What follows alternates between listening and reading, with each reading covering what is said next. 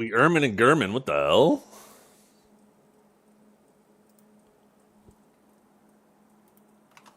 What's going on, chat? How are you all doing today? Let's see if the YouTube and everything is working.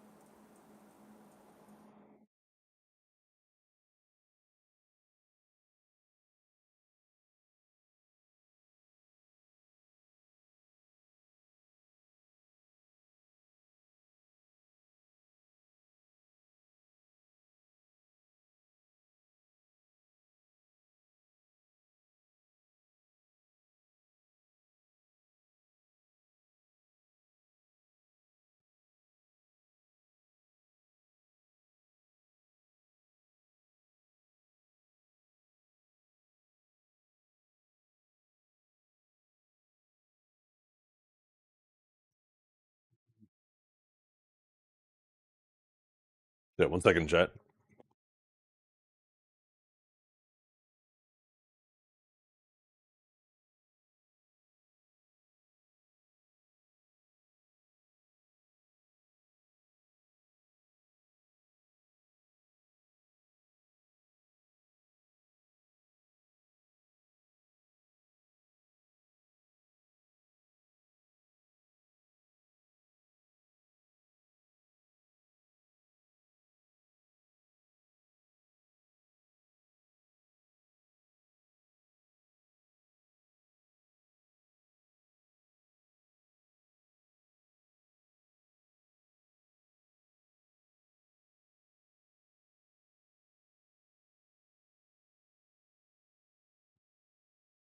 You know, OG? I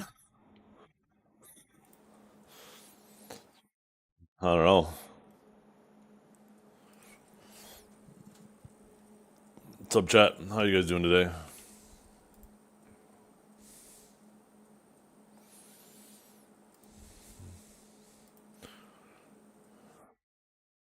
I wonder if there's a way to set one of these as a default.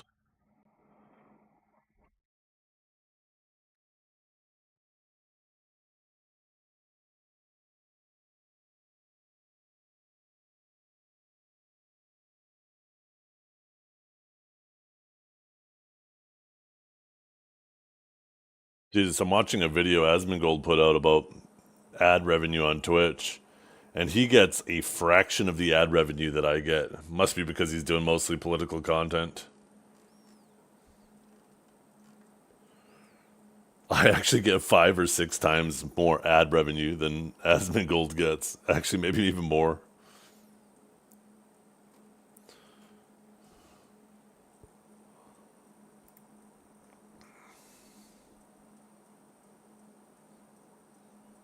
Oh shit, maybe even more. God damn. He got 10 cents for ads on May 8th in this video. I got $86. So I'm getting 860 times more.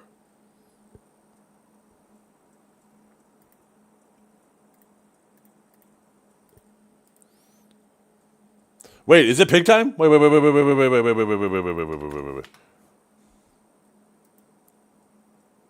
Oh my god, let's fucking go. Let's go, baby. Oh, hell yeah. It's piggy time. What is my character holding? Wait. Yo, dude, what are you holding? What are you fishing with, dude? What? God damn. What is going on? Okay. Yo, I'm kinda equipped, you know?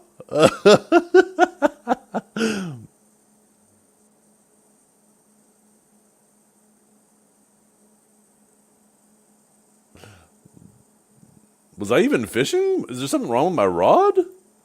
No.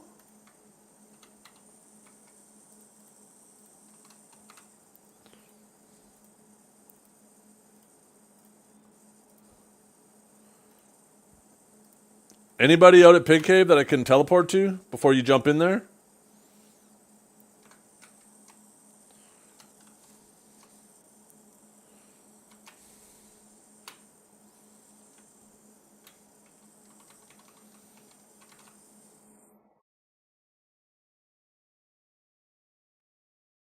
Chat. Chat. You'll be soon? Perfect. What channel are you on, Josh? How'd I go handle my fish?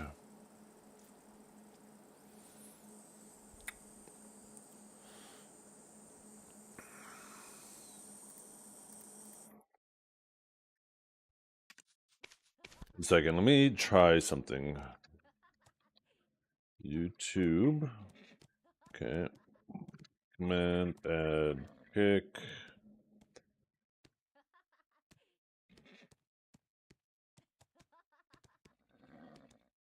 The hell? Am I blind?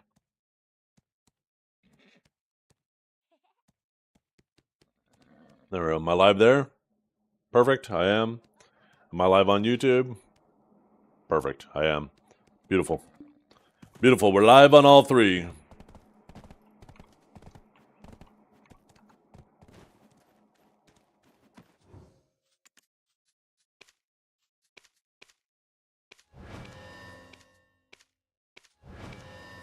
No issues today. Bacon cave open? No, it's closed. Go away, Maverick. Leave my bacon alone. My bacon.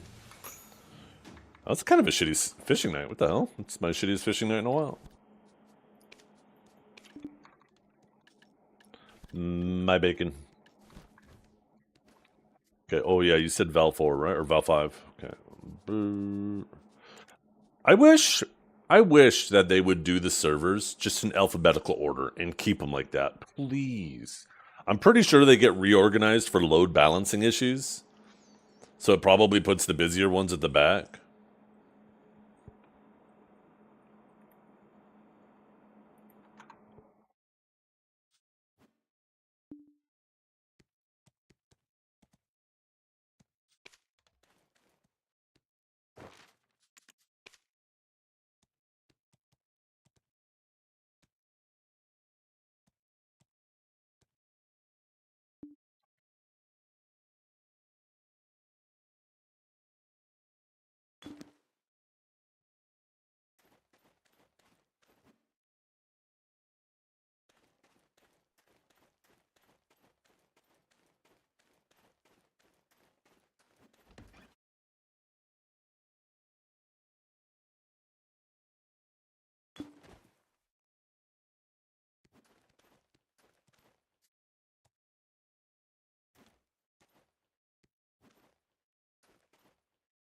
Okay.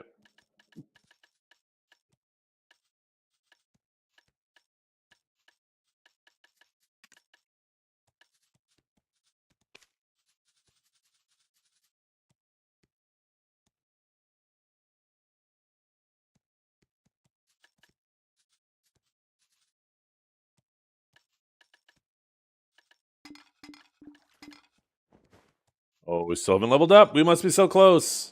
No more 420 HP. It's about to be 430. Let me know when you're there, Josh. I can't remember how to spell Josh's character name. So I'm pretty sure it does character name. Josh K57. Okay. Oh, wait, that's family.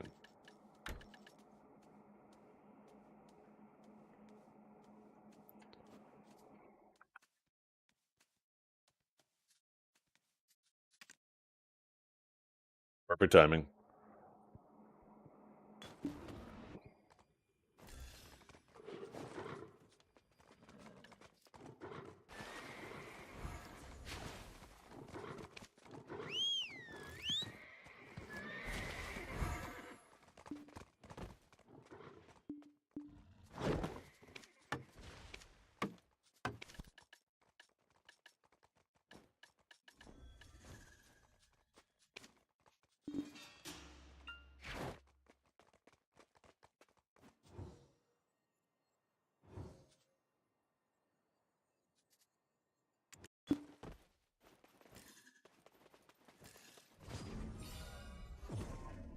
Digital here, killed two. Me and Digi are homies. We go way back. No, I actually don't have any issues with any guilds.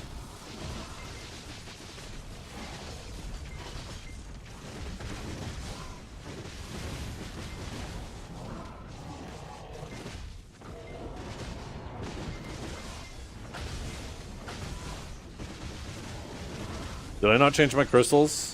This is taking way too long. No, I did not.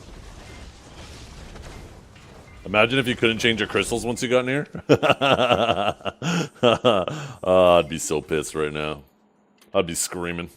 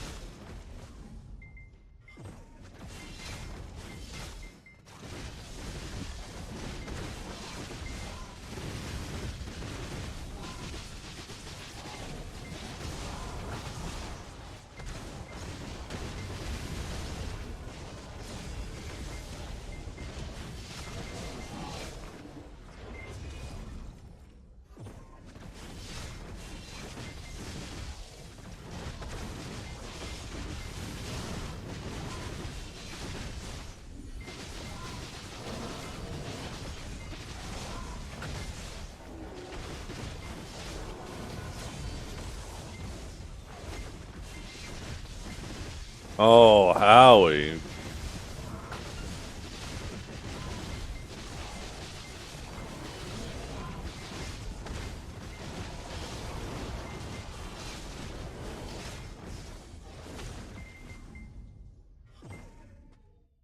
Oh, I better keep one ear off. My wife sold one of the kids' bikes. The guy e-transferred us for the bike already. He's just coming to pick it up in about 45 minutes. So I better make sure I can hear the door.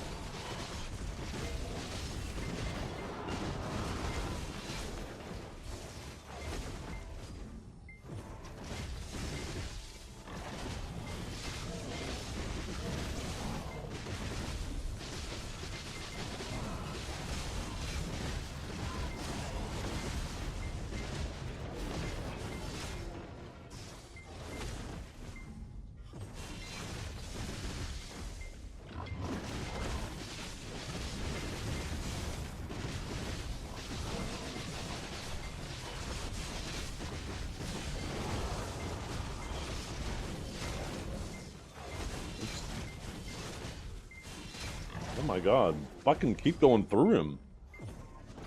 This is the ghost pig. All ethereal and shit.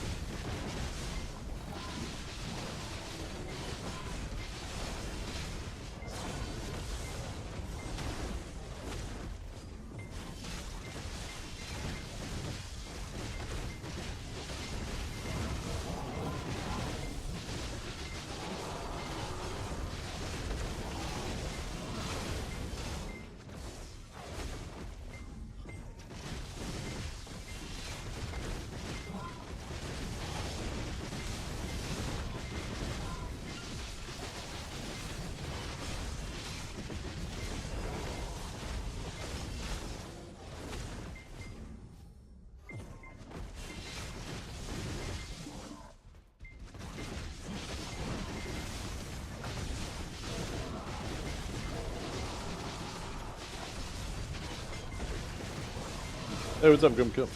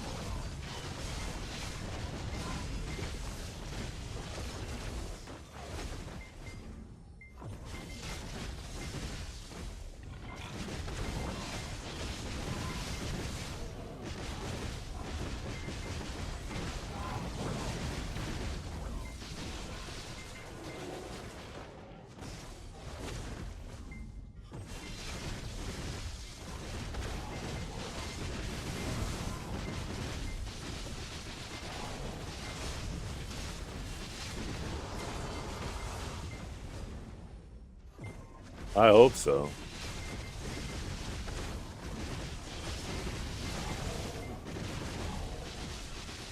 Seems like Howie's the lucky one, though. That man got 2 bonds in his first rotation.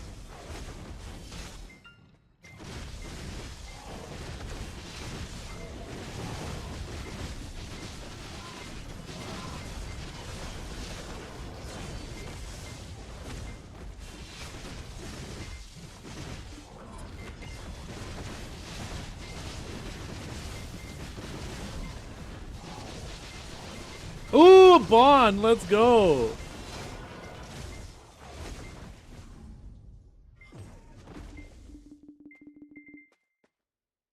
Oh, fuck off. Where did I miss one? God damn it. There he is. There's a little piggy.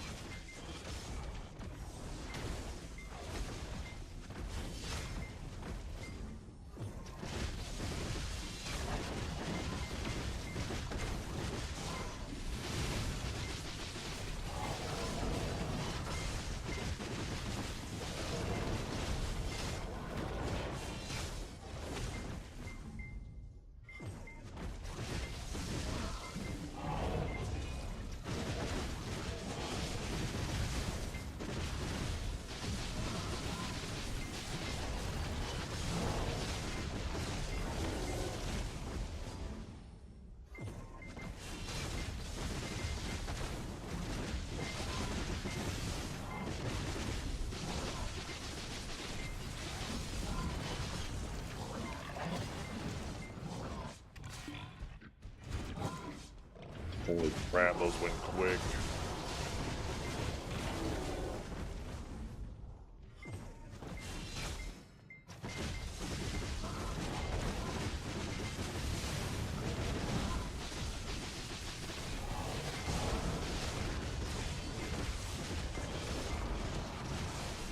Probably because my window. Wait, what? There's no combat in this one anymore? Wait.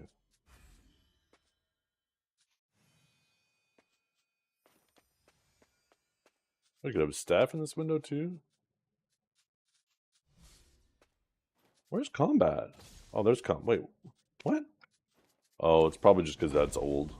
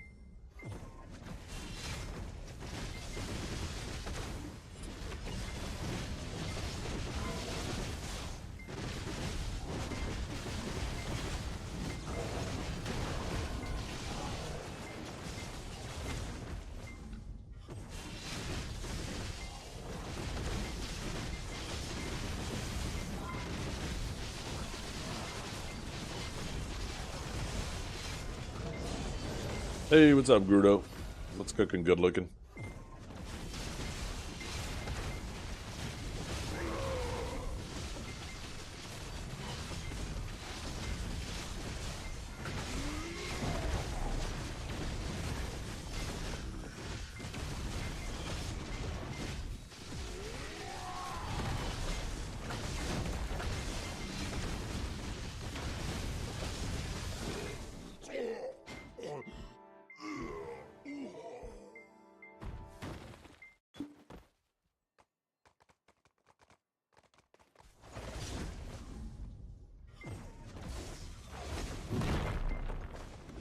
Oh my god, look how fast Josh is. He's already done this boss.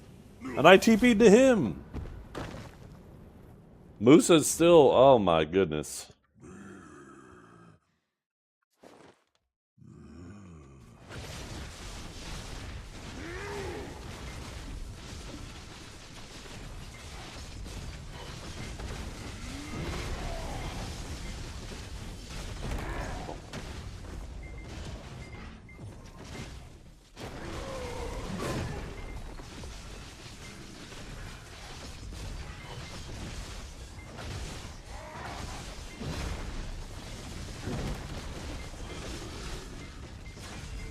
Shaving beard, huh?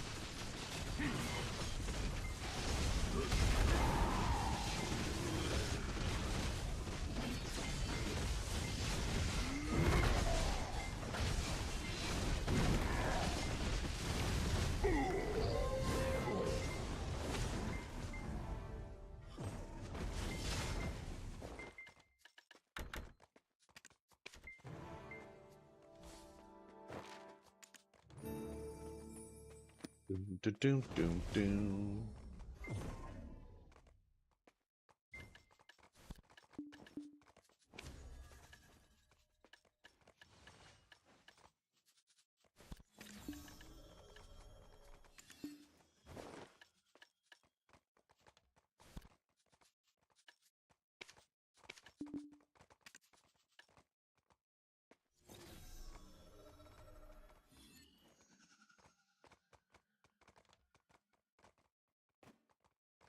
Yeah, I gotta do these today. Excuse me. We'll do them near the end of the stream.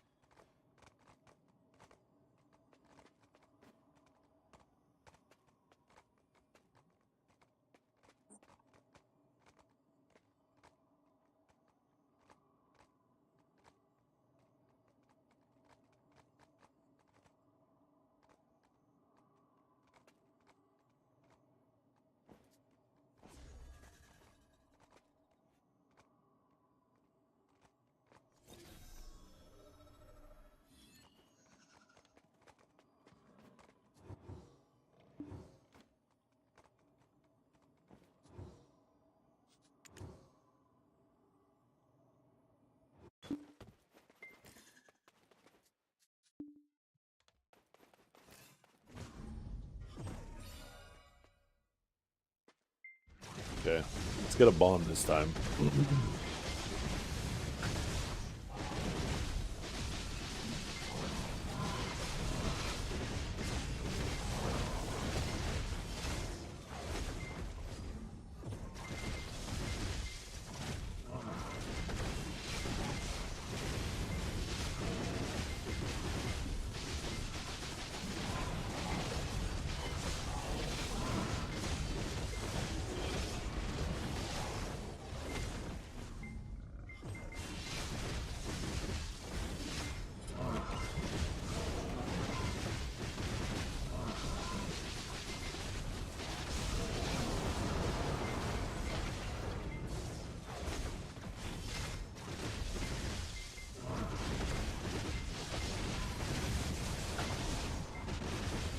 I'm not entirely sure how that works, Jokers.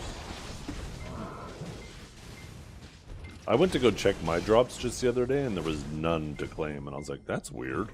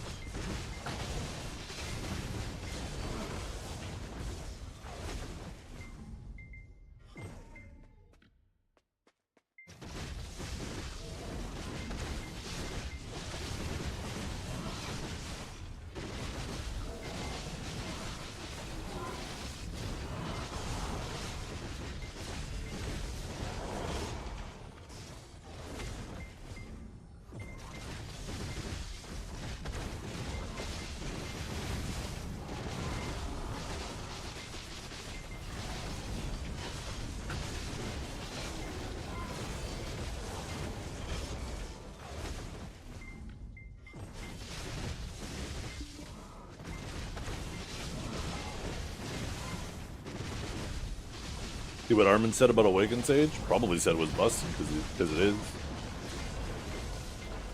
I think the only controversial thing you could say about it right now is saying that it's balanced or that it's weak.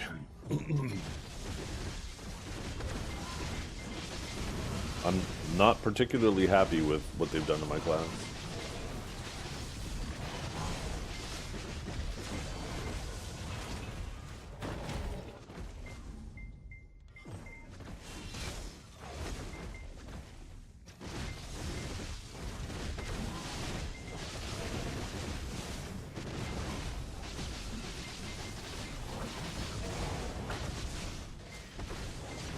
It is.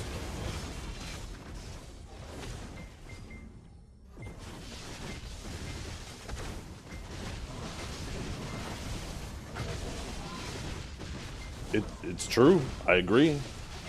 It's not even in the crossfire. It needs to be in the crosshairs. They made the class. It used to take skill, managing your stamina, and you would have to get catches because you weren't insane at trading, but you'd have some abilities that were okay at trading. But they just buffed its movement damage. It's just like fully protected movement damage. It's killing people while standing. People can't touch it because it's constantly doing damage from medium range. And like, sure, people will be like, oh, it's with forward guards. It's like, well, it's medium range with forward guards. That's fucking busted. And then every time you like, maybe you get a chunk on the forward guard, it iframes and gets that forward guard back. So like, it can go full glass while having high damage and just kill people standing. There's a reason why there's a lot of new Awakened Sages that you've never heard of that are all of a sudden doing really well. They absolutely made the class brain dead, and that's why the nerfs that I suggest for it address those things. It should not be doing so much damage while moving. It should have to manage its stamina again, and it shouldn't be constantly slowing people with a 20% slow. Not when every other slow in the game got nerfed. Shock slows used to be the weakest slow, and now they're the strongest slow, because all of the other slows got nerfed below what shock slows were. But shock slows were basically unchanged.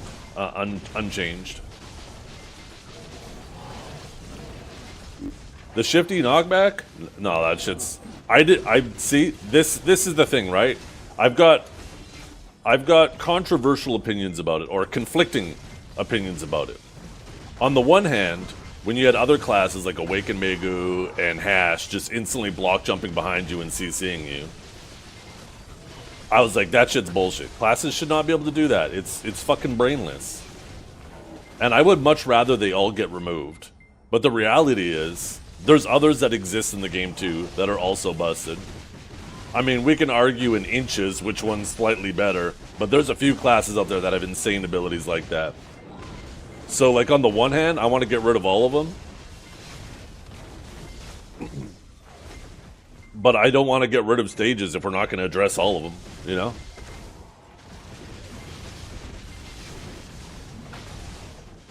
There was a tournament yesterday.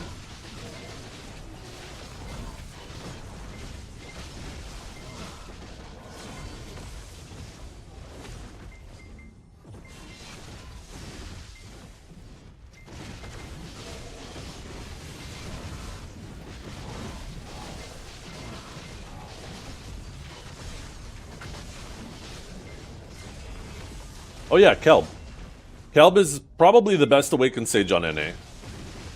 Reptiles is the best for a large scale, but Kelb is... Now, to be fair to Kirby, Kirby is a very, very, very close second. Kirby's really good at it too. But the one season where they both competed, Kelb was head and shoulders above them.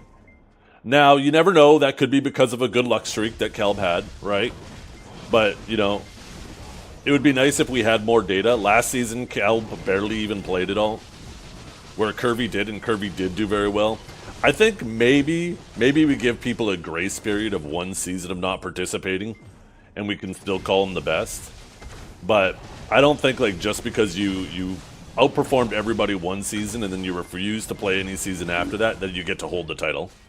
So I think if Kirby plays this season and Kelb doesn't, then I guess we got to make sure Kirby gets it, right? Because if he's playing every season, then he's showing, right, that he's also consistent with it. But there is no doubt that Kelb is absolutely insane. I fought him the other day and he ran my pockets. I think it was like a 60-40 in his favor.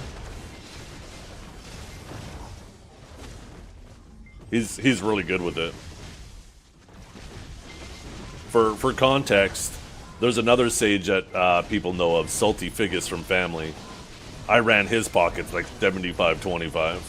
And he's a decent Awakened Sage. He's been playing it a long time too. Definitely considered an Awakened Sage main.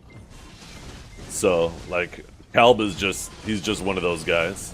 Right? Really good at it. That's what happens, right? And that's how you know Awakened Sage is overpowered. Not because of that, but the people who are mains of it are like gods now. The people who are average at it are really strong, and the people who are ass at it are average. That's how you know a class is overperforming, right? Where it's impossible to be below average on it against, like, the general population because it's just carrying you so hard.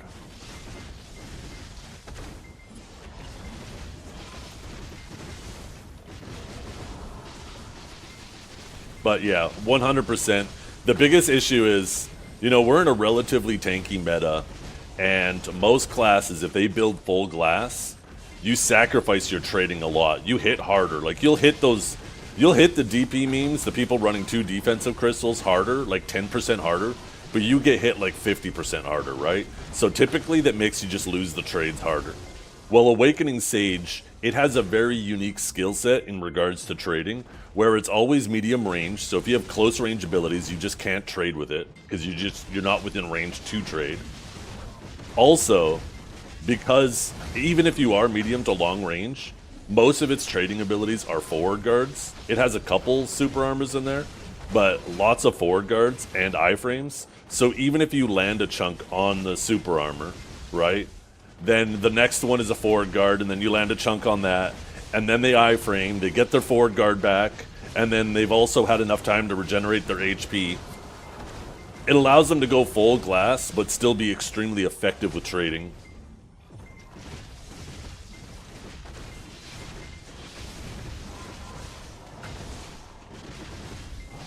So, like, it's, the biggest issue is it hits way too hard while doing fully protected movement. Fully protected movement that's also doing damage, and you don't have to manage your stamina very effectively to do it either. At least in the past, you had to manage your stamina. If you went crazy hard with, like, movement trading, you would burn your stamina so quick. That's just not the case anymore. So, like, every single movement damage ability, except for maybe Divine Executioner, needs to take like a 30% hit on its damage output. And they need to bump up the stamina cost a bit on at least Bolt, bring that back up. Keep the extra stamina on Paling Flash, because that was added. Maybe even slightly increase the stamina cost on Spearbolt and Aftershock. Or maybe keep Spearbolt the same, but up Aftershock a little bit. Just bring back the stamina management.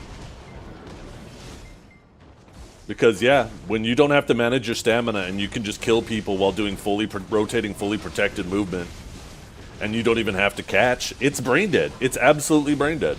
I 100% agree with Armin's sentiment. And it's sad because it has a really good toolkit to shine with catches, but it just doesn't need to. You have the best of both worlds. It's a really good catch class, but it doesn't need to. It can just trade you down.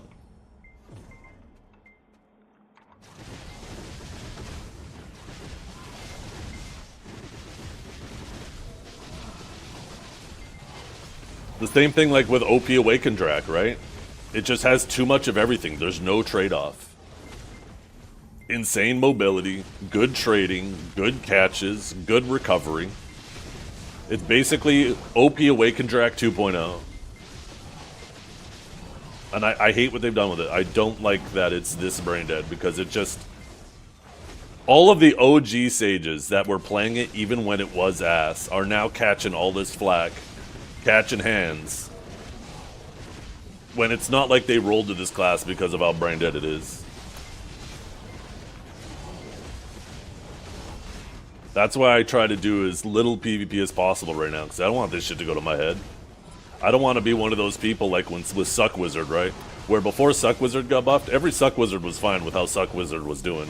And then Suck Wizard was broken for a year, and it was 1vxing like 4 people at a time. And it got to Wizards' heads. And then as soon as it was knocked down a peg, it still wasn't even bad. It was still slightly above average. But all of a sudden, all the Wizards were acting like their class was dead. Because they just got too used to that strength.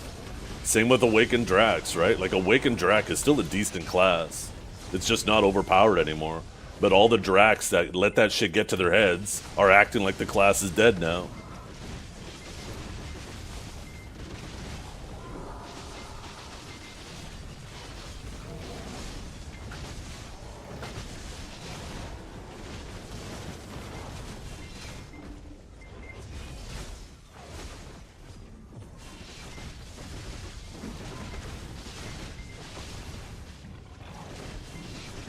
I gotta stop with my headphones on.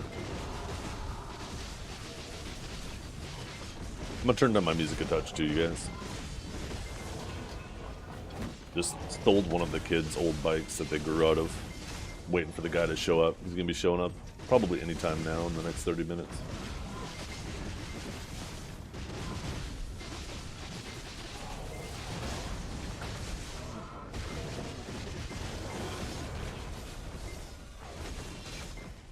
It'd be super cool if he showed up right now. I could do it during the downtime.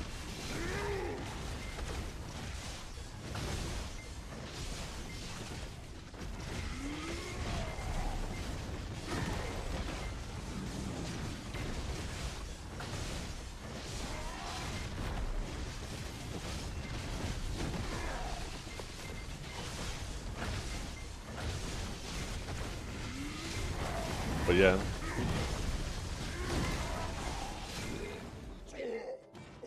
I 100% agree with Armin.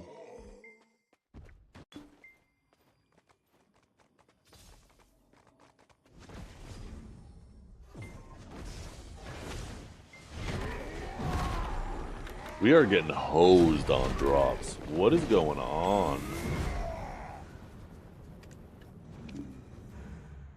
We got like 3 wands between 2 runs.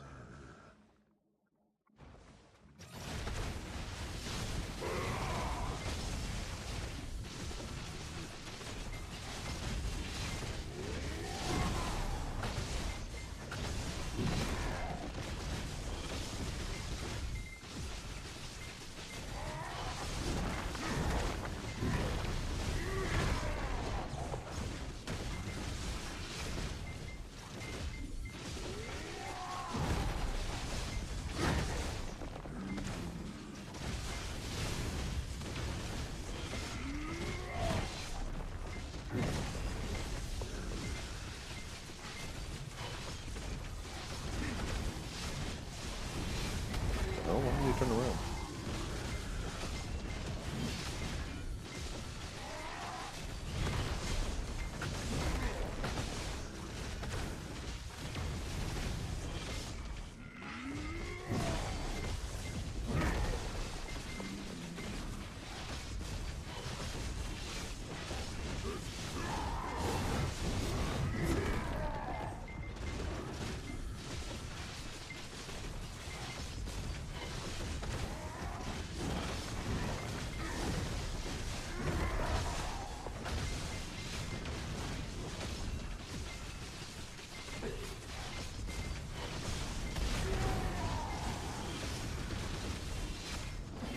Get by the wizard.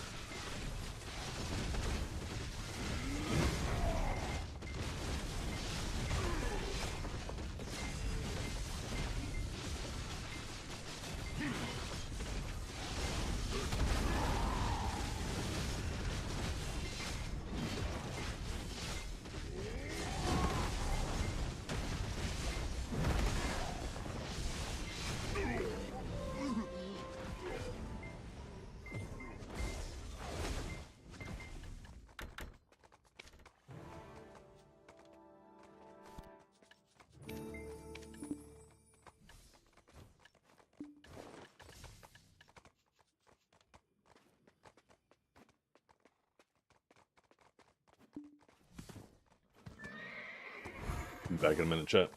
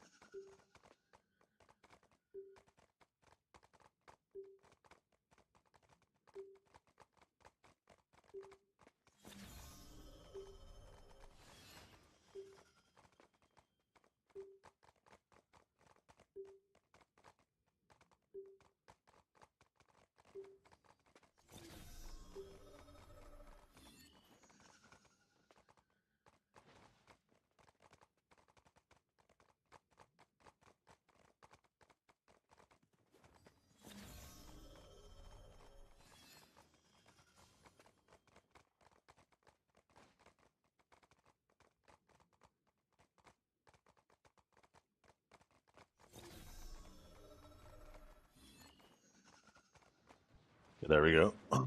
Didn't get rid of the bike, but I put the dogs in the bedroom, so when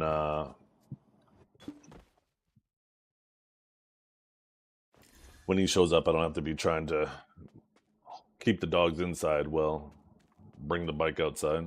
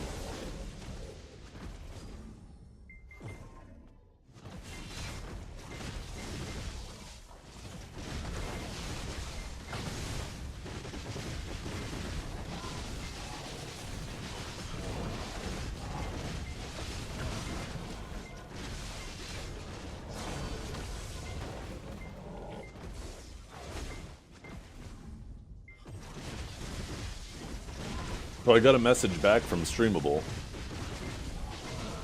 They said,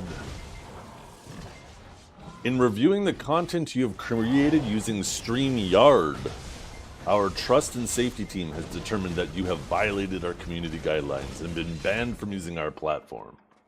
If you have any additional information you'd like to share, please provide it here. Our trust and safety team will review your submission and take appropriate action. I don't even know what StreamYard is. What is StreamYard? Is that like another thing with Streamable?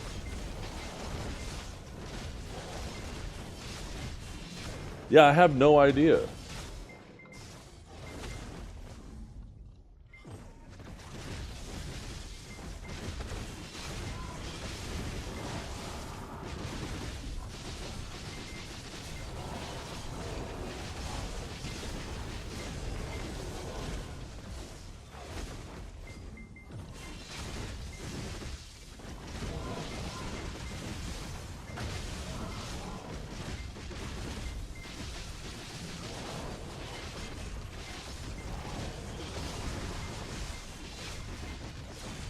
So I messaged him back. I said, I don't know what the hell StreamYard is. I've never used that.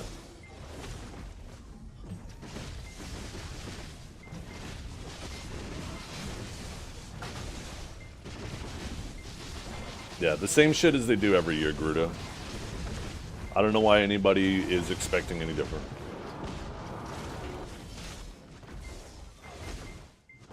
Yeah, I don't know. I don't know. It's so weird. So I'm like wondering if maybe somebody got access to my Streamable account and maybe you can use your same information for Streamable as you can for StreamYard.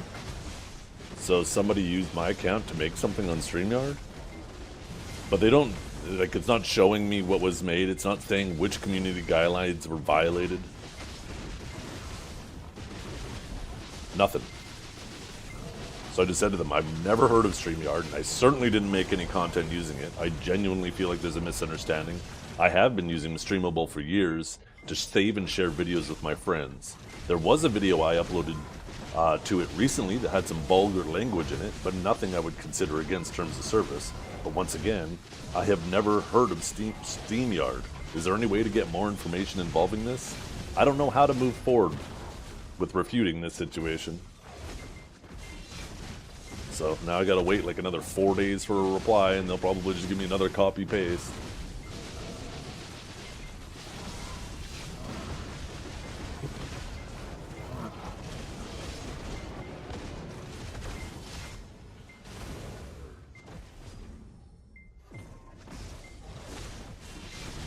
So you had that happen with Streamable before?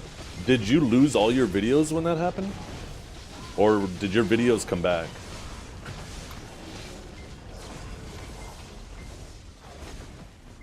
Oh, for fuck's sakes. There's a ton of videos on there that I can't get back, and if they're just gone, gone. I almost just want to say fuck. Oh, they brought them back after you won the appeal? Okay, thank God. Thank God. Then I'll keep fighting, because I want some of those videos back. I haven't downloaded all of them, and usually I, like, videos that I want to save, I save to my external hard drive, and then when I want to share them, I just re-upload them to Streamable, because I don't want to pay for Streamable.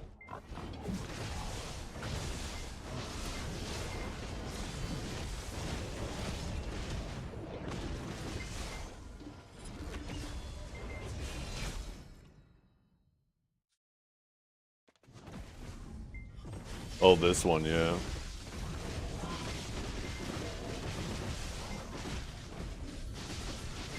The funniest thing, too, is this guy's on Arsha. Fourth time he's hunted me in one area on Arsha. PA, I'm gonna need you to do something about this. I demand a safe space because I'm too fragile to be on the internet.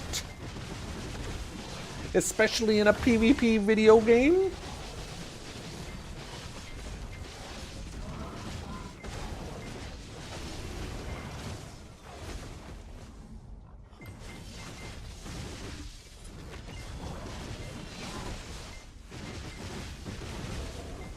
What is bannable about that video, though? Nothing. It's just a lot of these websites, they're so large that they can't have... I think it's time we deport him both of Arsha. Like, a lot of these sites, like YouTube, Twitch, etc., streamable as well, right? They're so big that they can't, like, every time something's reported, they can't go and manually review it every time. So what happens is if something gets enough reports, it gets automatically taken down, and then it's up for the owner of the account to appeal it, so then it can be manually reviewed.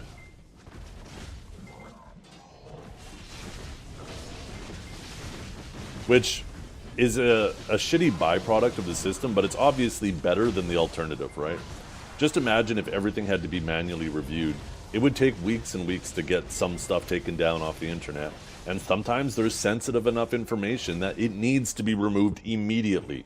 Like, there needs to be not a second longer than absolutely necessary, right?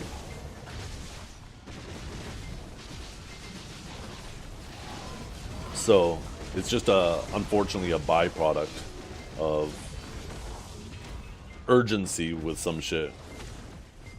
But yeah, it gets abused. And I think there needs to be better repercussions when it gets abused. But how do you do that, right? Like on YouTube, it's easy. Because I personally think that if somebody initiates a fake DMCA strike or something on a channel, and if they have a channel of their own,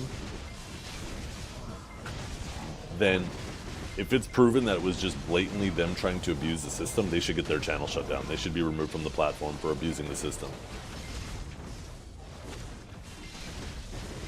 And I think if it's somebody making a claim that doesn't have an account, then it shouldn't be just automatically taken down. Now, mass reporting is different, right? If something's mass reported, then it's probably bad. And it's a little bit more difficult to deal with that, but we do need to have, when something is a blatant false claim, we do need to have better repercussions for it.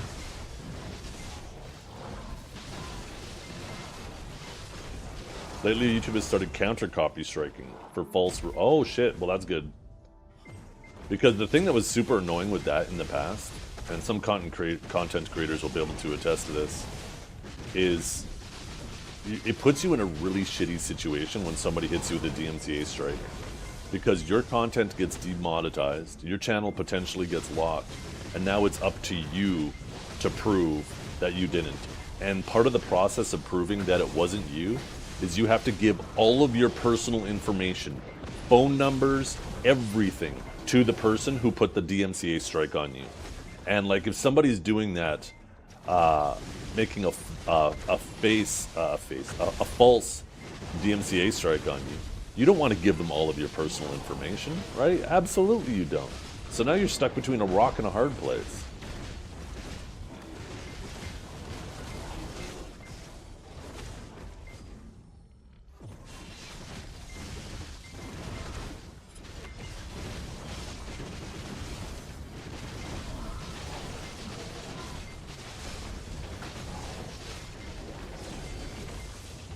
I would understand more if it was the other way around, right?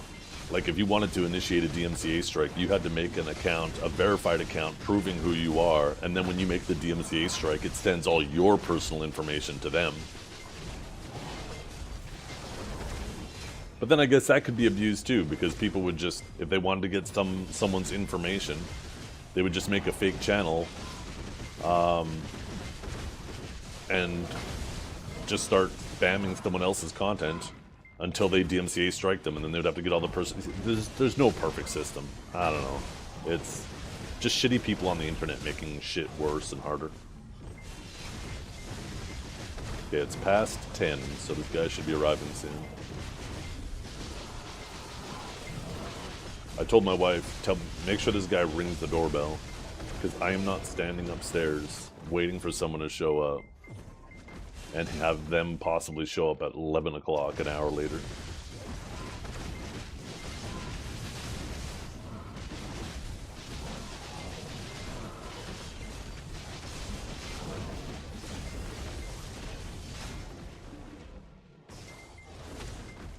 But yeah, you shouldn't be able to anonymously issue a DMCA strike. Copyright strike.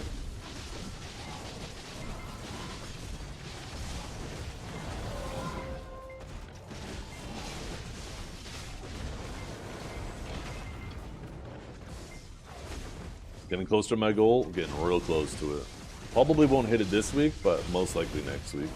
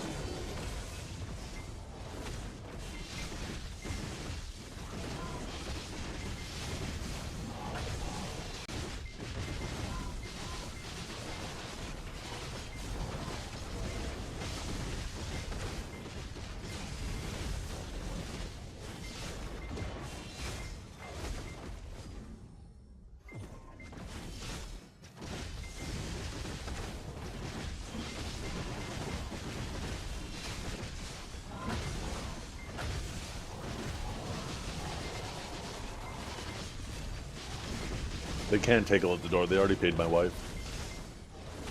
They e-transferred her last night.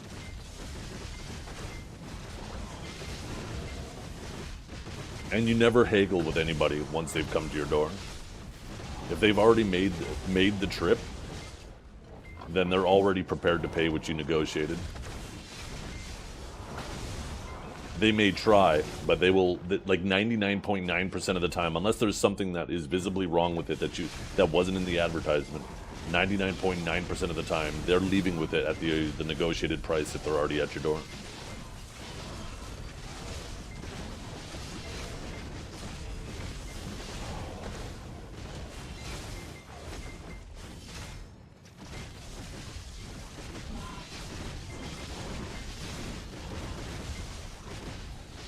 This is 1440, yes. Just a little PSA, you guys. We're also streaming on YouTube and Kick.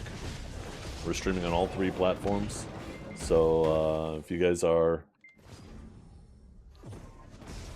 YouTube or Kick enjoyers, hit me with a subscribe or a follow on either of those 2 platforms. I'm trying to diversify, spread out my footprint. Just in case anything ever happens to Twitch, you know, at least I'll already have my foot in the door somewhere else.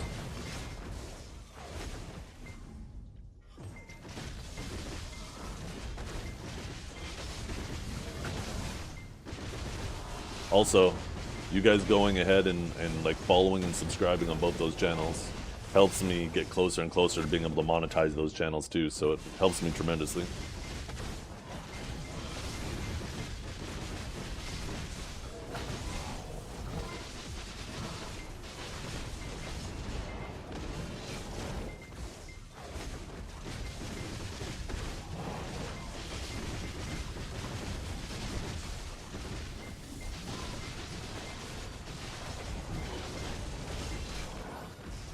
Wow.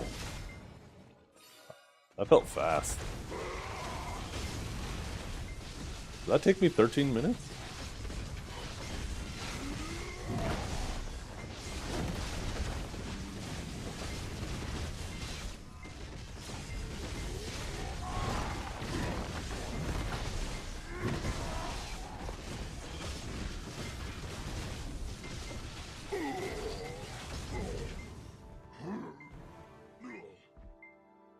Oh, no.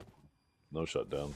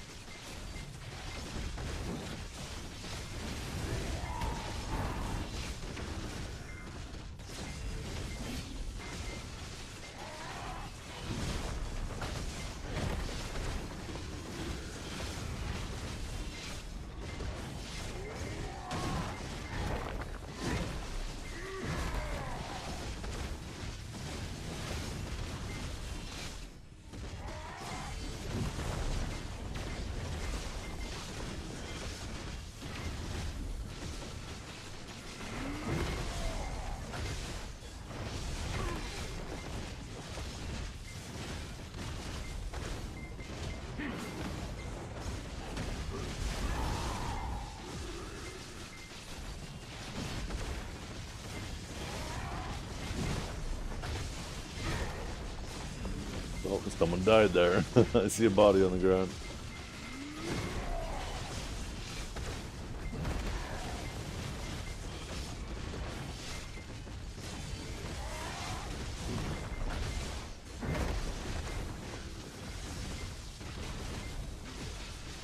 Oh, shit.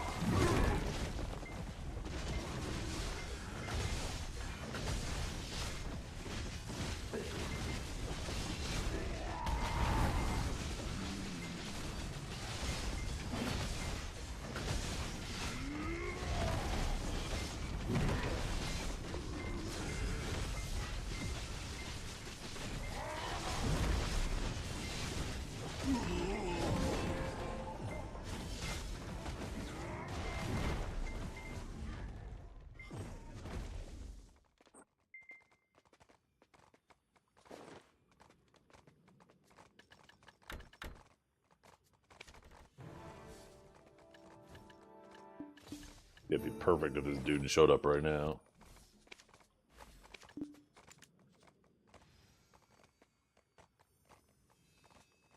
Second.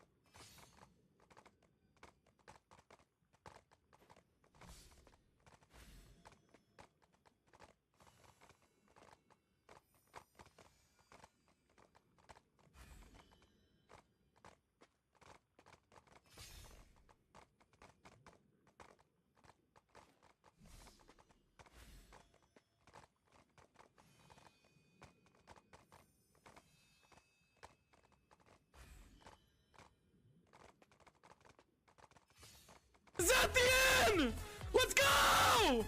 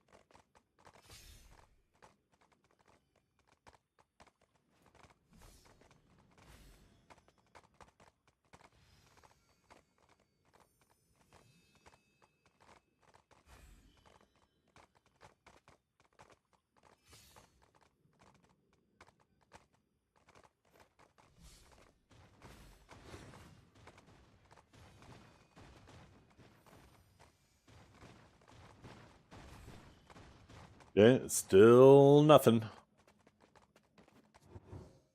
Yo, what's up, chat? How you guys doing? Hey, everybody from Biceptimus' stream, thank you very much for the raid.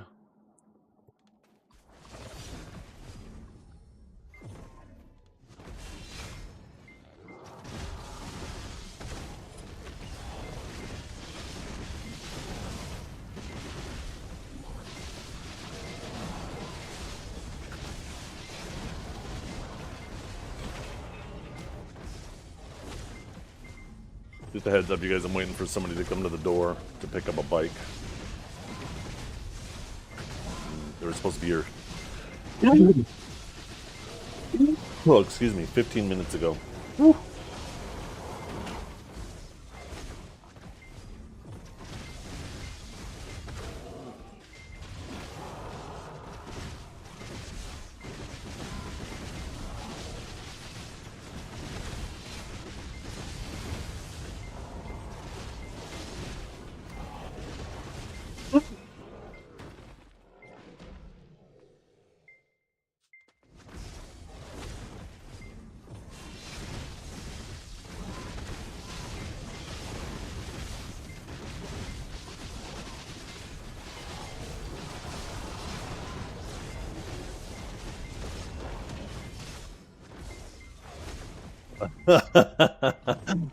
No.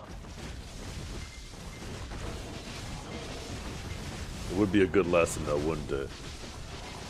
They already know about taxes. They know about the mom and dad tax. Every time they get some type of candy. Come on. Dad tax.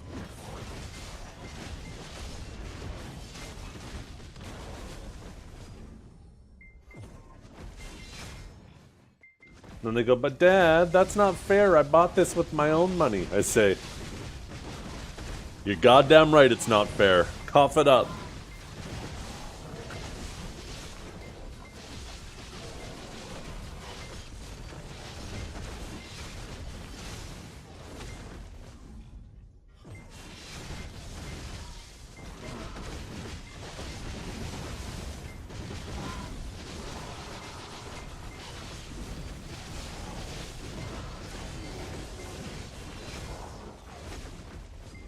Nah, kidding aside though, we sold both my daughter's bikes. They outgrew both of them. They've both been going through a crazy growth spurt.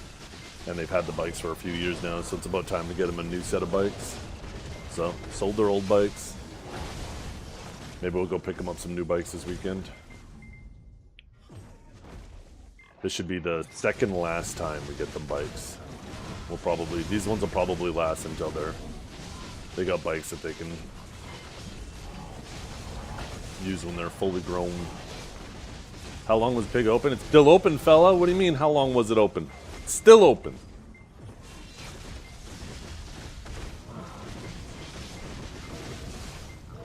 Ah, diet.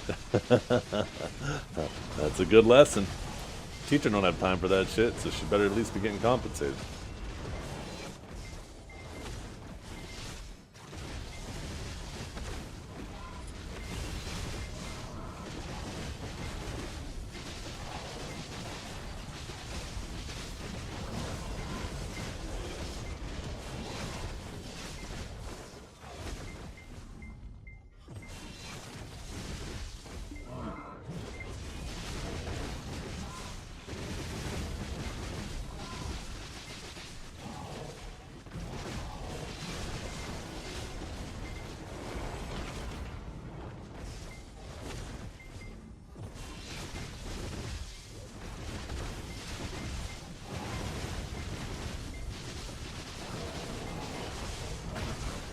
Piglet Cave is open, let's go. Nah, closed while I was in here. You can't actually join now. This is my last run.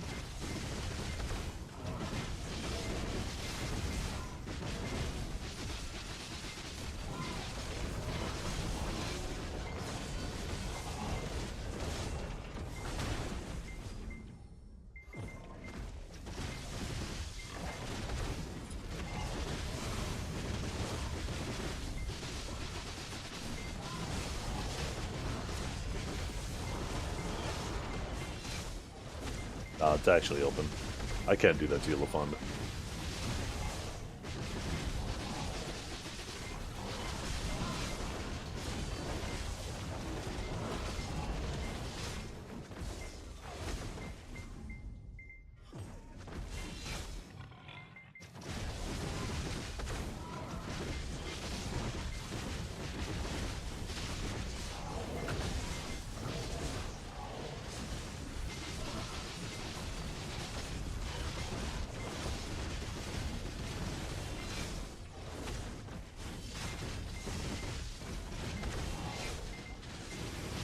We should see. Are we gonna get our health level?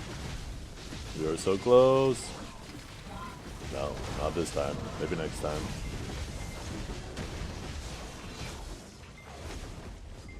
Yo, what's up, Kel? Good shit yesterday. You pissed everybody off.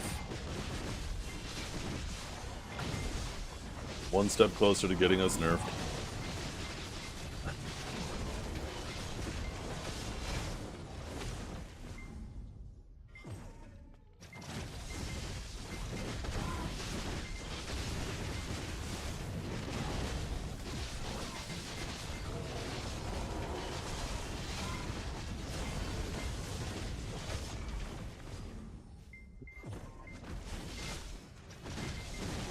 The other two sages? Who are the other two anyways? I know Justin was one. I mean, I think they made it reasonably far. I don't know how well Justin did. I don't remember who the other one was. Oh, Llama. That's right, Llama.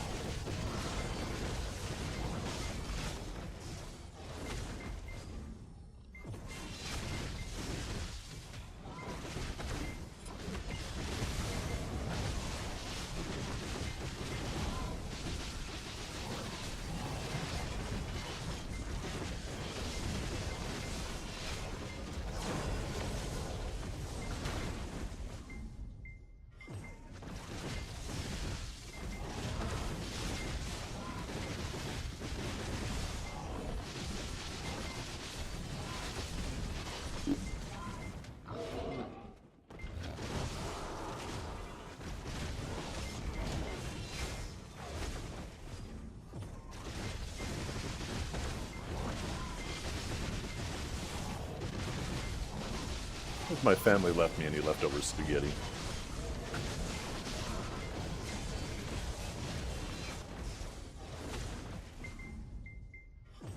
I should also end the stream a little bit early today. Not much. But I want to hit the bakery before I go get my kids from school. I'm almost out of bread. I need milk. Might as well grab some eggs while I'm there too.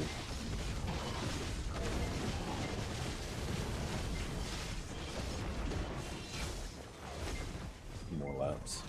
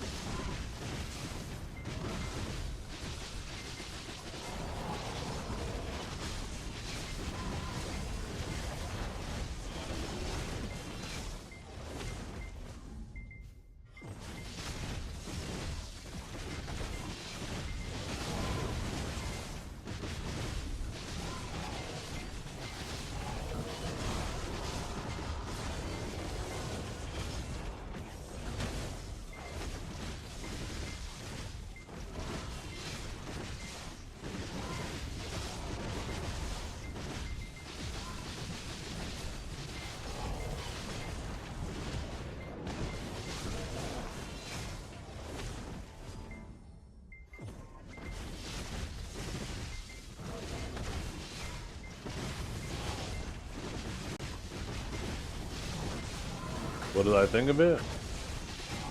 Not really much to think about it. I mean, it's just a bunch of old stuff all put together in one video. I've already given my comment on all those individual situations, and nothing's changed. I think the only new thing that's worth mentioning is with the old drama and his old guild leader, and with Choice and Janae, is it seems like he is a little too quick to get himself involved in other people's relationships. Because now we have a sample size of 2 times him doing that, right? But otherwise, you know, everything else is just kind of beating a dead horse.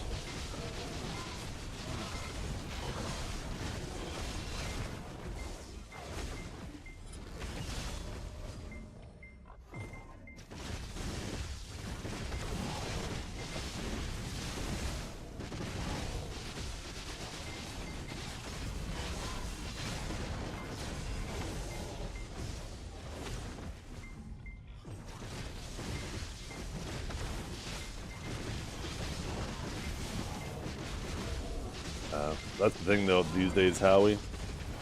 Nobody has the money nor the time to go anywhere.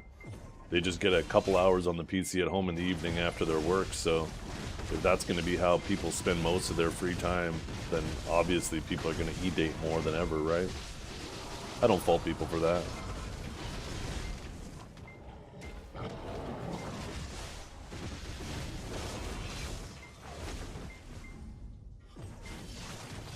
Just the way society has changed.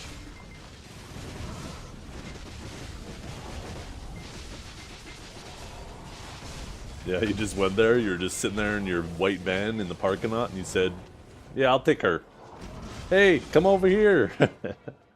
Come see what I got in the van.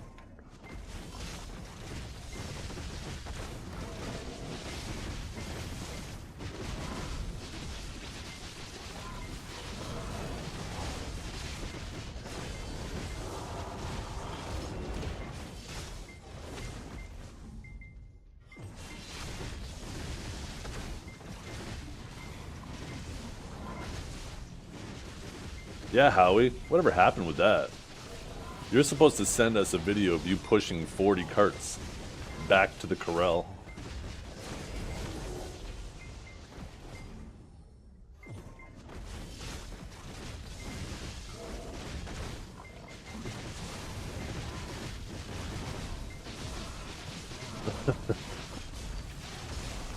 The funniest thing about that, Howie, is you're gonna have to pay someone to hold the camera or something, or at least get somebody to hold the camera, because there's no way you're properly recording that while pushing 40 cards.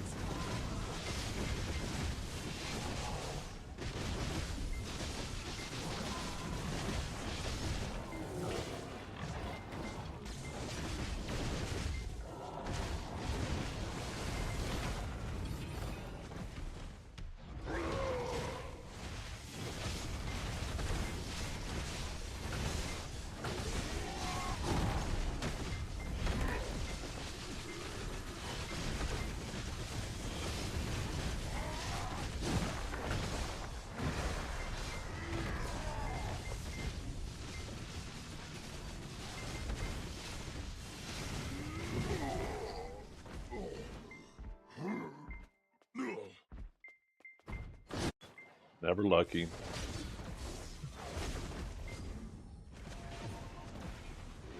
Precisions? That's not precision, is it? No.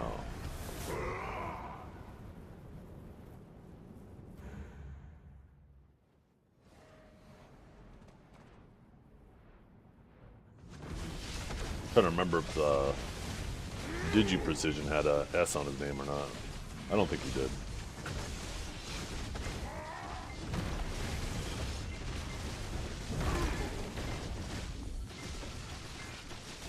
Just a little PSA, everybody, too. I'm now streaming. Well, I've been streaming for a while on YouTube as well as Twitch, but I've also added Kick to it as well. So, if you guys are enjoyers of any of those other platforms or want to support me and expedite monetizing those channels as well, go over there, shoot me a follow on all those, or a sub, I guess, on YouTube.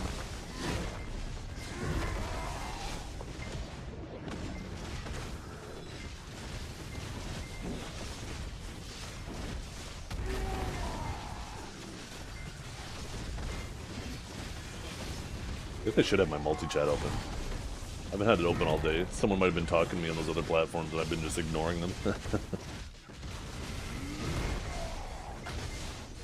Need to make it a habit to keep those open. The only problem is the multi-chat doesn't have 7TV or anything like that. Or wait, maybe it does now. Somebody do a 7TV message. Emote.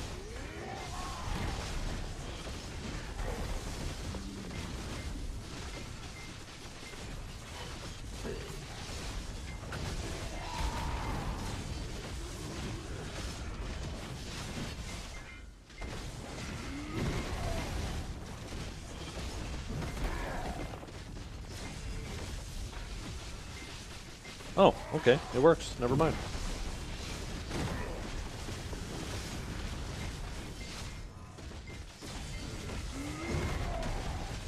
That must have been one of the things they updated recently.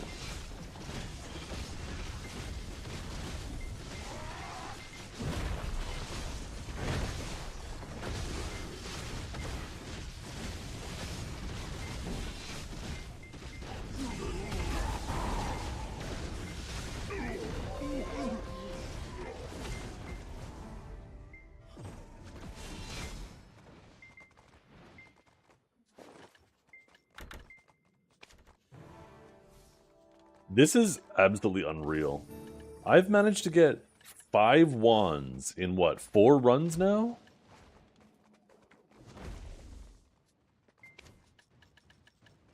Oh, I guess I sold some earlier.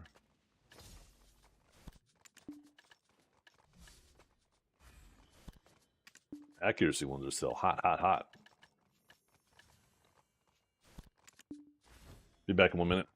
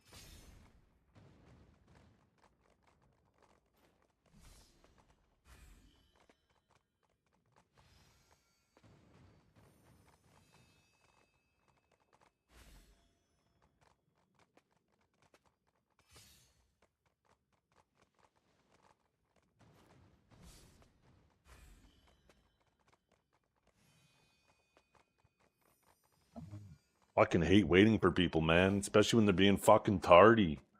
Show up when you say you're gonna show up.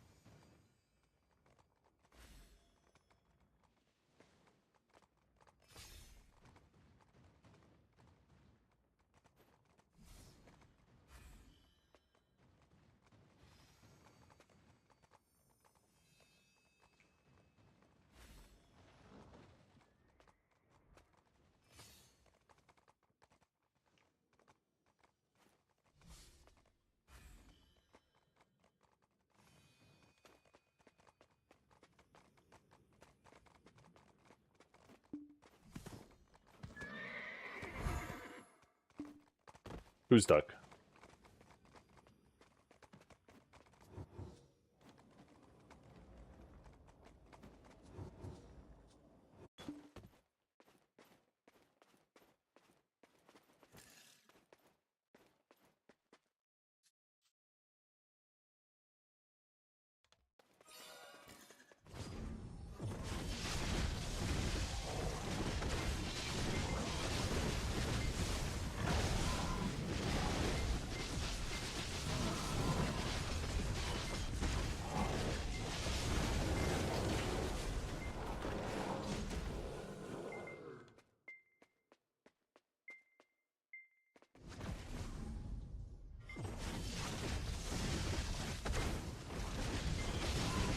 There are very few things I hate more than people being late, more than awake sage mains, people who spend 1 second too long at green lights, and people who leave carts in parking lots.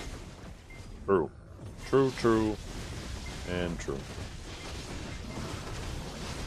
301 trillion. Damn. Well on your way, huh? What is that? 3 packs?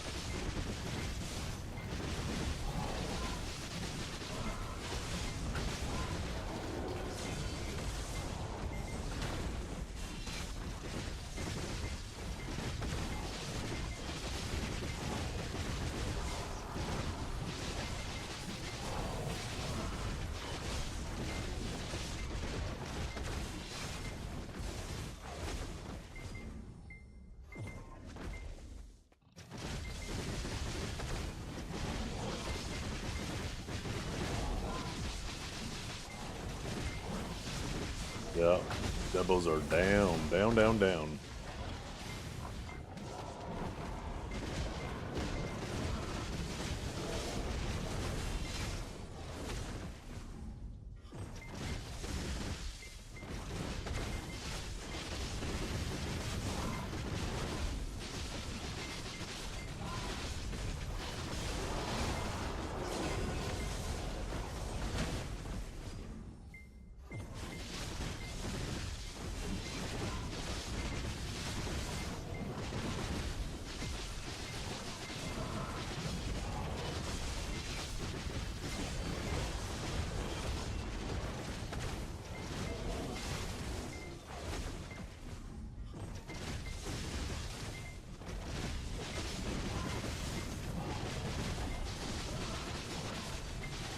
Cave will probably close this run. It's around that time.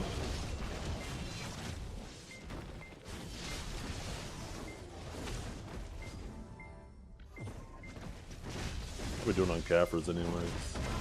Ooh, we need like 300 more Caphras, chat. And we can finally make those boots.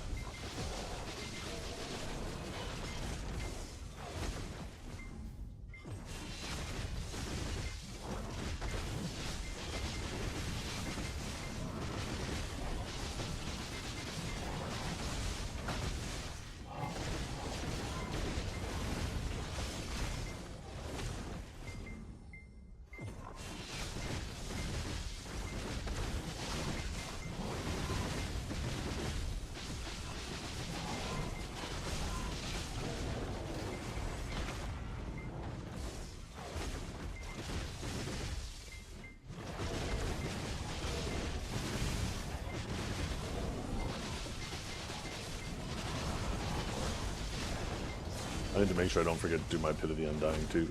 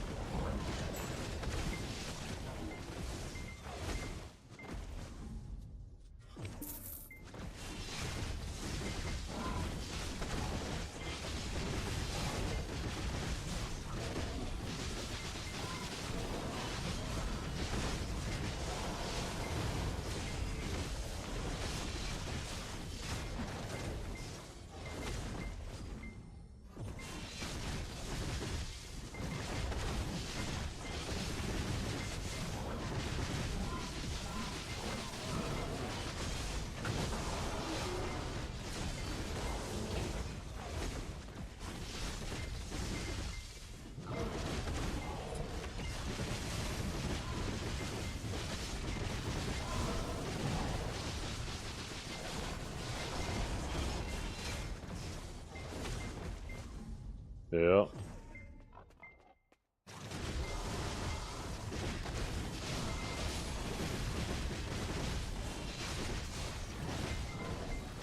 They are cheap now.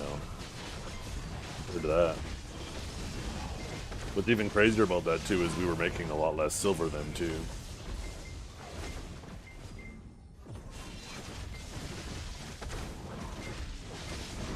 People were typically making like a bill, maybe $1.50 an hour at that point. That's considered pretty low these days. Hey, what's up, Velky?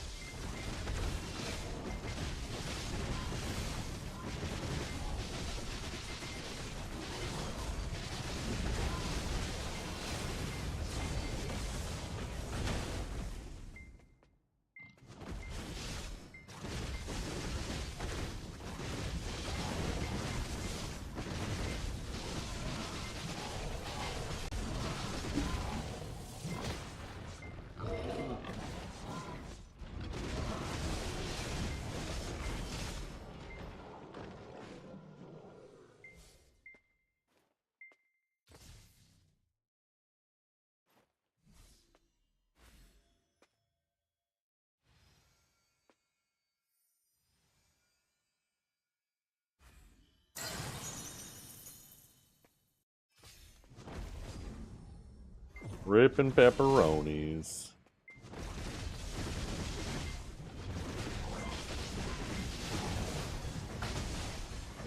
What's up, scum?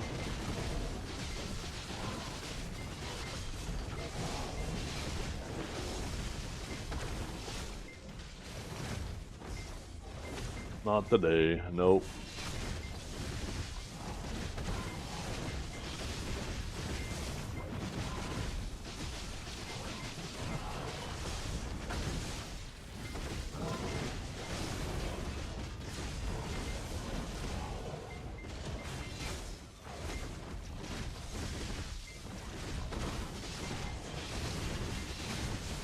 Being very rude to him in guild? Perfect.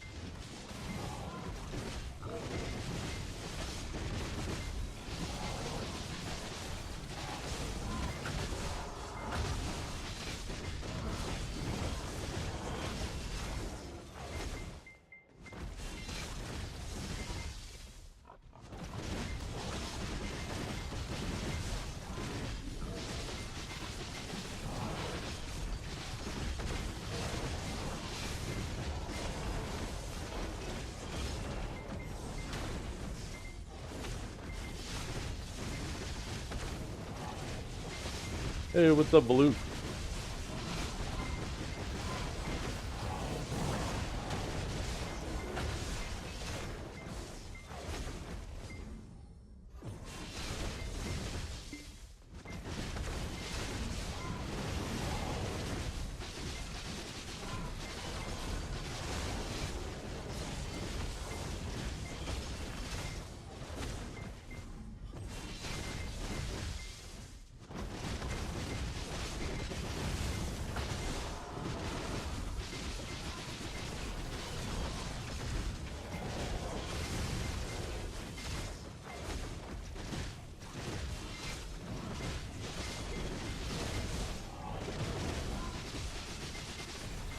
Oh yeah, it does.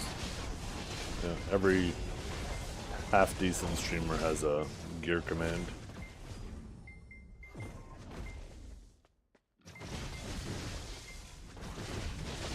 This is our last lap.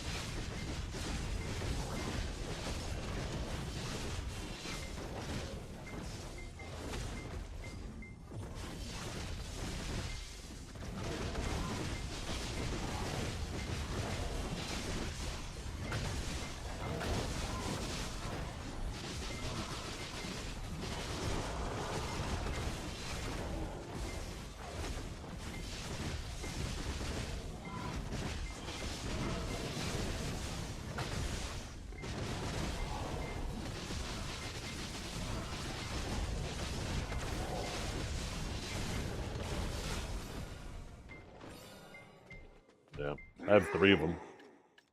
Not just one.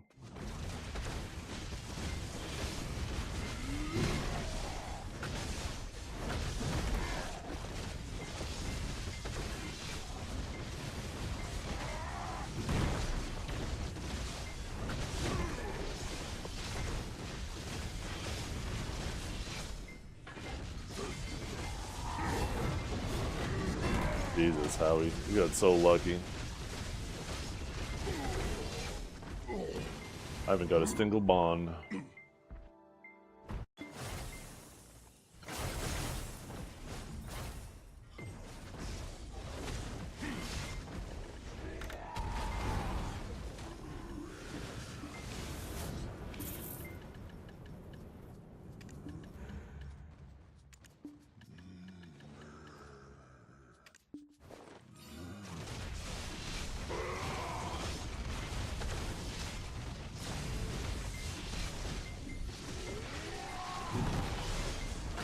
Well, I appreciate that, Abrona. Thank you.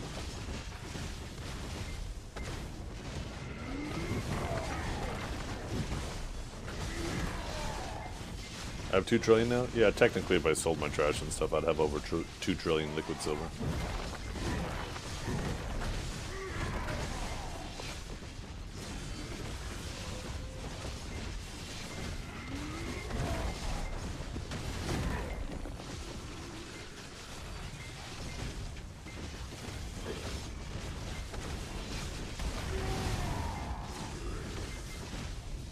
And 2.5 trillion worth of costumes, or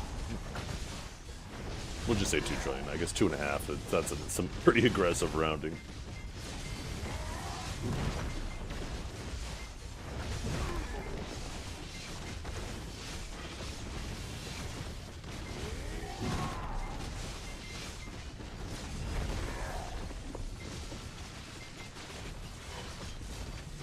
Bucky's catching up. What are you talking about? I'm way ahead of you, fella. My weapon is worth more than all your shit.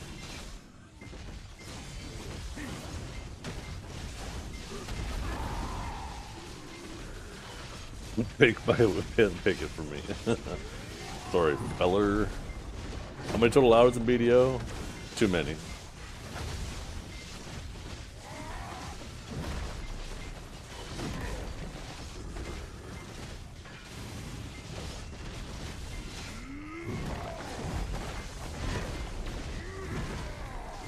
We crossed the 72,000 hour mark.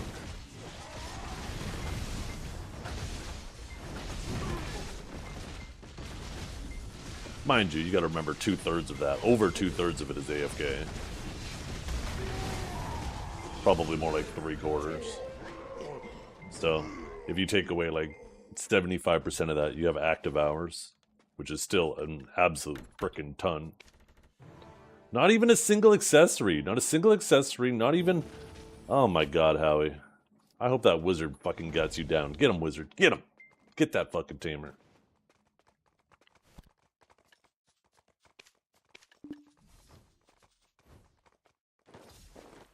Yeah, I'm aware of my limbos. I don't have the obsessive compulsive disorder that you guys apparently have with running them the minute that I get them.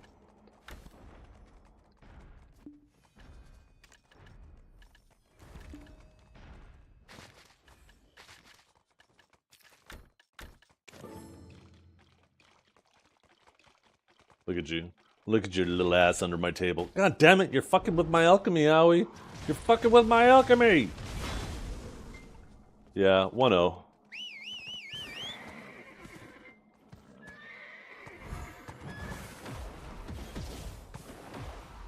You do it at the end of the day? Not me. I do it at the end of the week. They got a 7-day timer. I wait until I have enough to... and I just do them all at once.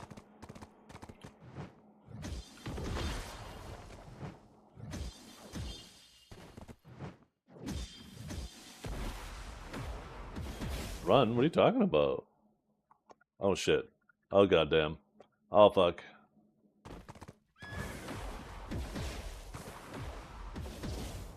Shit.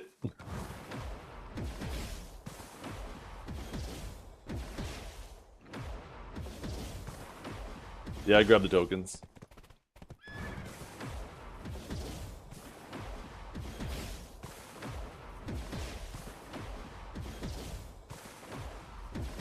No, I'm not coming back.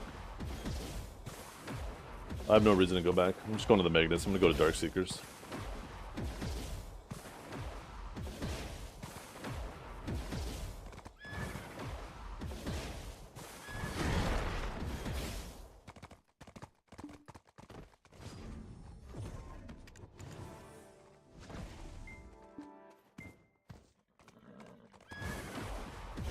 I came back, Howie. Where you at, bitch? Yeah, that's right. You better run, Howie. You take that loss. Oh yeah, Pit of the Undying. I got to do that. Thank you.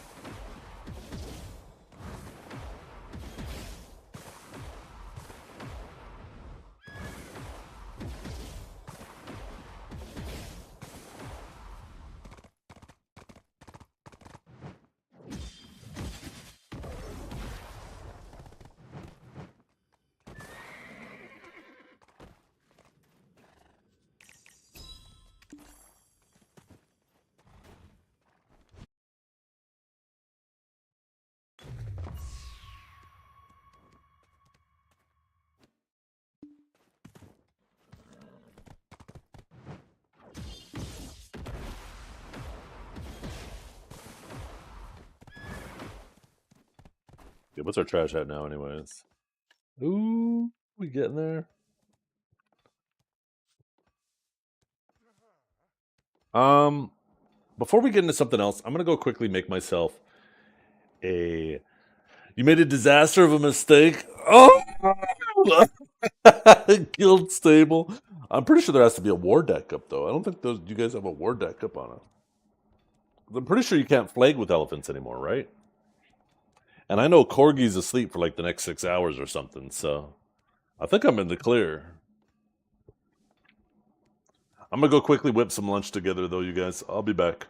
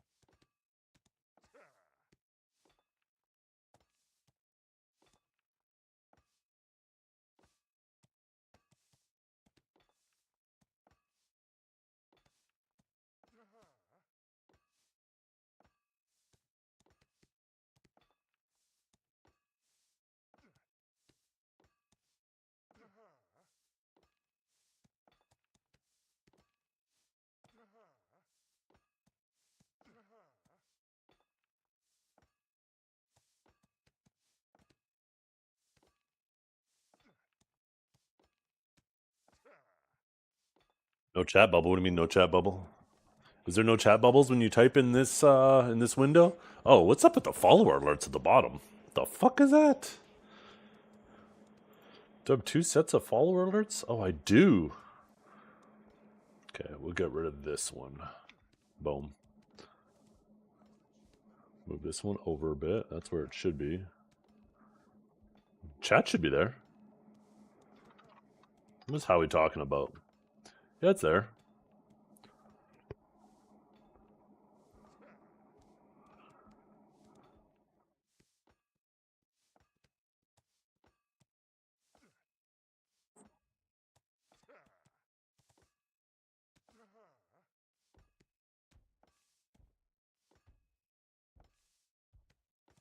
Just beat it.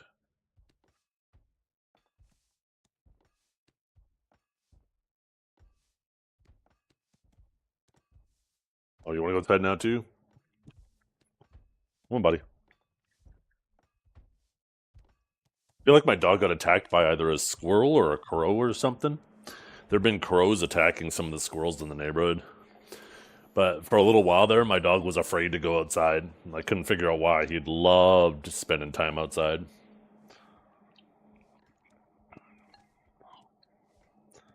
So I think something attacked him.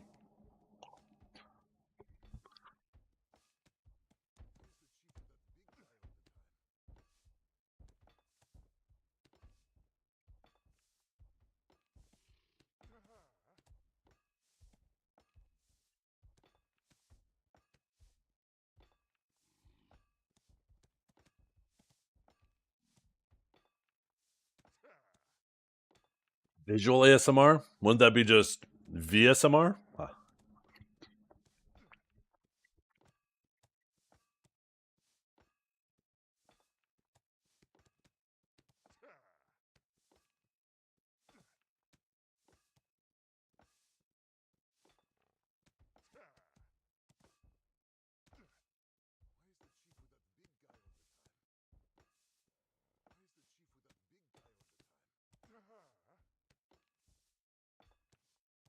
Fried egg on some leftover pasta is always so good.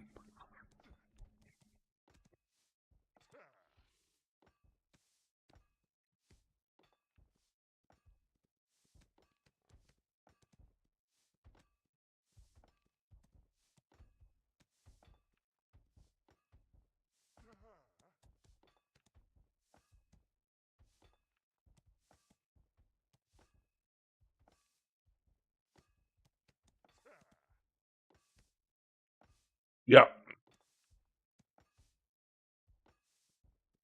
So it means one of two things, Kanjara. So that second number in brackets shows the amount of accounts that are actually logged into Twitch and in the chat, right? So when there's a big difference like that, it's either A, bots, or B, embedding, right? But it's basically people who are not logged into a Twitch account. Now those two numbers are never going to be perfectly lined up. Sometimes it might even show the number in brackets higher than the number of viewers. That's because people are probably hanging out in there and they have the channel paused, so they don't count as a view, but they still have the page open, so they're in the chat.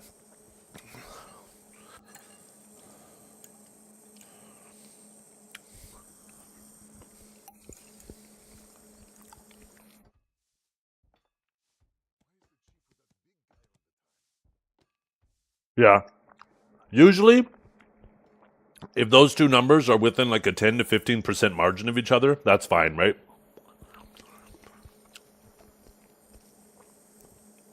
But if there is like a 50% or higher ratio, I'd even maybe go as low as 30% or higher ratio, that's starting to raise red flags that either you're view botting or you're embedded somewhere or you're on the front page of Twitch. And that's super easy to verify, right?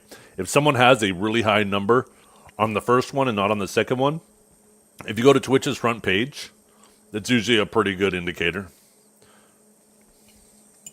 I mean, it's easy to verify, I mean.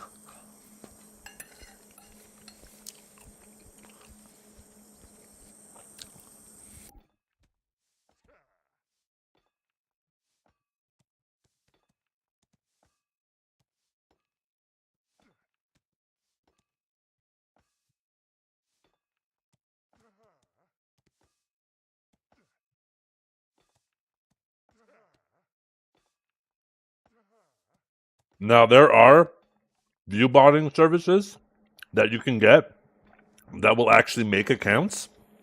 So those two numbers aren't so different, but those typically cost more. And you can usually fish those ones out by looking at their chat, right? If you go to the user list, if all of a sudden you start seeing a bunch of very obvious bot names, but that requires an extra step of investigation, right?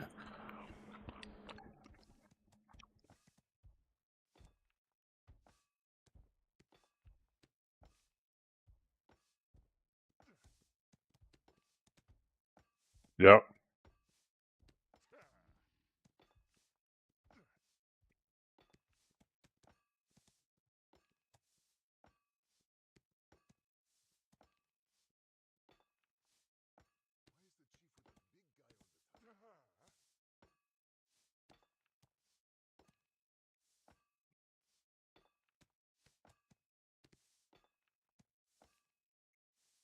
And then the only way to counter that. Here, let me finish eating, and then we could have a little talk about where that rabbit hole leads.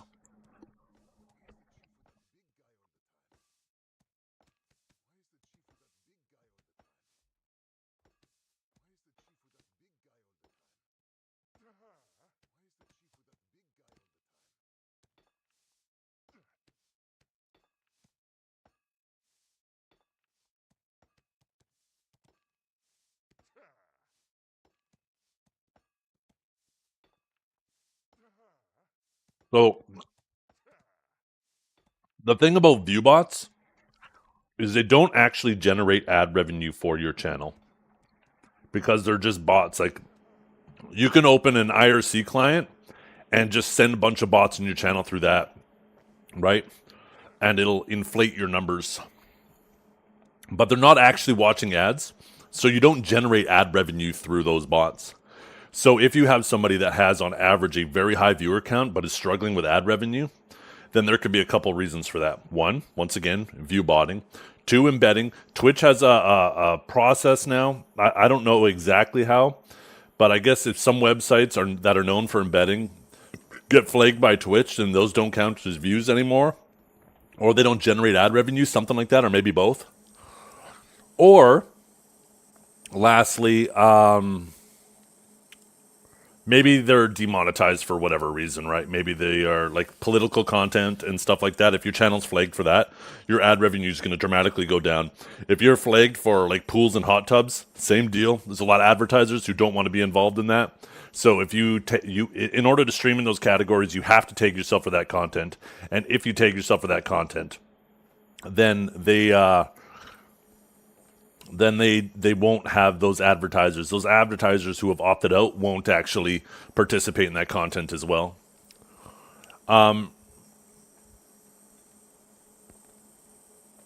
So, yeah, there's that. Now, the reason why I bring that up is and you're absolutely right, it's definitely coming where the view botting in channels is going to get more sophisticated, with AI bots that are now starting to talk with each other and look like real people.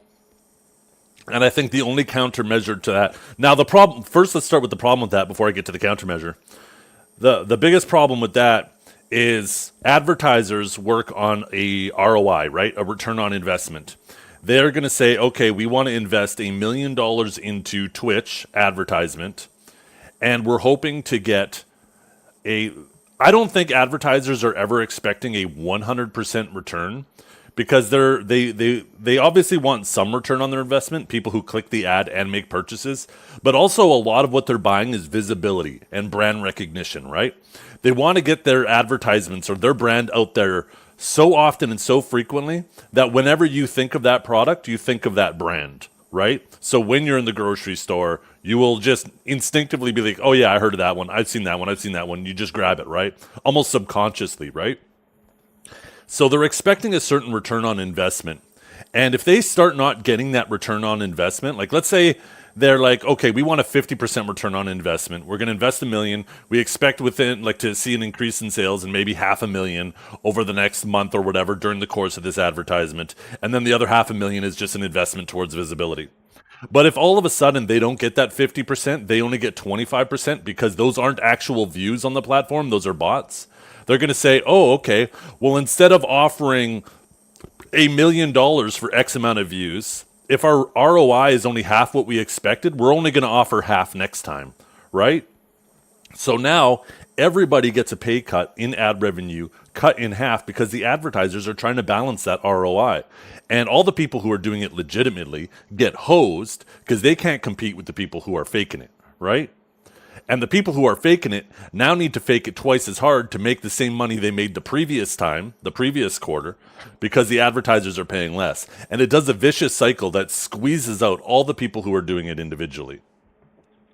Now, I think the only way to potentially resolve this, maybe not even resolve it, but, battle it, is to make it so advertisers, like, you have to make verified accounts in order for them to count as I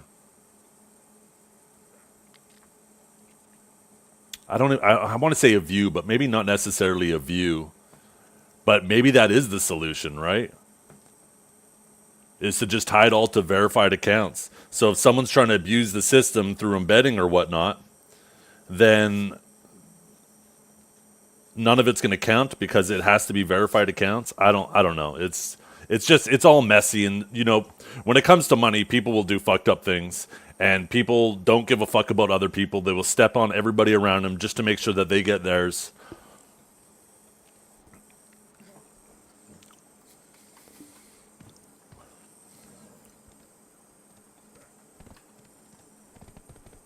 $20 is $20, yeah.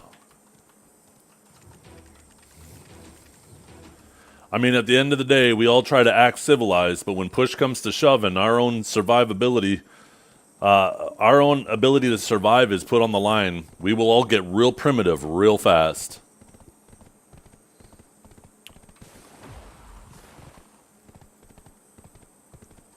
Most people aren't just going to throw their hands up in the air and be like, oh, I guess I'll die.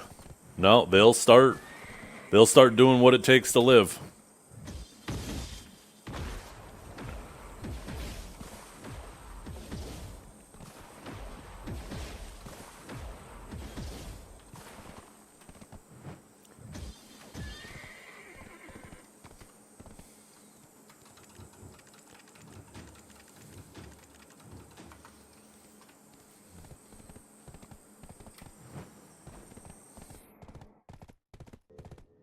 Yo, what's up, Ronnie? If you're a political streamer, you must be angry all the time and a giant loser. Yeah, it's I can't imagine being that actively involved in politics is good for your mental.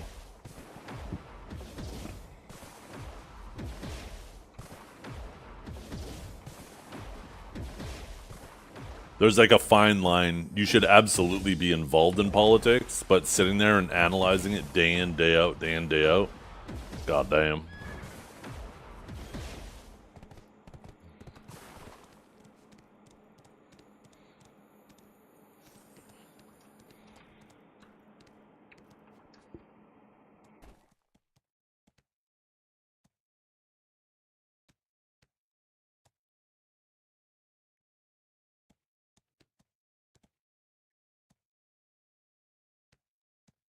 I'm personally happy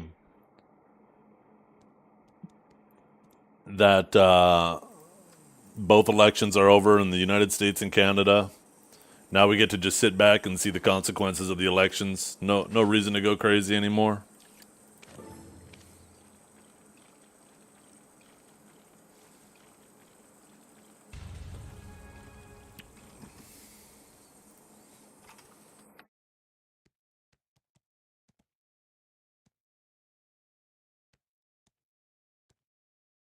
Yeah, well, there's a reason, right? There's a reason why there's the phrase, the road to hell is paved with good intentions.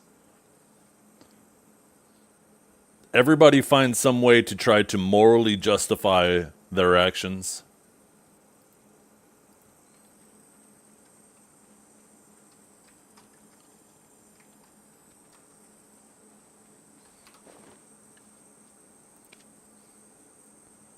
When will I be back? What do you mean? I'm back right now. What are you talking about?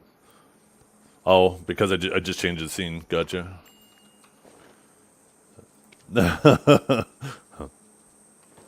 Okay, we are... Oh, let me cook these up.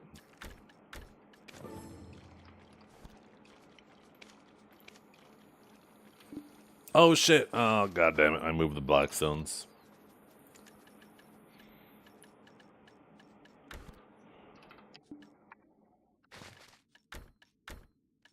Ah, fuck. I moved the other crap, too. God damn it. Shit. Fuck.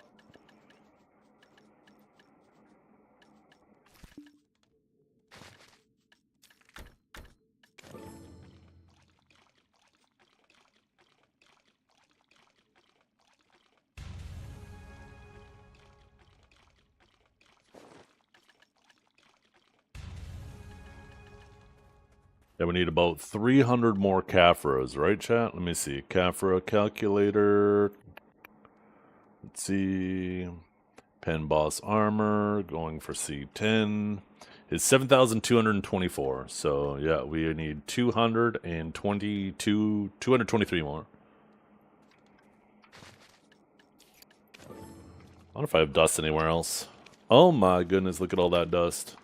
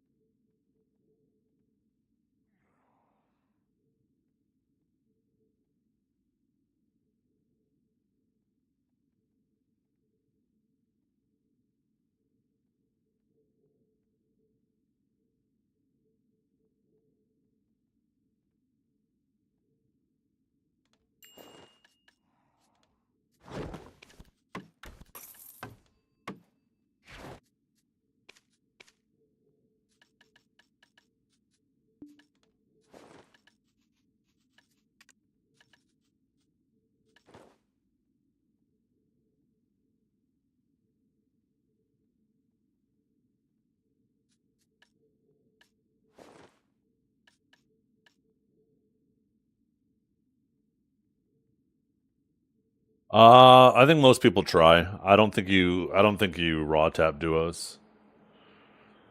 Because the duos you're typically using a 100 stack plus, and that's a bill per stack, right? Considering you have like a 10% chance to succeed. I don't think you want to be spending a bill every time to get duo back on top of your normal clicks.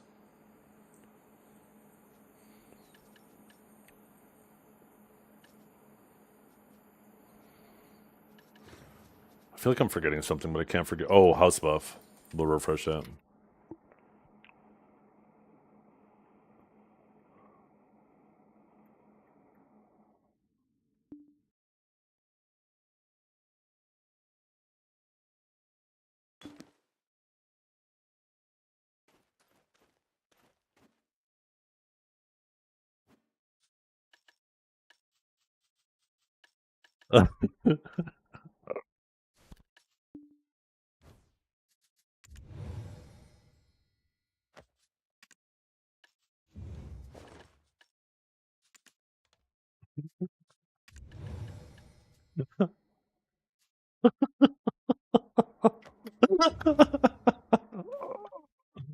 Oh, shit.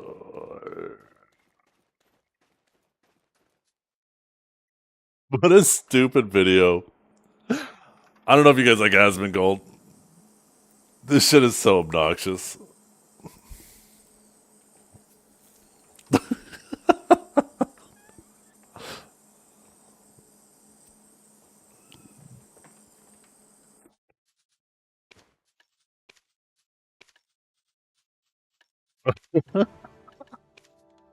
Oh, fuck.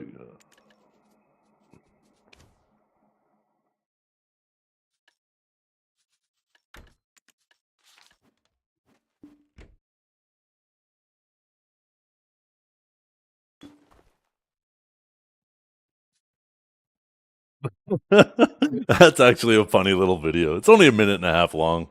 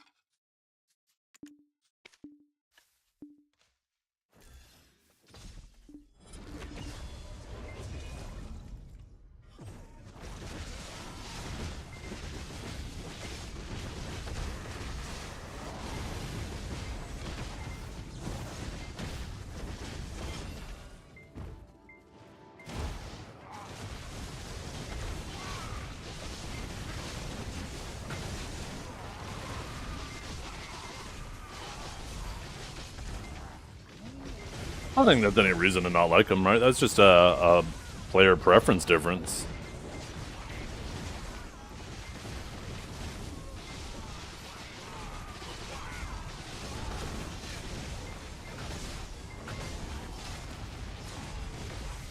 Some people do like their games easier, right? That should be no surprise to everybody.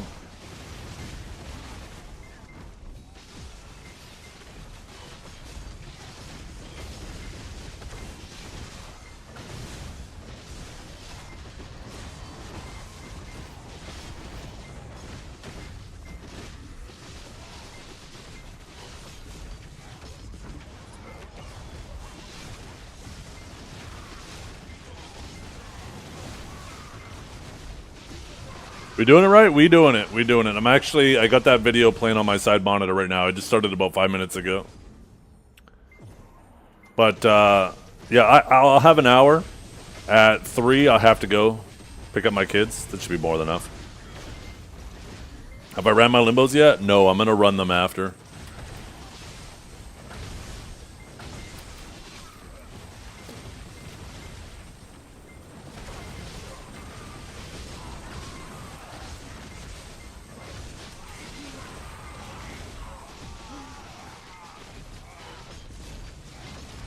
But it's gonna expire. Well, technically not till tomorrow.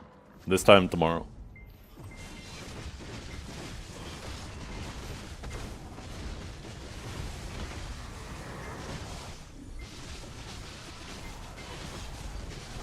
No. I don't think they want to remove the expiration on limbos because I think they want to future-proof them, right? So I think what they plan on doing in the future is they'll add new items to limbos instead of just being Debo rings. If they did that, but didn't make them expire, then people would just hoard their limbos, and then whenever they did that, they would basically be able to just retroactively run their limbos and just max out whatever PA's now put in them, right? By keeping the timer on them, it allows them to make changes to them in the future, but not have it retroactively benefit people who have been hoarding them.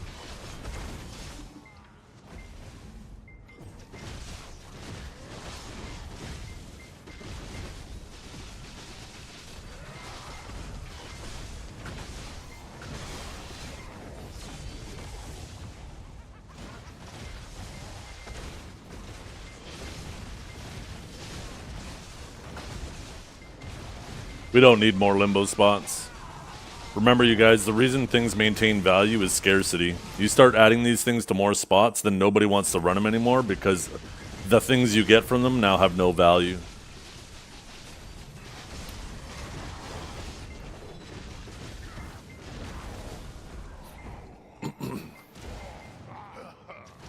That's something PA needs to learn too.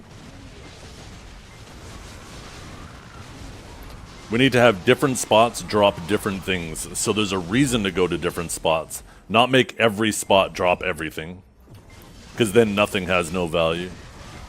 Or nothing has value. Accidentally hit you guys with a double negative there.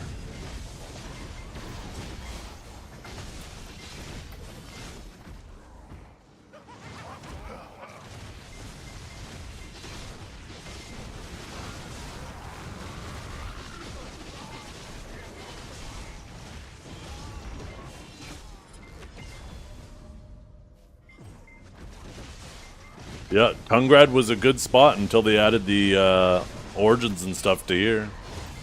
Now Tungrad just took a massive hit because Hungers and Devours just started flooding the market and everything went to min price.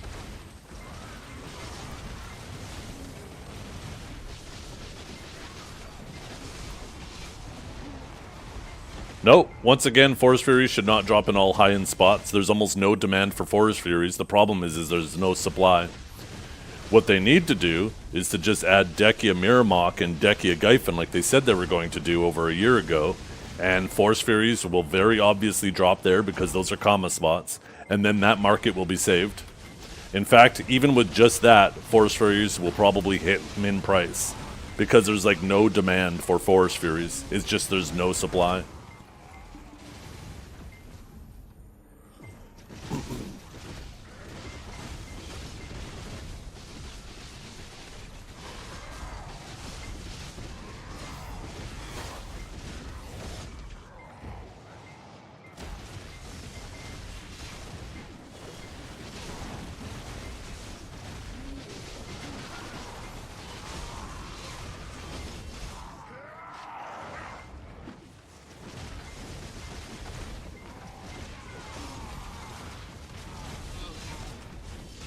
Yep, because there's no supply of them, Marison. The only people who are generating supply are people who are grinding Gyphon, and they typically just do that for a short period of time to level up, and then they keep the Forest Furies for themselves because they're like, oh shit, if I need these, I'd rather have them and not need them than need them and not have them, you know? So everybody just hoards the few they get. And then there's a way to more quickly get Forest Furies, but you incur a huge opportunity cost doing it. So you're obviously just going to do that for yourself. You're not doing it for resale.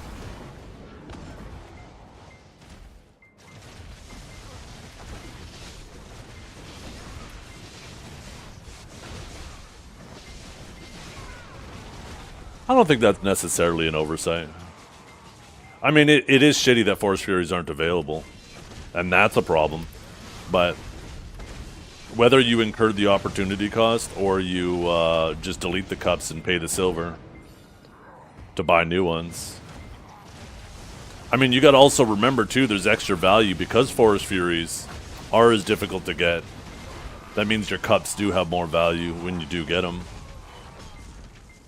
Like, I think if you're probably willing to mix Gyphon into, like, grinding or Styrendia Elvia, it's probably decent money. Because those cups are probably max value, right?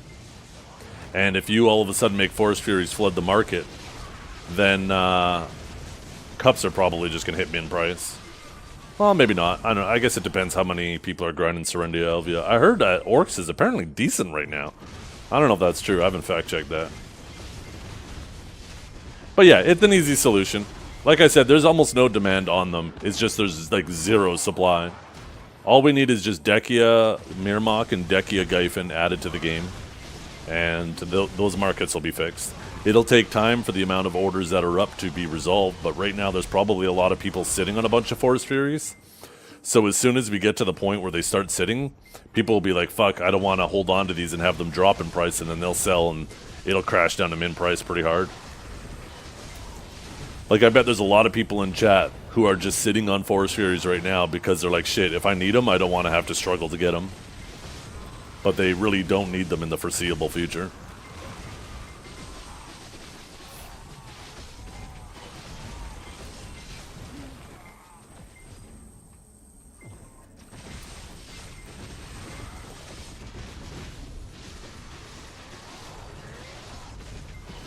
If I was gearing up, I would definitely push for Tet as quickly as possible.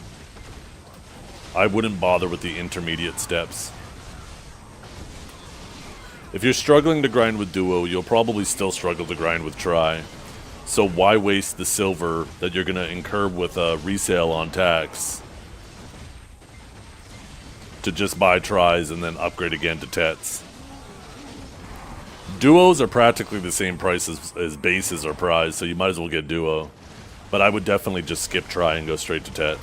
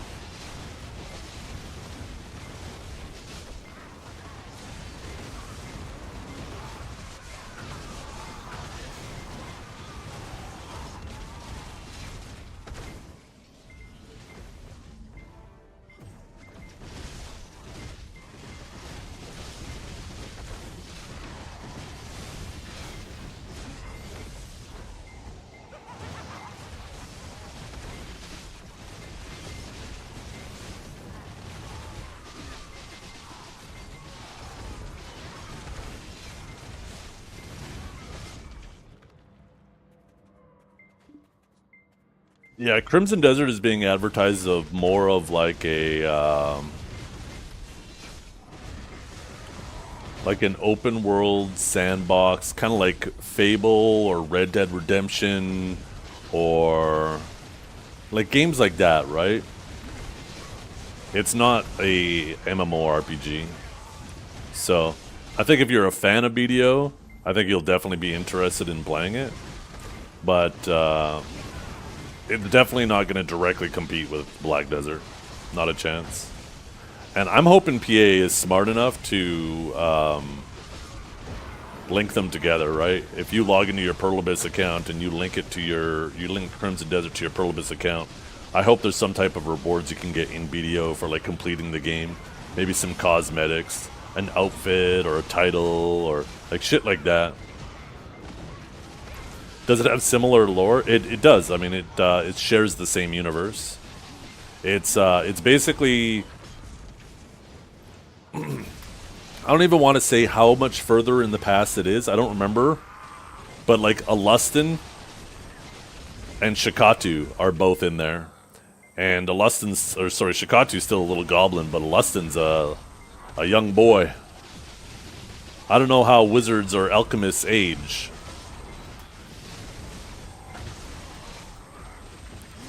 But that might be able to give kind of a idea of how far back it is. I don't think Chrono's going to kill BDO. No, I doubt it too.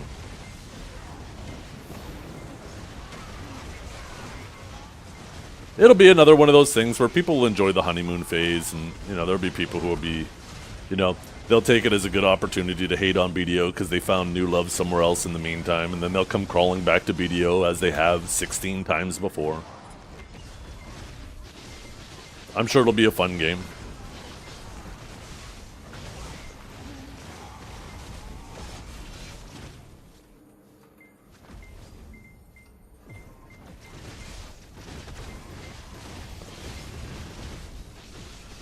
Did I say Igor? Yeah, I wonder if Igor is going to be in there. You never know. Why are you saying hot though? Why couldn't you just say young? Is your cock in your pants right now? I demand you put it back right now. Sheath that weapon.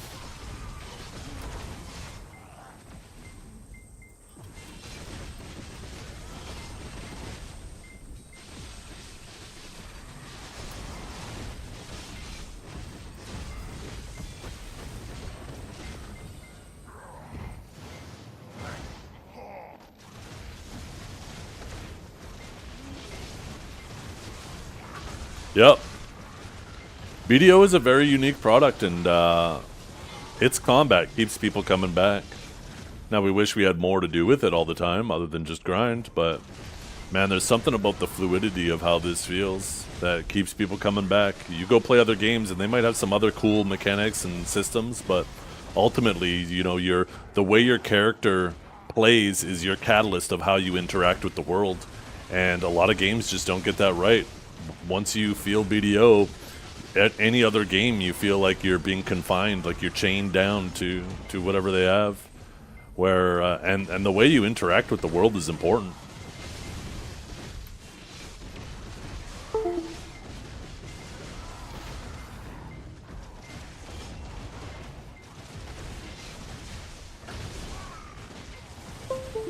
Lost Ark, Throne and Liberty, New World. They all had some really cool systems for people to be involved in that definitely BDO, if they had systems like that, would do much better. But at the end of the day, the way you just have to say that you're fine, and you're not really fine. You just can't get into it because they would. You guys are so fucking annoying. I swear to God. Could you just cut that shit out? What the fuck was I saying now? God damn it. Oh yeah, the way you interact with the world is super important, right?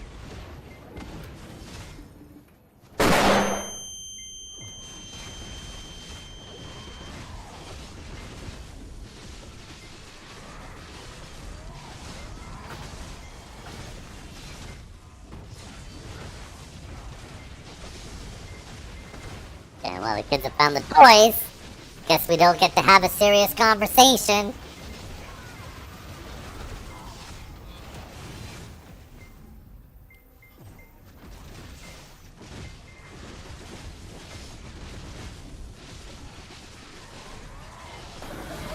What's better than this? Guys being dudes. Emotional damage. Yeah. I could totally do that, but then I gotta invest in a bunch of lights and stuff like that, and I want to actually redo this whole area. This is just a temporary setup for a nice little backdrop.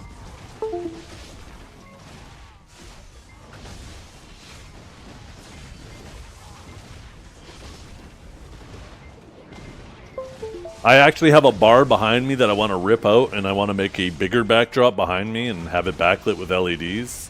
But that's something that I need to dedicate time to, because to rip the bar out, I don't even know what I'm going to find behind it. There's also a sink in the bar, so I'm going to have to find something to do with that. Probably going to have to get a plumber in.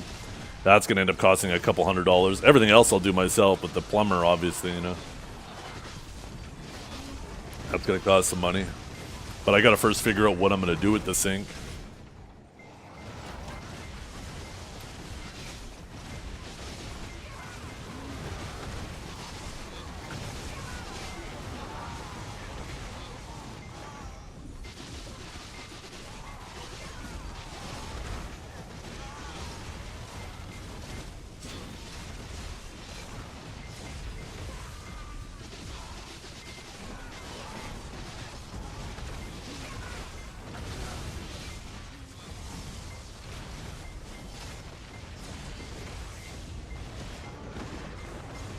Yeah, Verdict doesn't stream as much as he used to. He's doing more YouTube. So him and Grimkill have been working together on a podcast and like an episodes thing talking about lore in BDO. And I'm actually going to be involved with that today, chat. In about 2 hours, they're having a little segment on Sage and how underpowered it is. So we're going to actually have a whole conversation on that and what kind of buffs we propose that it should get.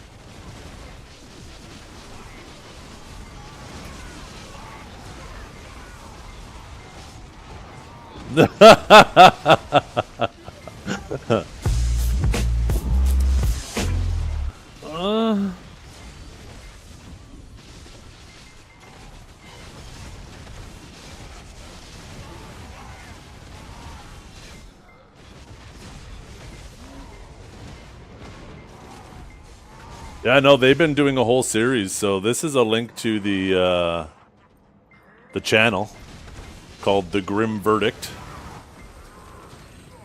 And they've been going through different areas of lore through the game. I think they've done 2 episodes now. No, wait, let me see. Videos. Or maybe this is something else. I don't know. I could have swore there was another one. But anyways.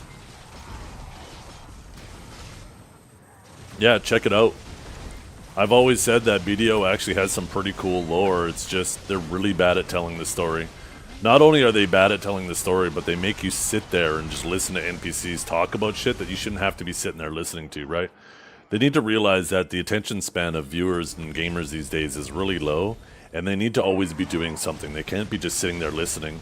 So you really need to, like, if you want to tell the story, you gotta have, like, a kill quest at the same time. Be like, okay, go kill 100 grass beetles. And then while you're killing the grass beetles, have like 2 little NPCs in the bottom of your screen that are talking to each other. And the dialogue is going on while you're grinding, so people can listen while they're grinding, right? But if you just force people to stand there, they're just going to spam R. People just don't have the attention span for that these days. They want to get on with it. They want to start playing the game. They don't want to be sitting there reading a book, right? And that's something PA could definitely do much better with.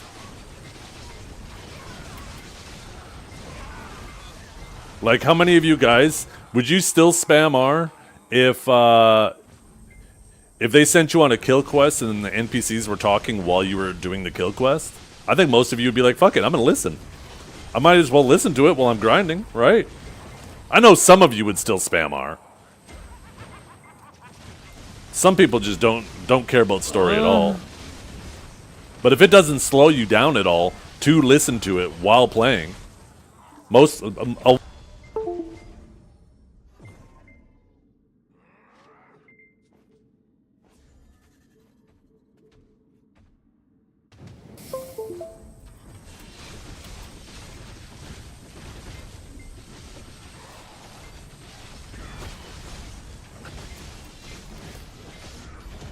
Woo!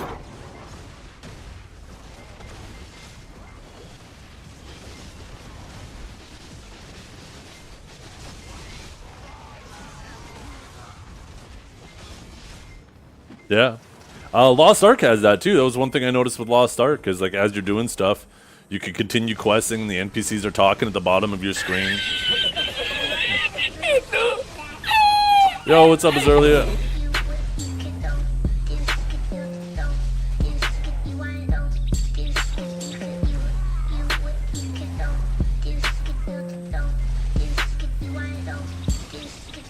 Good morning.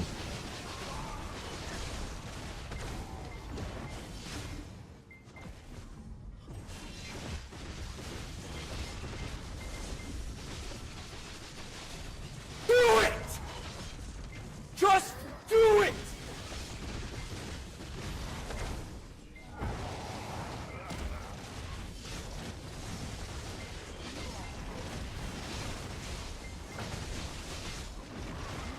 What makes it more engaging is you can fuck the hot NPCs. I'm playing the wrong game. Where do we have that? Igor, watch out, fella. I'm coming for you.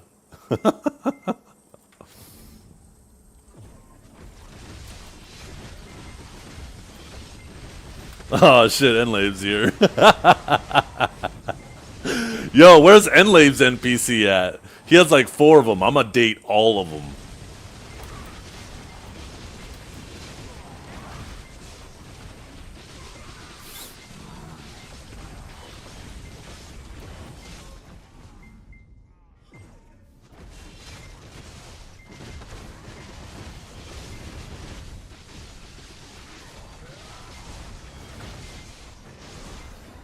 Yeah, for those of you who don't know, Enlave voiced like 4 different NPCs out here in Utlakita. I think it was 4.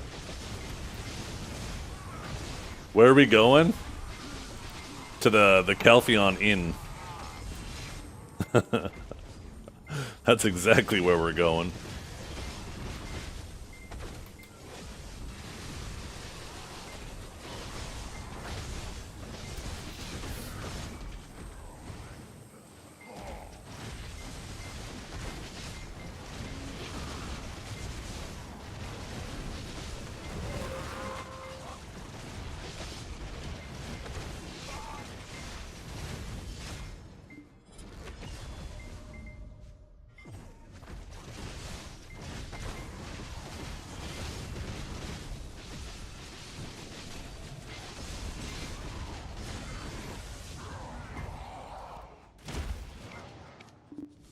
$970.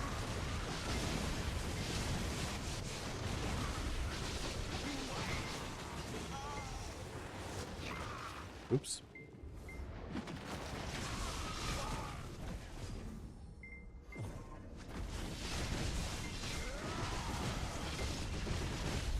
I think it does. I'm pretty sure it does for me.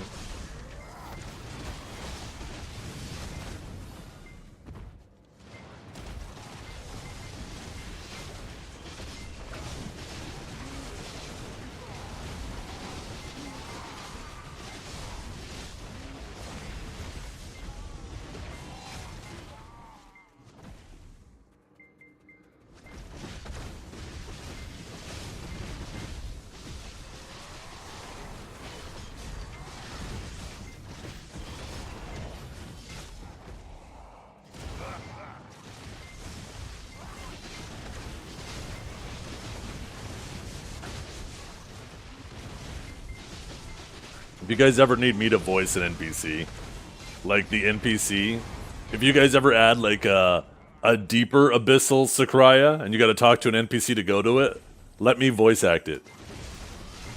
We'll see how many people figure it out. I'll do it for free. I'll do it for free.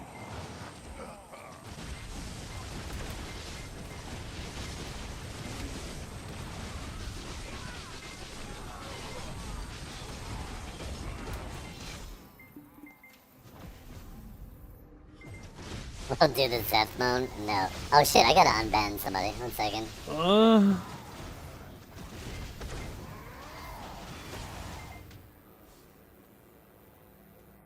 I'm sorry, Lisa. I completely forgot.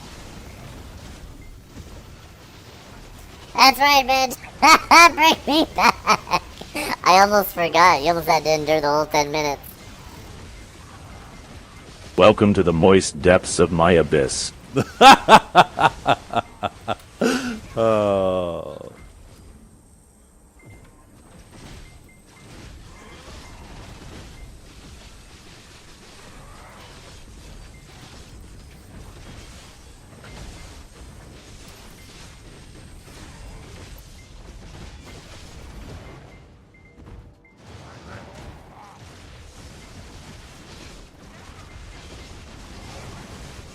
Playing to England. See y'all next week. Yo, catch you later. Enjoy your trip. Thanks for the warning of when you return. I hope you warned England that you were coming too.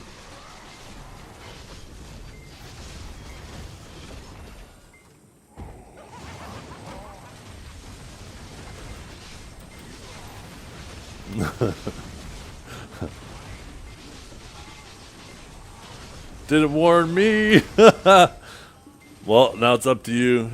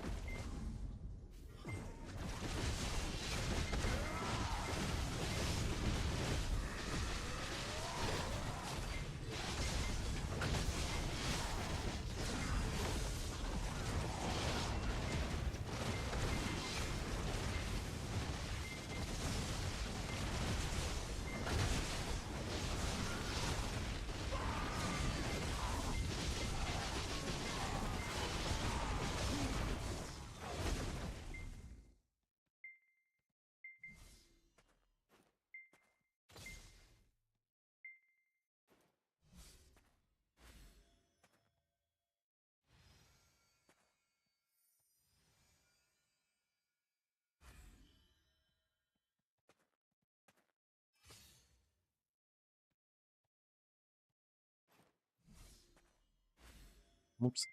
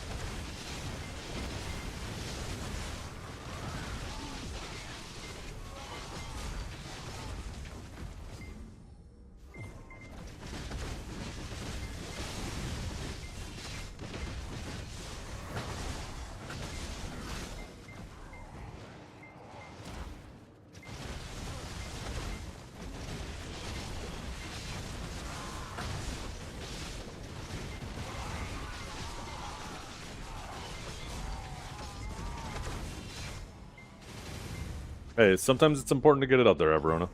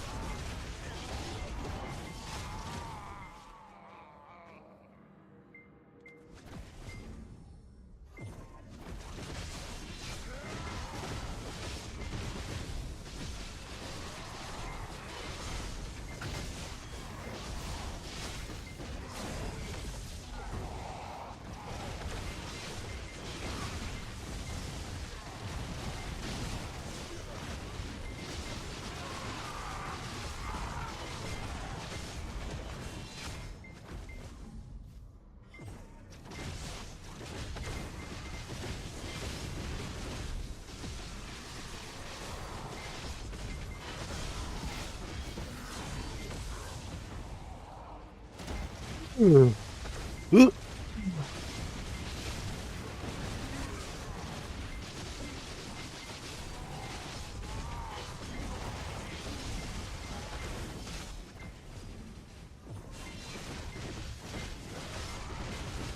was a stretch. What's up, Valerie?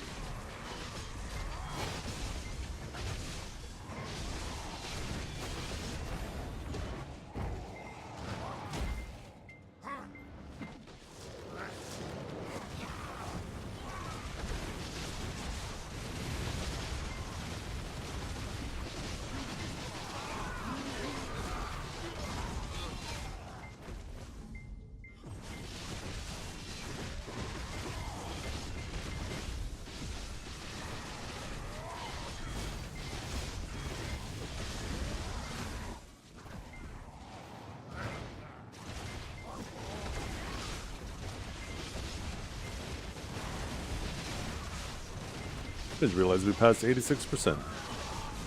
14% more, chat.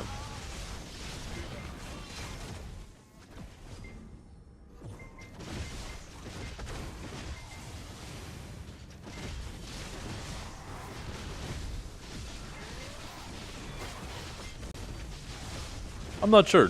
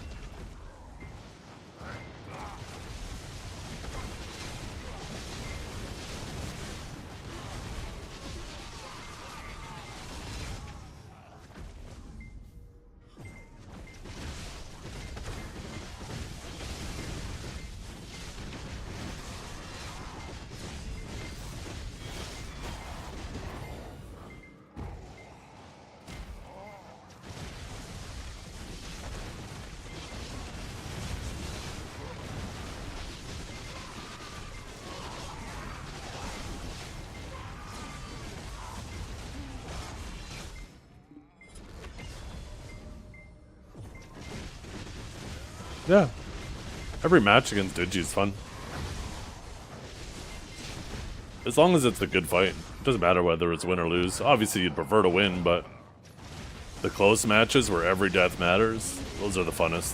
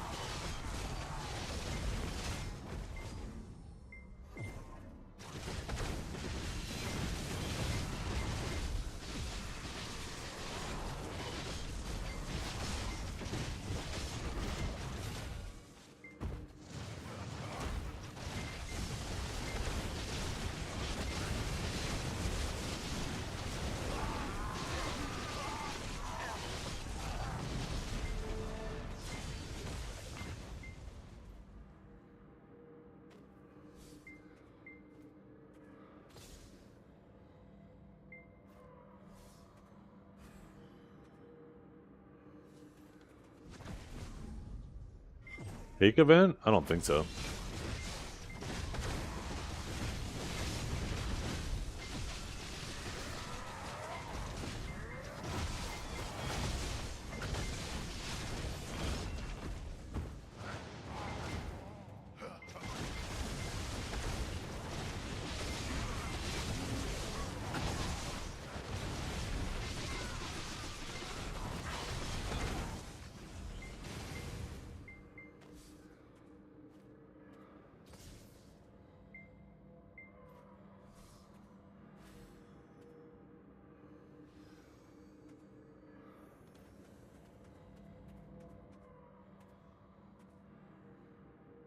We can't talk about how we stormed Normandy, but I can talk about the, what is it called, the Punic War, the Second Punic War, and I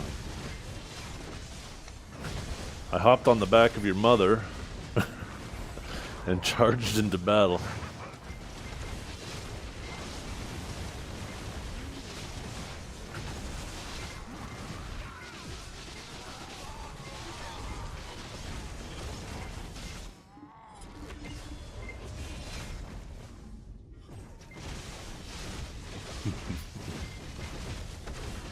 It was a long fought war.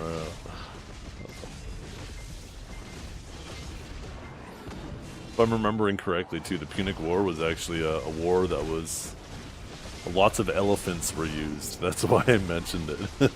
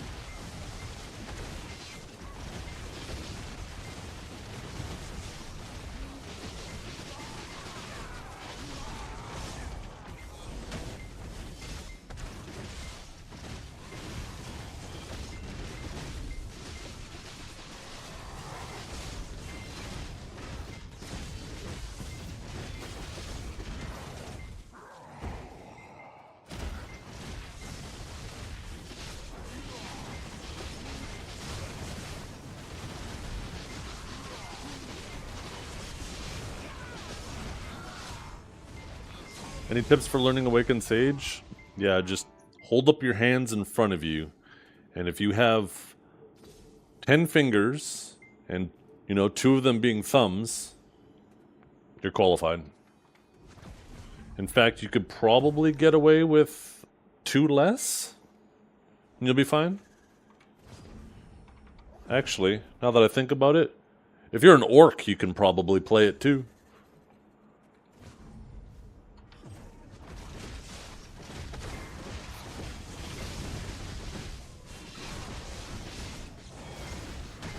Yeah, no problem.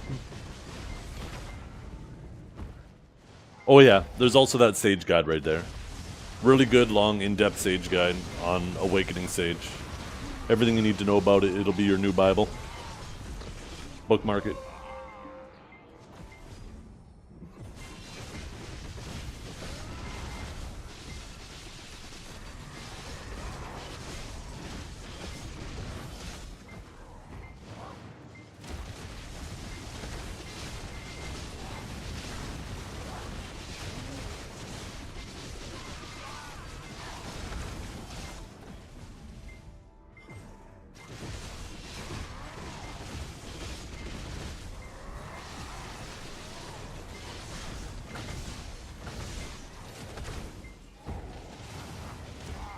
I need a glass of water.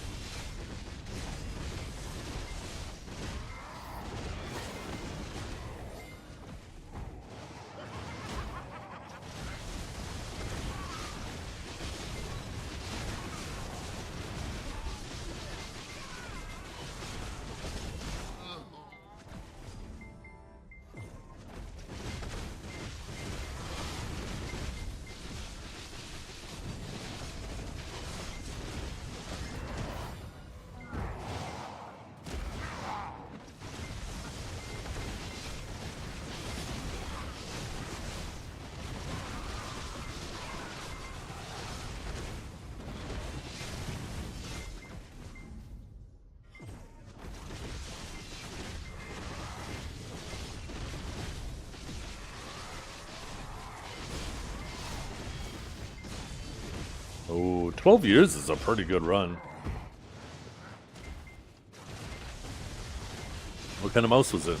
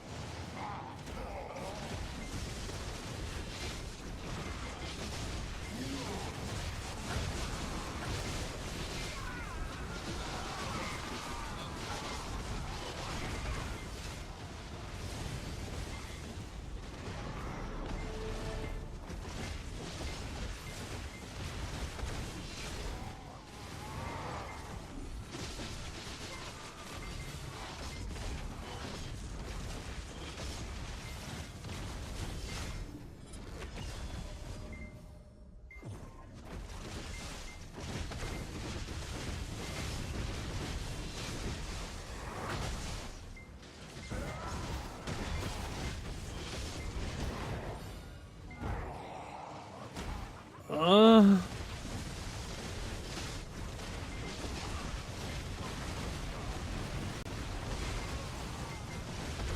are you doing, Gilberton?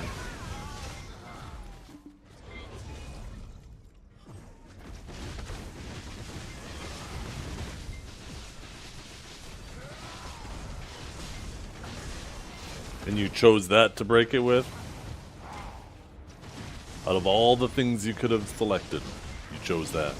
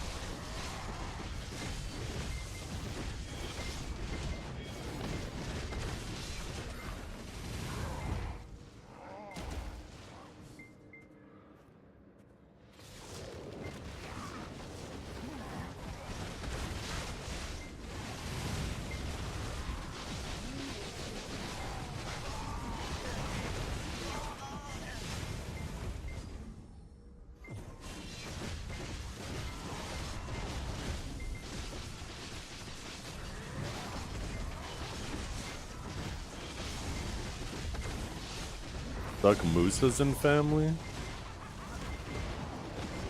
The only like 3 Suck Mooses I know of are like Suna, who's in Trebuchet, I'm pretty sure. Forest Hunter, who's in Digi. And I know like Reign of Hatred used to play Suck Moosa. I don't know if I know of any other Suck Moosas.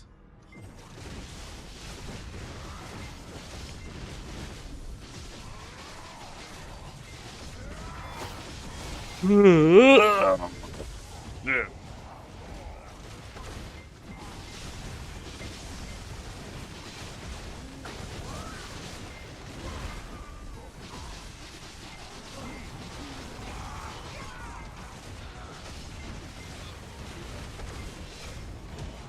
Hey, you too, Valoop.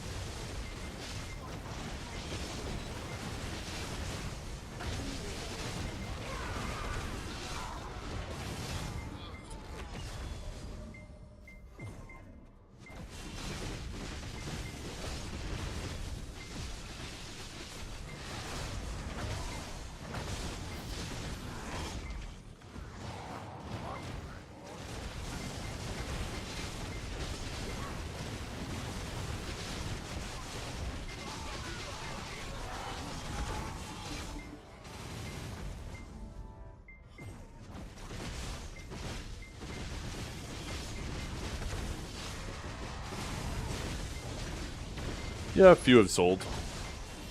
I think like 2, maybe 3 on NA, I can't remember. I think 2. And then like 4 or 5 on EU.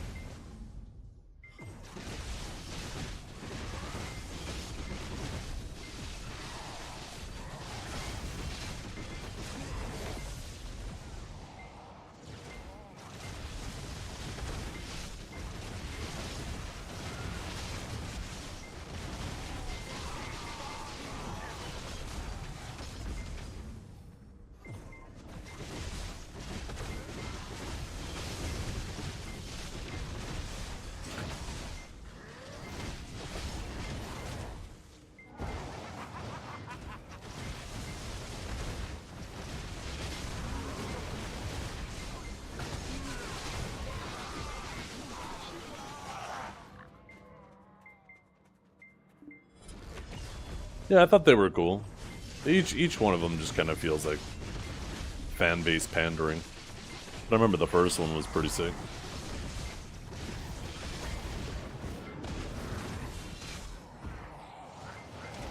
I'll probably watch the new one that's coming out.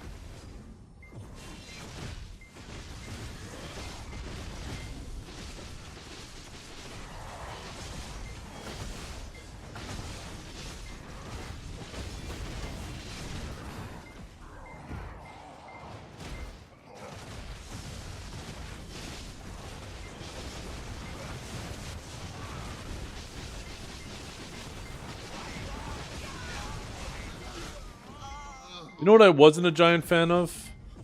Was that new to Tom Segura Netflix series, Bad Thoughts. The trailer looked funny, but I don't know, it just like sometimes there's like a oh haha kind of moment, but in general I was kind of disappointed with it.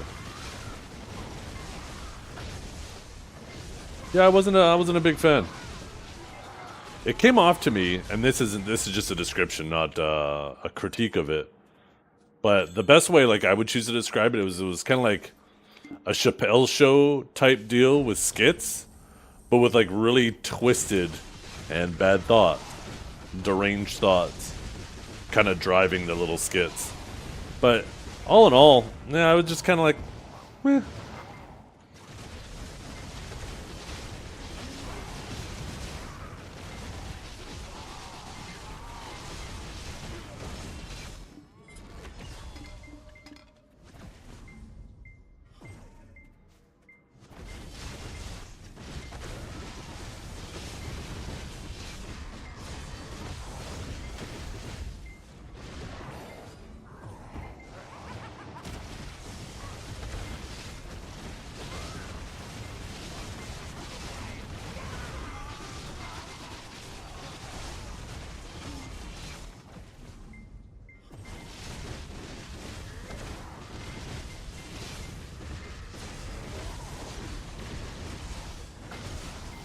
Fix the what in the market, specifically, John?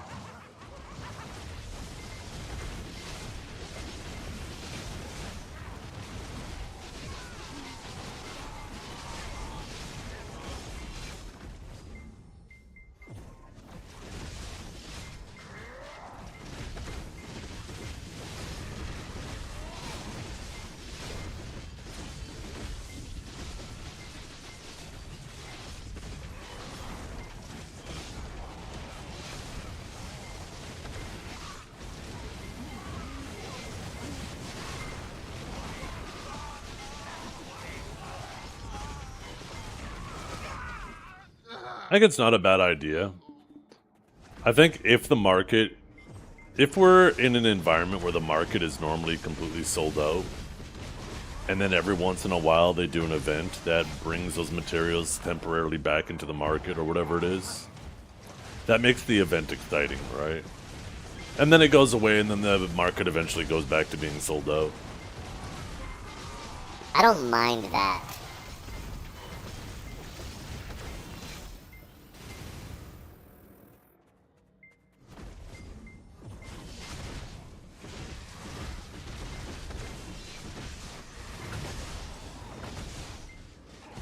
The voice change then?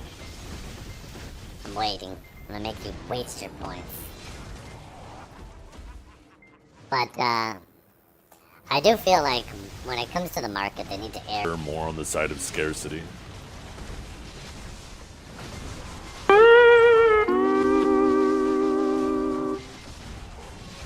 I think scarcity makes the game much more exciting, and I think that's the reason why we had places in the past like Star's End and Underwater and Gatekeepers and stuff, and the open world involved around them feel that much more exciting, is because people would have to compete for those resources. Right now, with almost everything just sitting on the market, it feels like there's no scarcity. Just go find somewhere, do your circles, earn your silver, and voila, you got what you want. You just buy it from the market. I think competition of resources is what's going to drive open world PvP, and then obviously if they have to get rid of the one-sided decks, which I don't expect them to just undo what they've done, but I could see them finding like some type of middle ground, maybe, if the community pushes back enough. But there's a big asterisk beside that maybe, because I think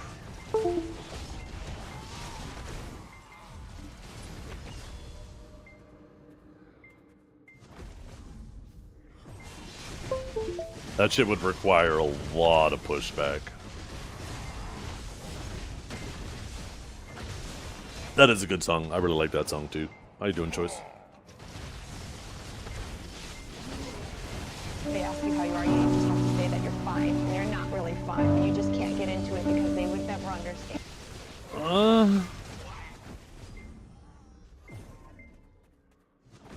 I took a second, just kind of zoned out. Thought I'd let you guys calm down a little bit. And then as soon as I start yapping again, you guys start fucking playing with the goddamn toys. Shut up, bitch!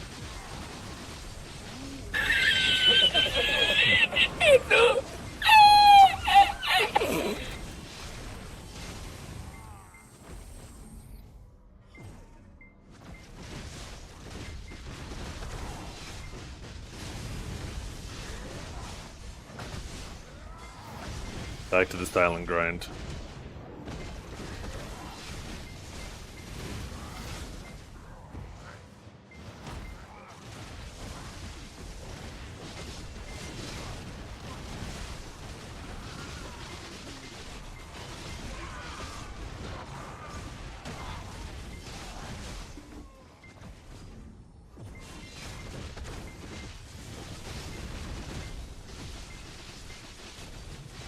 Time to finish off this video I was listening to on the other side of my monitor.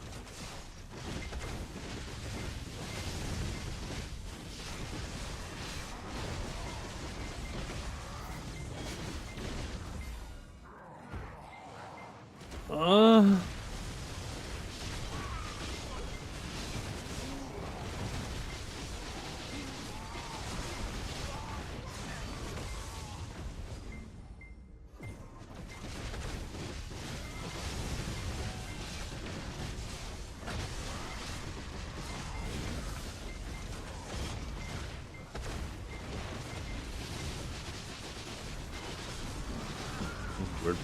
Thought I felt my phone vibrate.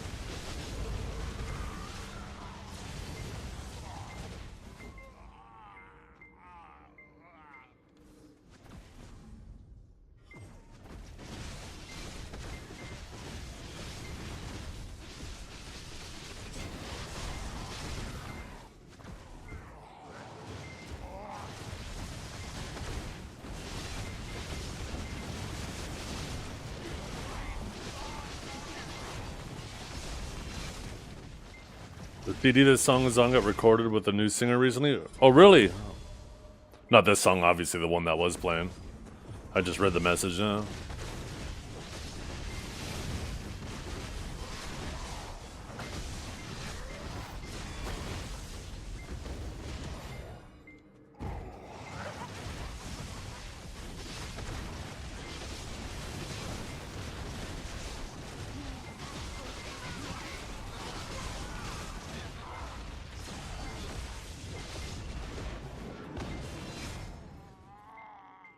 No sneeze coming.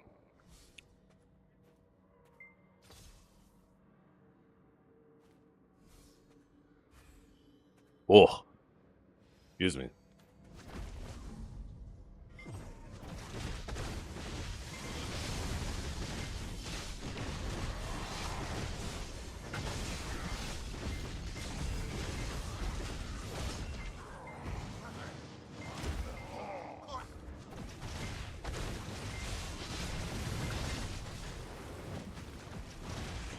Oh, I swear I sneeze the same time every day.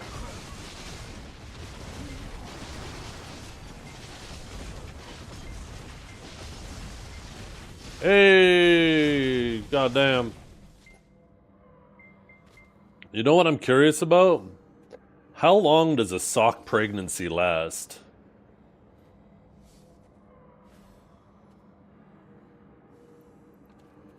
Because you should be a sock father by this point.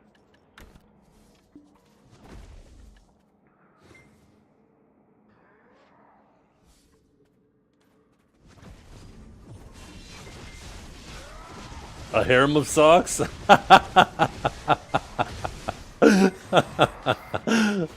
Yeah, I guess they come in pairs, don't they?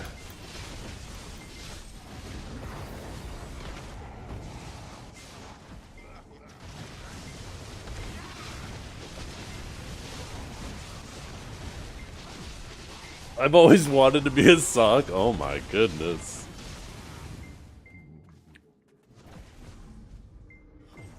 A blue dragon avatar? Oh, that you're thinking of Divios. DIVIOSISBITCH. That's the name of his channel. No, DI, not Devios. IV.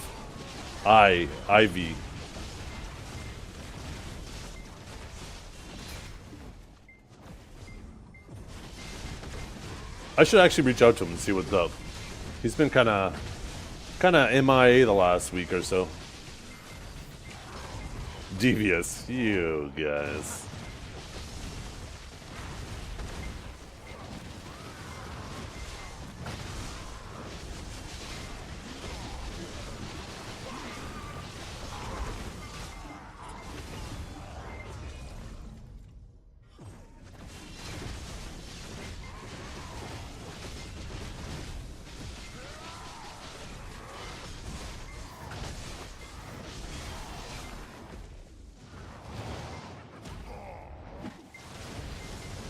Dragon's legs. Are dragons reptiles?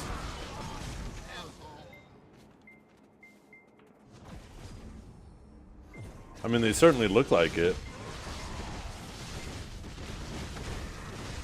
I guess they are. Like, almost everything you see is dragon eggs. course they lay eggs.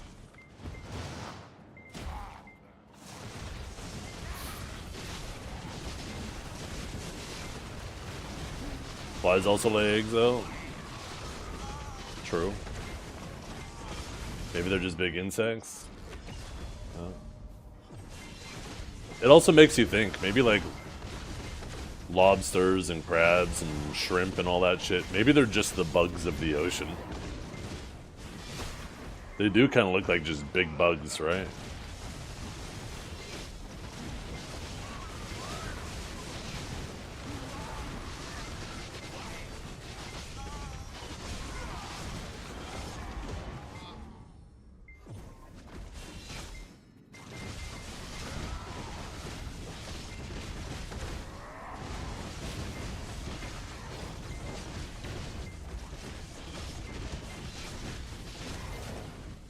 Ain't called mud bugs for nothing. Yeah.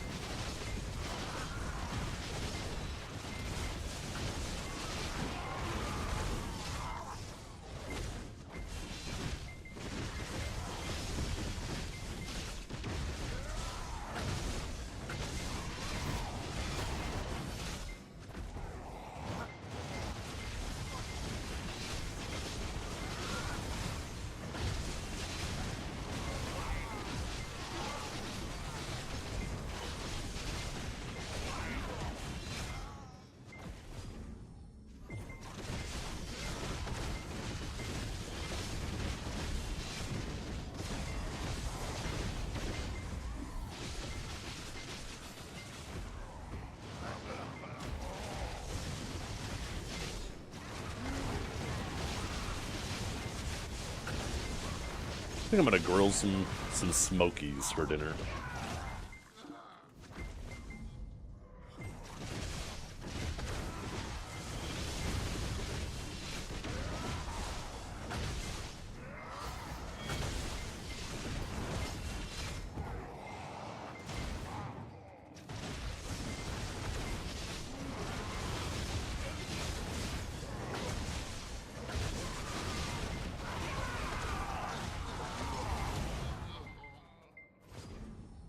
You're disconnecting that much? Have you considered trying using a VPN? Because that's not going to be well, unless it's your ISP, it could be. But if it was the servers, we'd all be being deceived, right? So it's obviously either your ISP or one of the hops between you and the server. And that's one of the best usages of a VPN. A tunneling VPN. Is you can kind of try to manipulate the route that you take from the server. So, for example, right, like when the servers were in San Jose and I was having connectivity issues, I live in like, not quite Eastern Canada, but more Eastern, right? Eastern Central. When I was having issues with getting disconnected, I would take a look at the route my ISP wanted to take, and if, like, let's say they took a direct route, well, what I would try to do is manipulate that route. So I would use a VPN and maybe choose like Texas, right? And try to go far south and then west from there to try to bypass those hops in between, to try to isolate or at least avoid whichever one is causing the disconnection issues.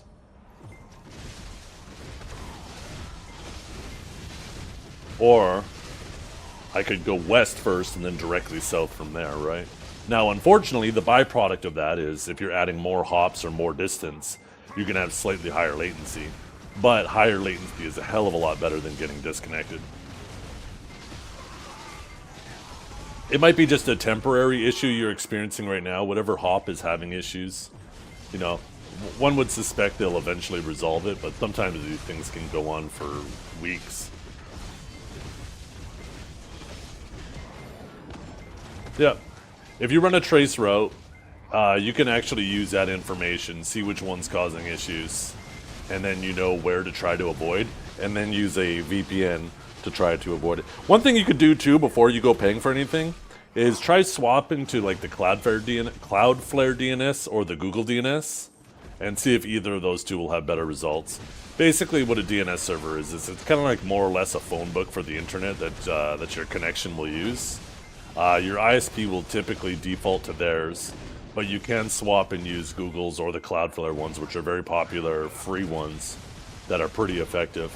And they'll basically try to take a their own route to the location. Maybe the route that your ISP has selected is not a very effective one, so changing your DNS might be just a quick way to resolve it without having to pay for a VPN.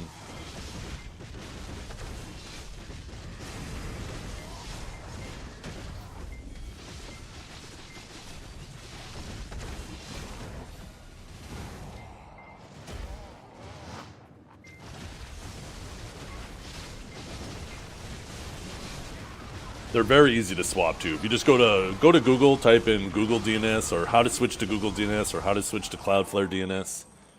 They're very, very, very easy to do. And very easy to undo. You don't have to worry about breaking anything.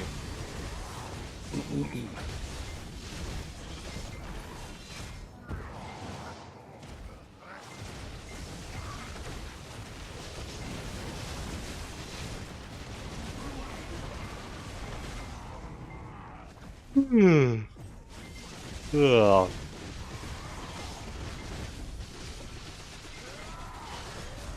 That would probably be a pretty good thing for them to add to IQON. I can't remember if they had something on there that changes your DNS server, but a lot of ISPs have some pretty crappy DNSs. So that would be cool if there was like a toggle in the IQON application to swap to one or the other. I should mention that to Zach. Or Prozac. I don't know why I always call him Zach. Just sounds like a more normal name.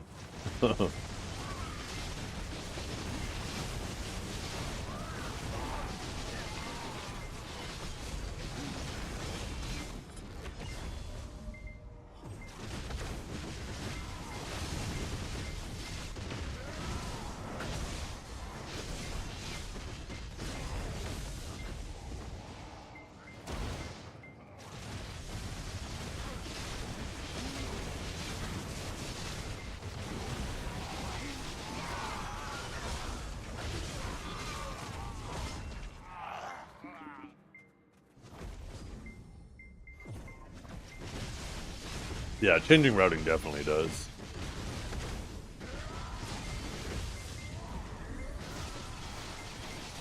I'm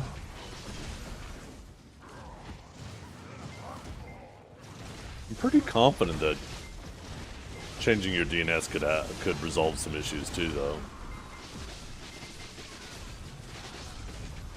Obviously not as confident as I'd like to be.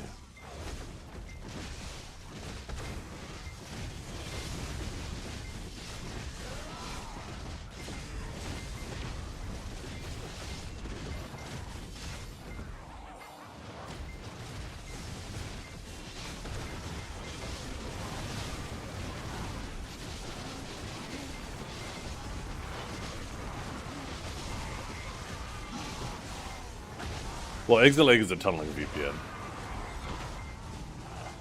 What it basically does is they have their own set of servers, and you pick which one of their server to connect to, and then from there it tries to take the most direct route to the game you're playing.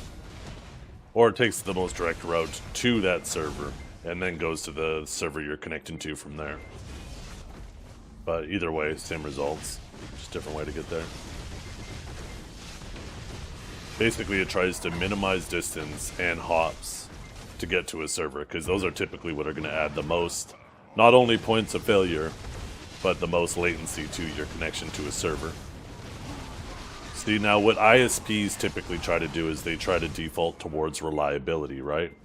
They'll try to go, even if it is like a zigzag through North America, they're going to try to connect you through the most reliable route not necessarily the route that's going to give you the lowest latency, because they want they're more concerned about their service working all the time versus, you know, having a lower latency performance. Lower latency is typically something that is, you know, not even all online games worry a ton about latency, but some do, right? Obviously there's an extreme. But yeah, some games having low latency is super important. That's where a tunneling VPN can come in. But like I said, you can also use it to kind of maneuver around shitty nodes if there's an issue.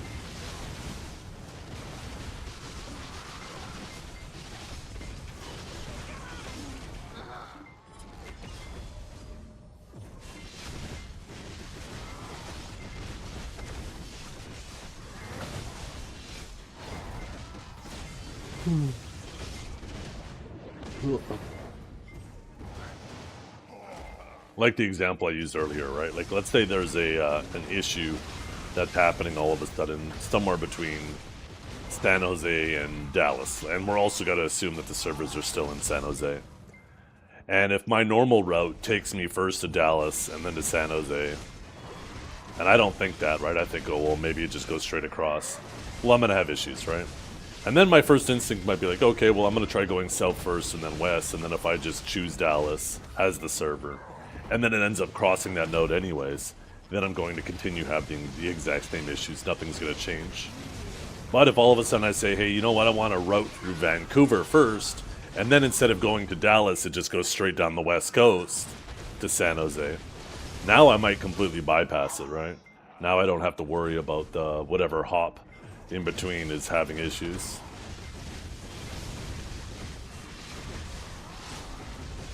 And then, you know, every once in a while I can try again, see if they resolved it, and if not, then I'll just go back.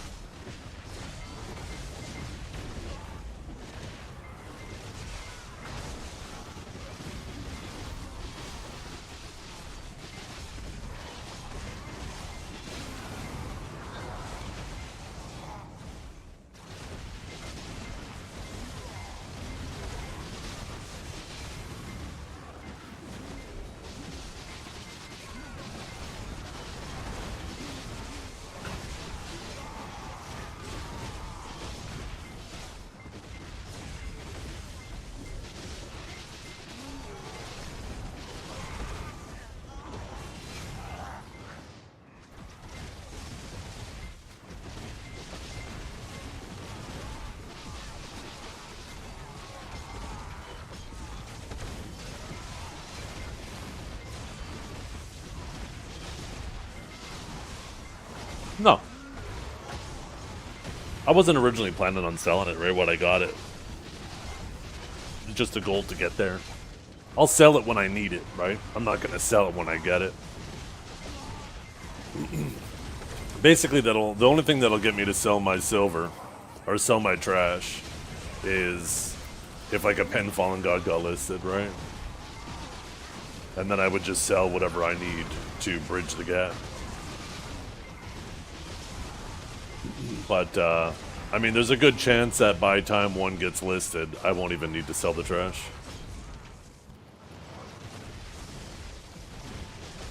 I don't know, it's hard to say. We don't really have a proper sample size of hardcore servers.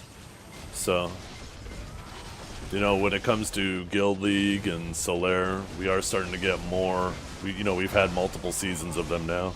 So we can draw a conclusion with the frequency, a general idea of what the frequency of those is going to be. Where we just have a one data point for hardcore, so...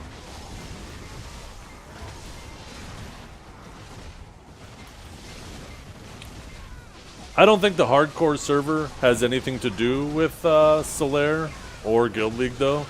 It does seem like they're trying to alternate Guild League and Solaire. I don't know if we've ever, someone correct me if I'm wrong, I don't know if we've had like an official Guild League season and a Solaire season at the same time.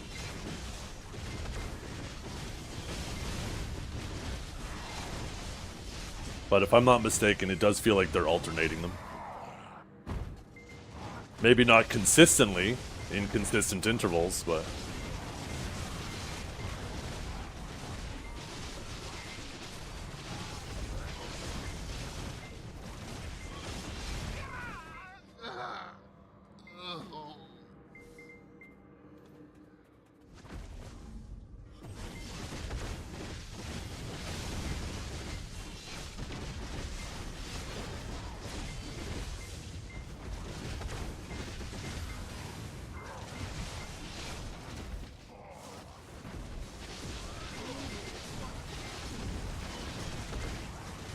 What the hell? Calm down. Somebody bonk this man. You don't need to be horny anymore. You just need to be happy. Cut that shit out.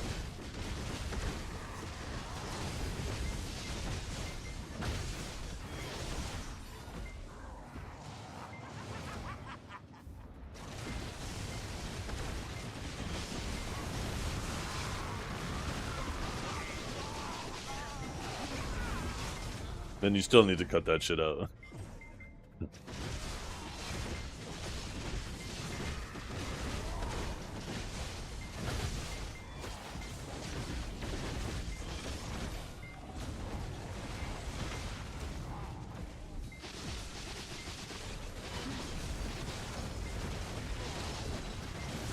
I thought it was JS, not JC.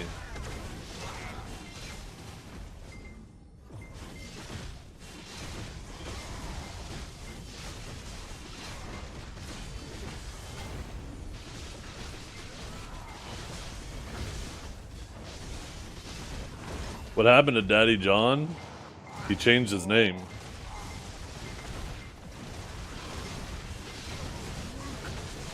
He didn't want to be Big Daddy anymore. He's Little Daddy. Or Little Baby John.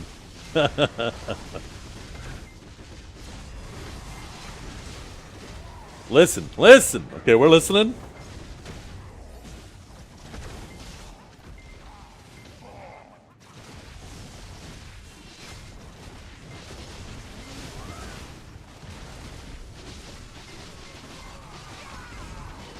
Here it comes. Waiting. Oh my goodness.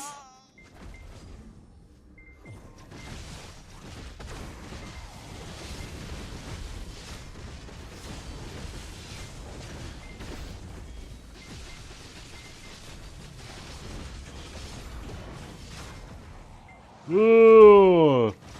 Ooh. Oh, god damn, that stretch feels good. Oh shit.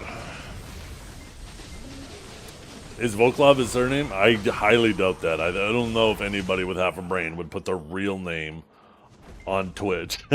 I bet there's somebody out there, but most people are smart enough not to do that.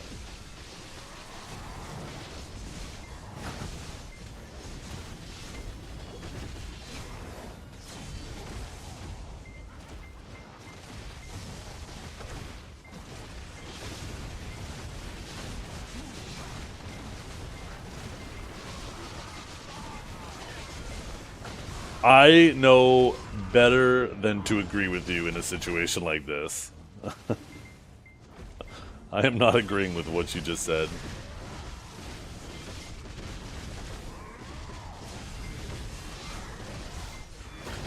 Probably means like big penis in Turkish, and you're trying to get me to agree.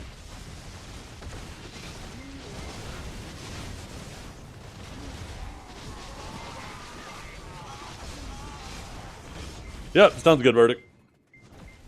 I'm ready whenever.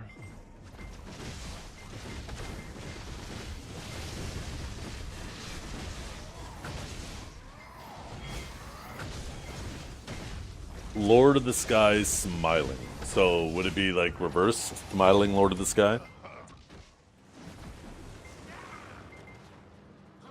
Oh shit.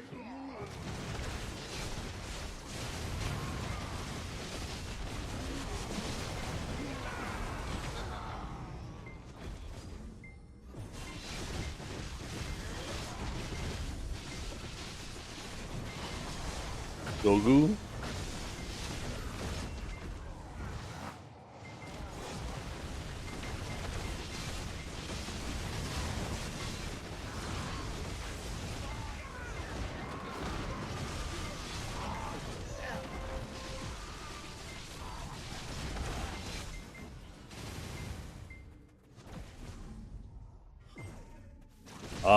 I don't...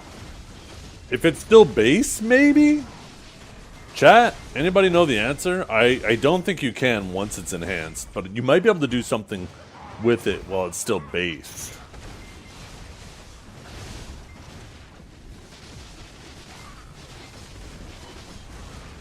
Chat, somebody help this man.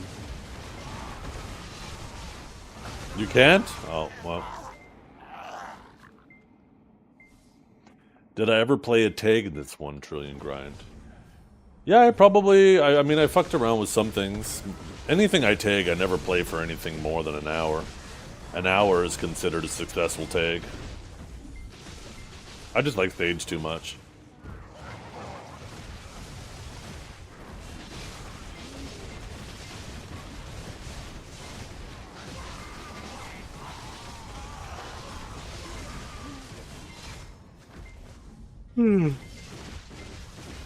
Ugh.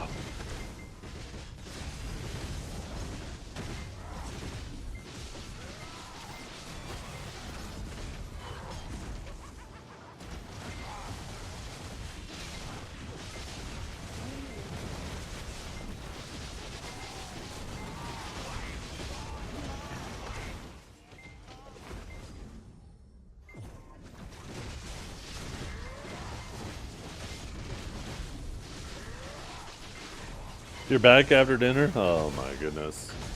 Here, we were all hoping that you choked your chicken. But not really.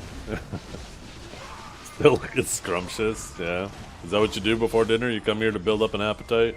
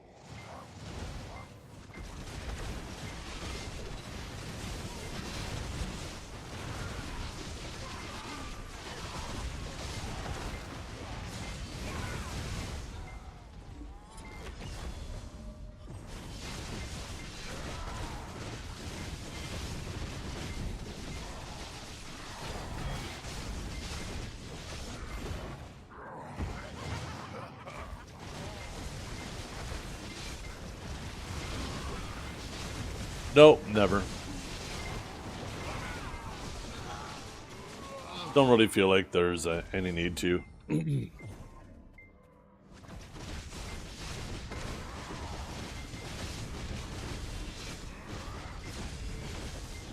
have 5 limbos. What does it take, like 10 minutes to limbo?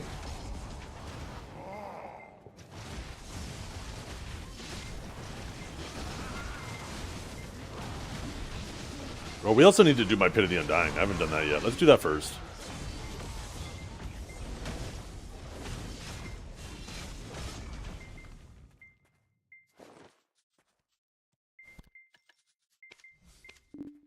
Oh, almost 172.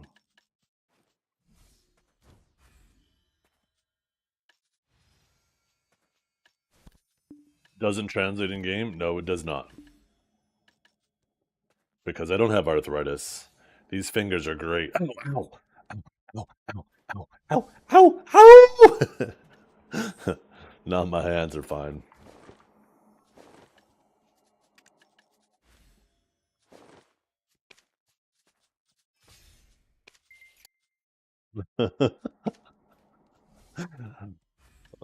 What are you guys question marking me for?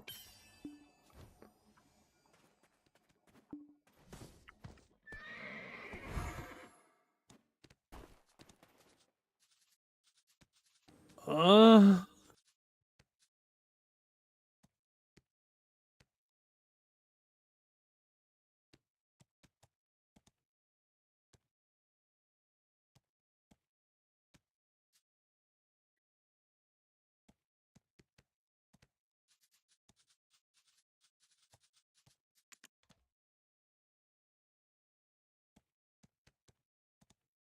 that crunching sound.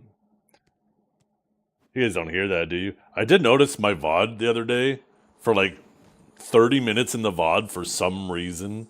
It, my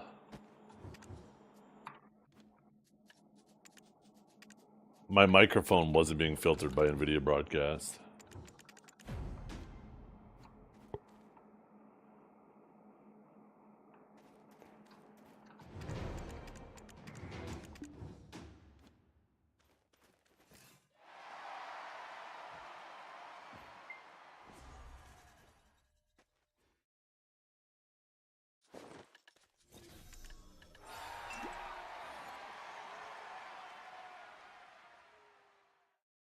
You heard me, Goon? Shut up.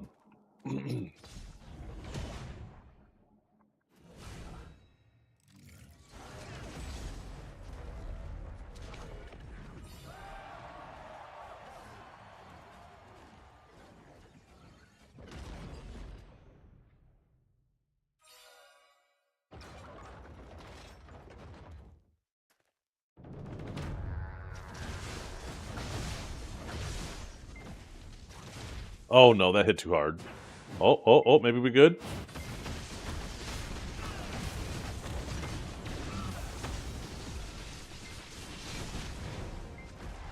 Maybe it's like 60% debuff. I thought for sure I hit him too hard there.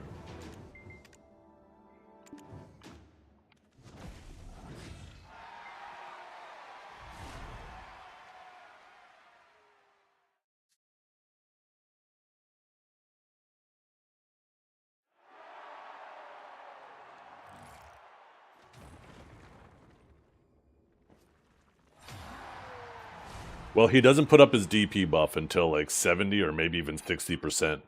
And then you wait for him to do his longer attack chain. So if he starts with a leg drop, don't do it. If he starts with a knee hammer, then that's a decent attack chain. If you have high DPS, you can just do it anyways. And if he just starts with the punch, then you go all out, because that's his longer attack chain.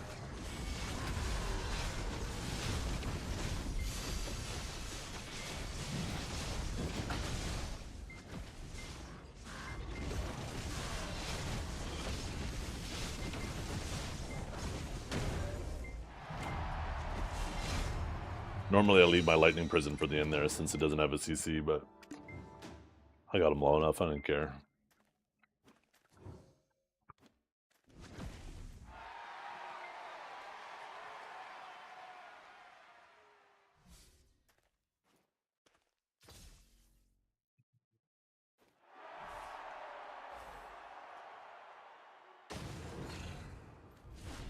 Just a heads up, you guys, I'm about to be part of a podcast. I'm going to be joining Verdict and Grimkill for their lore podcast. Apparently, they're going to be talking about Sage today. I don't know what I'm going to contribute, but I'll try.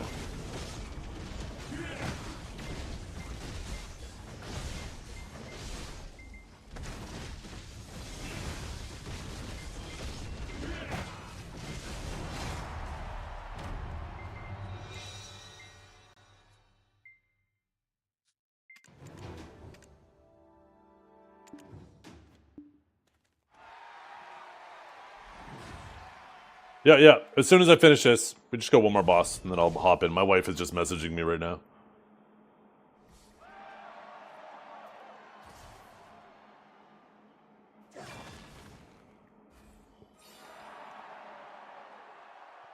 I agree. Awakened Sage is kind of underperforming. I don't know about you guys, but what I saw in the tournament yesterday, I didn't see an Awakened Sage winning. I saw 2 Awakened Sages losing. So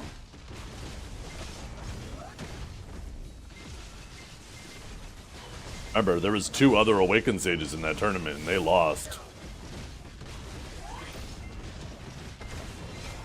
So I'm pretty sure 2 losing is worse than 1 winning.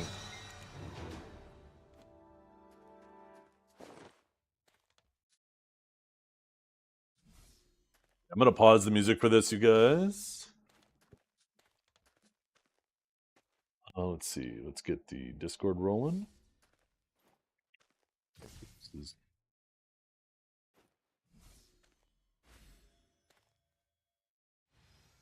Hello. Hey, how you doing, gentlemen?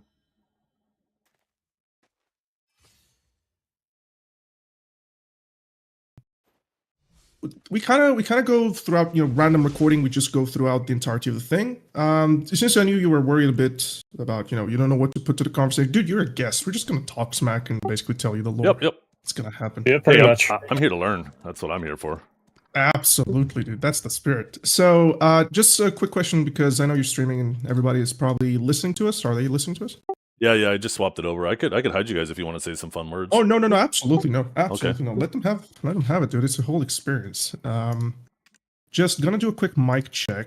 Can you guys both talk at the same time? Let's see how you guys sound. Hello. Hey. All right. Give me a moment. I'll be right back. Just gonna mute myself to make sure everything's fine. I'm gonna grab a glass of water. Right back. Sounds good.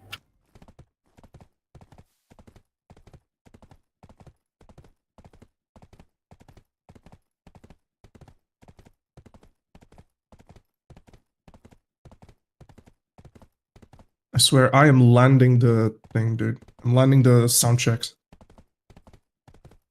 Dude, tonight's gonna be a banger.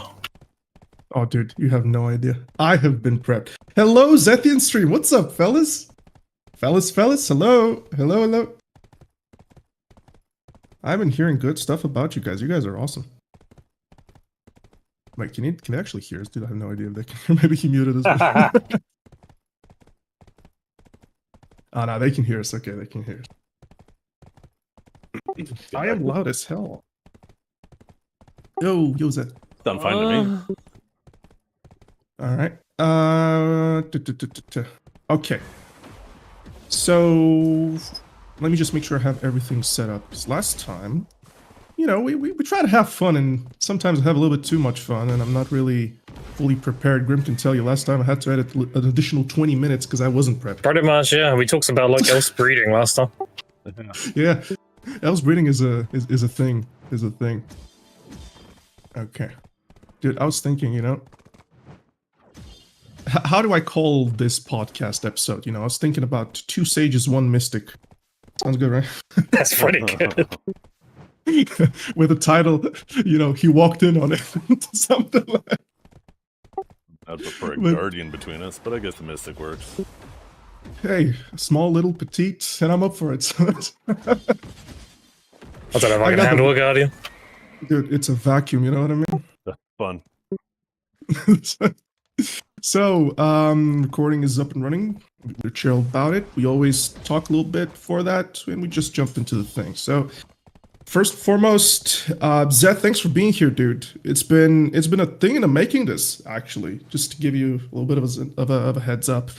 I pitched this idea to Grim months ago, and one of the first talks we ever had was, okay, what do we do with this if it actually goes somewhere? And we were thinking, okay, the very first episode, like I didn't tell Grim, but I knew deep down inside of me, I knew that, you know, first episode, class episode is going to be Sage. It chronologically goes into this, and I talked to him. Wouldn't it be fun if we get to the Sage episode eventually, and we get someone big? We're both like immediately, yeah, we're getting Zethian if we ever get one. So this is like a long time in the making, and we kind of go full circle on it, dude. So thanks for being here. It actually means a lot. I know this is gonna be fun. I know a little bit about Sage, but I'd like to learn more about it. Oh, now, dude, you're tempting me to ask. Do you think you can handle a bunch of questions, maybe? Well, it depends how deep you're planning to go. If there's surface level questions, definitely. Probably, yeah, a little bit of surface level. We can talk about it. Also, I have no idea how much Grim knows. Grim, what about you? Do you know anything about Sage? I would say I know about 20%. It's bold very deep. Claims, sir. Bold claims. It is very deep. I'll tell you this, the 20% that you know is the 20% that I knew when I approached this lore preparation for this episode. So let me just tell you, dude, this goes beyond and above deep. So, you know what I want to start, how I want to start this? First and foremost, you know, introducing the Crabman here, because let's be honest, I've been in Sakraya the past 2 days and it still reeks of him. All right? I was that pungent, huh? It was like that, dude. It was like that. Ladies and gentlemen, welcome to the Grim Verdict podcast. And we have today a very special guest alongside my good friend Grimkill, my fellow co-host. We have Zethian, the Crabman, the Sage Daddy himself. Zeth, how you doing, man? I'm doing fantastic. Thank you for asking. Good stuff, good stuff. So, ladies and gentlemen, last time we checked a very important episode, and that episode was called The Fall of Elvia, which is a very interesting lore bit. This time around, we have a little bit of a different fiasco. See, one of the most important bits of lore, whilst that is Elvia, and understanding basically how the world came to be and all of the issues that basically rained down from Elvia, we have to talk today about, well, you know, a guy whose first quote we ever got to see, almost the first quote, was, and I begin the quote saying, "Do not put your faith in gods, for gods are incompetent." Sage. That's basically. Call me incompetent? What the heck? No. Listen. You might not be the sage that you think you are, Zethian, and we're gonna start a little bit. We're gonna start a little bit onto that. My wizard or witch? You are everything and nothing at the same time. A pure paradox in existence. So, ladies and gentlemen, to give a little bit of world building, because that's the best way, in my opinion, to always approach such a lore story. A little bit of world building is to kind of understand where, like, we are currently right now, and most importantly, where is kind of Sage from.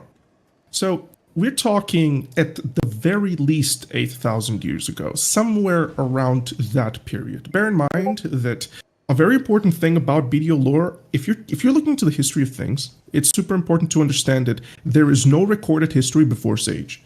Like, he pretty much started recorded history, you can kind of say that is true. So, it's very important to also mention, you know, we're in a world which outer worldly forces call Idana. And we're called Idana because of basically what Sage pretty much did in that regards, which we're going to get into in a bit.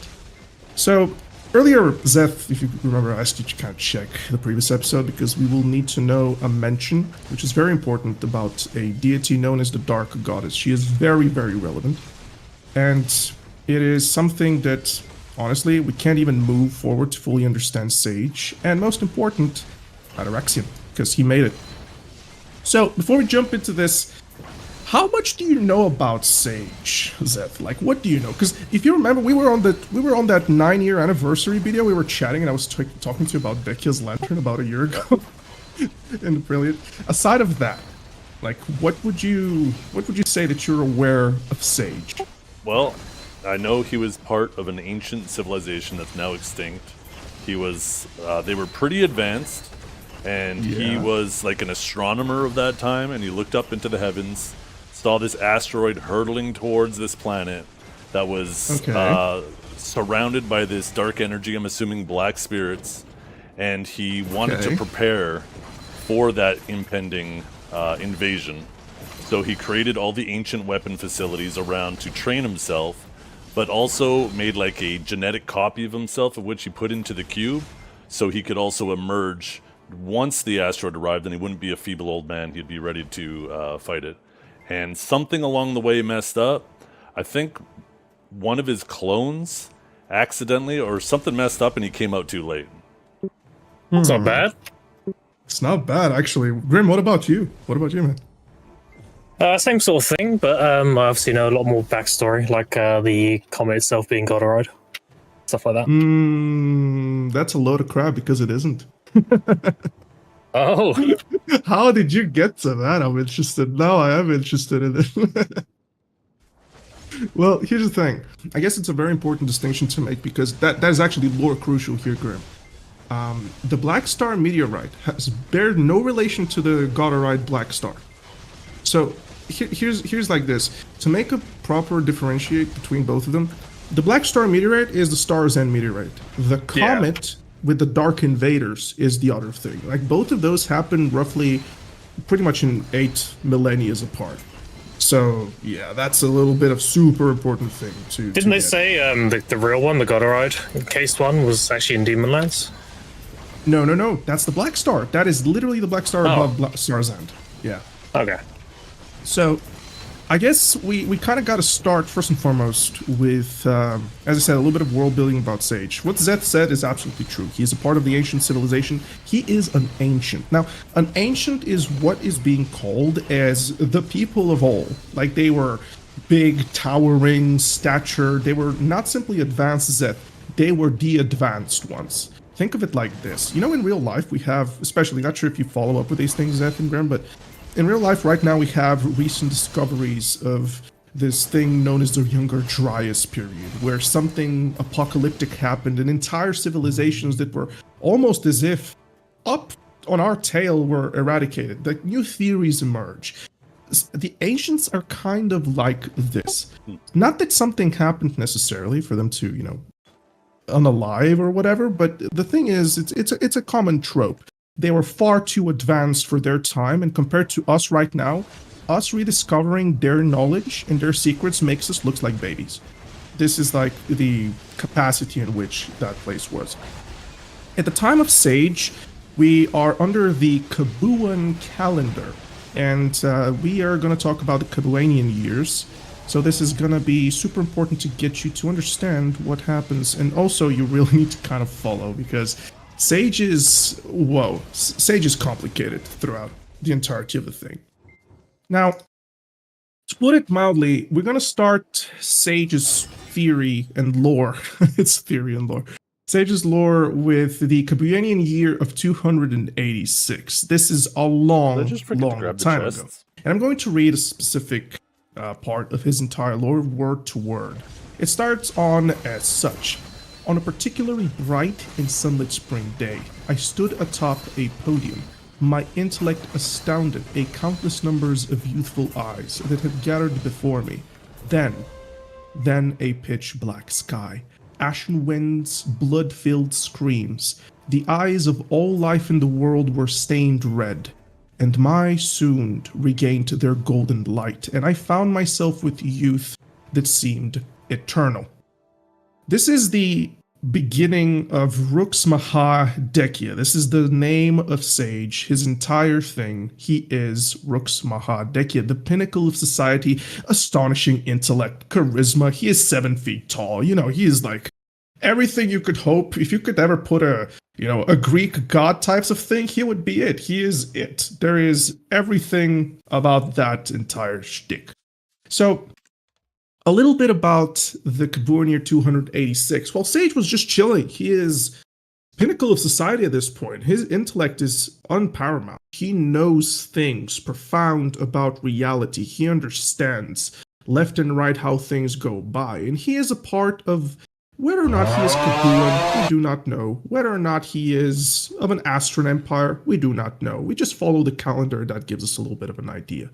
So, the Dark Invaders are coming. The Ancients fall to the Red Eyes. But here's the thing, Sage expresses this literally as, oh, I was just chilling and they came. So this is a little bit of, wait, wasn't he prepped for them? Wasn't he seeing them? Wasn't he looking at the telescope and was studying them? Well, we're going to see that in a bit.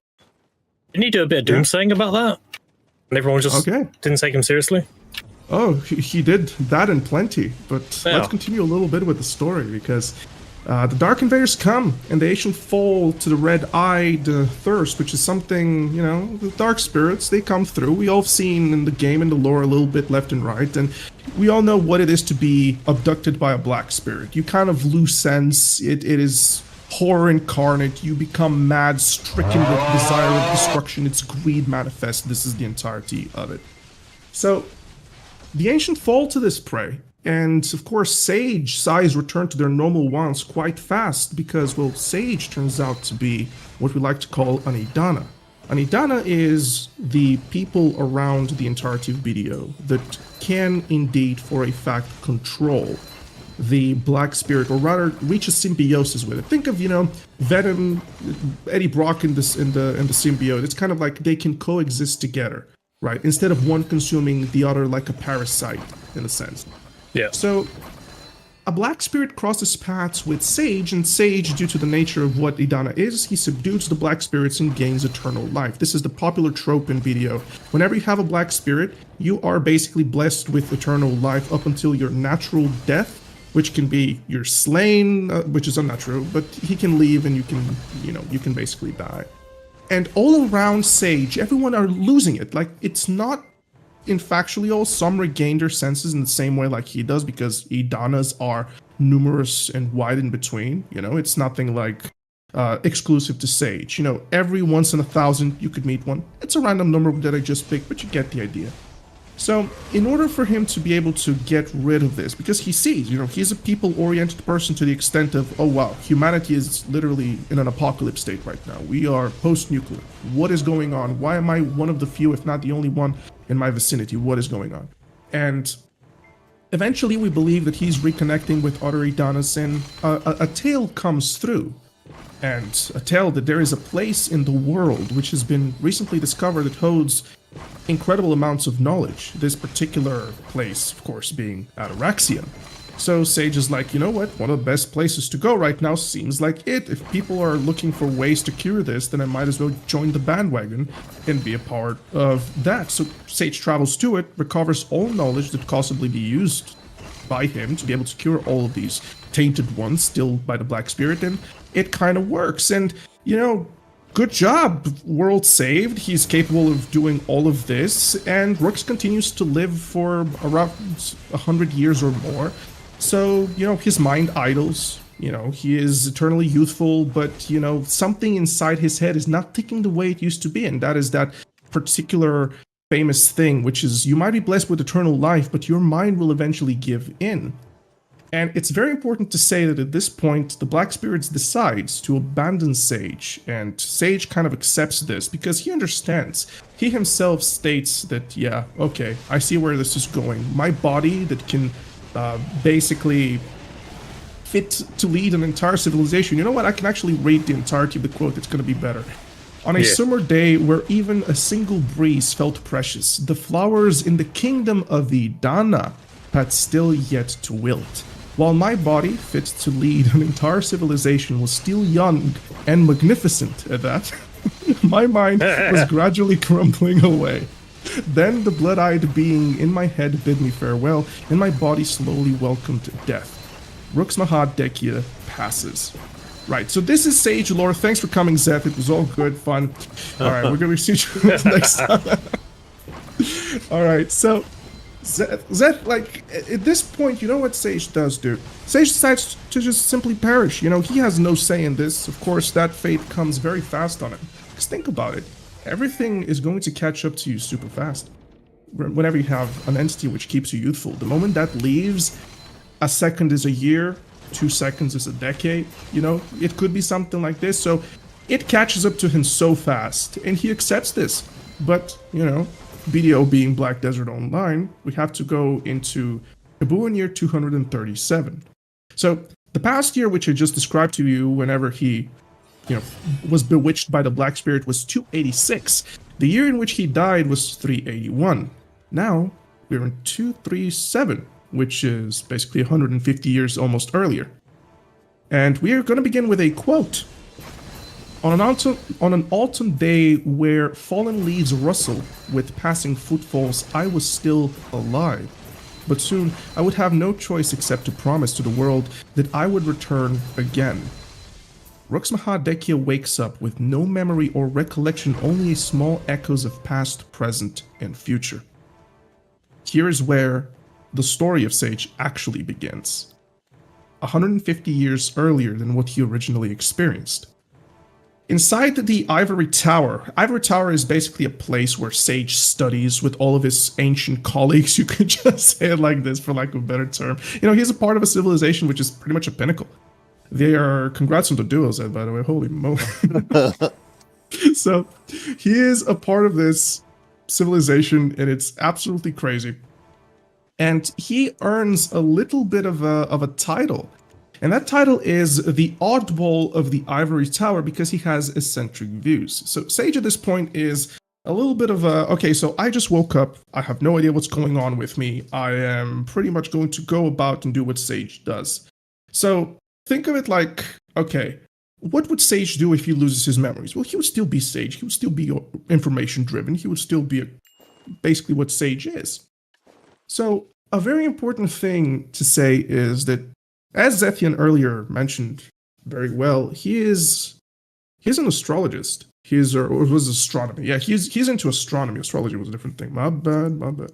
He's into astronomy, and he creates a very interesting contraption, which he names, and I kid you not, this is within his lore, and I couldn't pronounce it the first time, but I'll try again. He creates a contraption named Aturarkiaka. All right. That's the name of his telescope. I'm just saying. I have no idea. Does it have any relation to the one in Valencia? Okay, called red-handed. I have no idea. Idea. It's named Laffy Bedmontis. I doubt that Laffy would lie about it, kind of. At least I don't think it is. But, you know, Sage Gates dips into the entirety of studying the stars and the cosmos, and you know, he makes a proper decision to go about this. This would be his career, essentially. And one day, regular like all others, while studying the cosmos, he witnesses something that sheds him to the core. And he utters one word alone, and that word is doomed. That was what he concluded the moment he witnessed what he saw. And on the night where bleak darkness devoured every trace, I'm quoting right now, of starlight, a mysterious red star, never before seen, glimmered alone within the constellation of the Stealing Stone in the north region of the sky. This is what Sage saw, and he figured out its trajectory. He is incredibly ahead, despite the fact that his peers kind of belittle him and they don't really look into what he says is true. How many people could peer review a guy who is so ahead of his civilization? It is very, very hard. And so, do we know if he saw the Black Star or the Godoride? We know that he saw the Black Star is the Godoride. Yeah. Right. So the Black Star the is encasing, the Godoride. Right? Yeah, he is the encasing, yes. But the meteorite which he saw was the one with the Dark Invaders. And the first thing that he came... Bear in mind, remember, this is 8,000 years apart. Yeah. So, like, you know, that's two very different things. So he studied the energies around this meteorite, and he managed to figure out something very important, Zeth, and it's something that I think you said, I think I caught you yesterday on your stream. You said that it was 49 years, or I think it was Grim, maybe Grim. It took 49 years for the meteorite to arrive, and this is super important. Yeah, 49 orbits. Indeed, 49 orbits from afar, and he predicted that they would destroy the world in under 7 days, precisely 3, actually. Like, he said they will destroy the world in 3 days. So this is something super big because, like, how would he know the 3 days? How would he know the 49 years? This is advanced beyond advanced for the time in which they are in. Bear in mind, this is 150 years before all of this takes place. or at least we think so. So 3 days. That's a bit. Does that relate to the 3 days of darkness? Keep that thought for the Medea episode. I like where you headed. Keep that thought for the Medea episode. All right. You're going somewhere. You're piecing it out. I respect that. So the entirety of Sage right now is hell bent on one thing, and that one thing is, in its entirety, to find a way to save the world. Because he has eccentric views, obviously. His peers are like, who the hell do you think you are? You brought it out of nowhere. We're kind of figuring out who you are at this point. This and that. Probably they didn't know. They didn't even communicate with him a lot. He was, after all, called the oddball of the Ivory Tower. So, Sage is not really... Rux Mahadek is not respected around the entirety of the society in which he is in. But he needs to still pick up the slack of his entire civilization. And that is something super, super important. And Sage decides to build a fortress. He decides to, at this point, be like, you know what? We are facing peril in 49 years. There is nothing we can do about it. It is coming our way. You know, we're not Elon Musk trying to find a way to deflect whatever asteroid, whatever thing. Right, you get the entirety. So, he creates the idea of Ataraxian, a fortress which is supposed to be combated in different types of ways so that he can, and the entirety of the world can withhold the Black Spirit invasion. This is the purpose of Ataraxian. So he travels the world by creating, looking for different types of knowledge. But prior to that, he creates the inner part of Ataraxian, which is super important. And traveling in the world while studying the comet, he wants to desperately find people to assist him. His own people look at him weird, they don't believe him, they see him as some sort of a goof, but what he sees is that they have grown accustomed to their prosperity. What he describes is, they have bountiful feasts, plentiful wine. They were in a paradise not about to be disturbed by some comet Rux saw about. No, they're being disturbed by Rux. They see him as the issue, not the Dark Comet. He's like the doomsayer of some sort. He tells you, we are gonna perish. Shut up, bitch! So, the response of his people, in a typical way, is they imprison him for disturbing the so-called peace. They're like, dude, we're having a chill here. We're like... He refers to them as the foolish masses. Yes, and I'm gonna quote something here. Foolish citizens, when the comet descends and the invaders bring ruin to our world, when the temples collapse and the Ivory Tower burns, and your tears of regret wash over the split earth, I will come to save you. Which is kind of like, that's a little bit of, that's based. Despite the fact that you hate me, I'm still here for you. He vibes the whole. You for real, he does. Shut up, So, bitch! this is something great of Sage if you think about it. That's a little bit of, okay, he's a hero. There's no sort of he's not an antagonist. He's not left and right on this and that. So he makes a thing known as Ataraxian and tasks himself with an incredible thing to create this fortress that would be able to fight the invaders. And inside, well, do you guys know what an Ator is? Well, there's that big guy that walks through the desert, and you also see like some of them being dug up in Ulakita now. I don't know if that's a Tor though. Maybe it's like the power core that's in him. That's an Ator. That's an Ator. Okay. So, Grim, you know what's an Ator as well. So, how many do you think Sage has in Ataraxian? Just think about it for a bit. Okay, so we know one. Elezra is after it. It took a while to get to it. We have Ator shoes, which is built from a remnant of one. Considering the power structure, super important thing that is, how much do you think Sage has at his disposal? Is that any clues? I think if you run around Ulakita, you see quite a bit of them, and I want to estimate that that's just a fraction of what he has. I want to say 100 or more. All right, Grim, got any ideas? It's about the same. I mean, you see remnants of them where the 3 days of darkness happens in Ulakita. Cool. It is 100,000. He has 100,000 at his disposal, with the sole purpose of eventually, should all fall to crumbles, if we can't get to it, if we can't survive this thing, the Aetors are to be unleashed and rain scorching earth upon our realm to potentially cleanse it, to find, it's kind of like, I refuse to fall to you, I will fall at my own means, or how to even say this. It's denying the invaders. We will self-destruct rather. It's kind of like some sort of a samurai type of stuff. We will never kneel to invaders. We will take our own lives in a sense, which is a little bit of that. So, we're talking about Ataraxian, we're talking about Sage. He is creating this core bit of it, which is known as Ataraxian. That is kind of like the centerpiece. And Sage travels. He travels a lot. And, we got to explain a little bit about what Ataraxian is in reality. So, you guys have probably heard about 4 people, or at least heard those names. The name Vaha, Sika, Yolu, Orze. Ring any bells, Zeth? Yeah. I don't really recognize the other ones. Yep. So we're going to go into those in particular. So here's what Sage does. Sage travels around the world, as Ataraxian is probably under construction or is being constructed. We don't know the details precisely about it, but he needs to find people to preserve knowledge with. He needs to find people so that should all hope is lost, there would still be some remnant of humanity. And he finds some very interesting individuals, specifically kids who are orphaned of wars, different types of wars. Those kids would be Vaha, Sika, Yolu, and Ors. So, you all know probably Vaha from, Vaha's earring in Valmakea. That's pretty much a thing, a contraption of his. And Ors. Yeah, that's and Ors, my girl.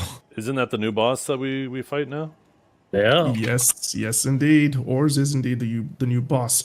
So, in between, however, between Vaha and Ors are Sika and Yolo, and a little bit of characteristics for them so you get to understand a little bit more about them.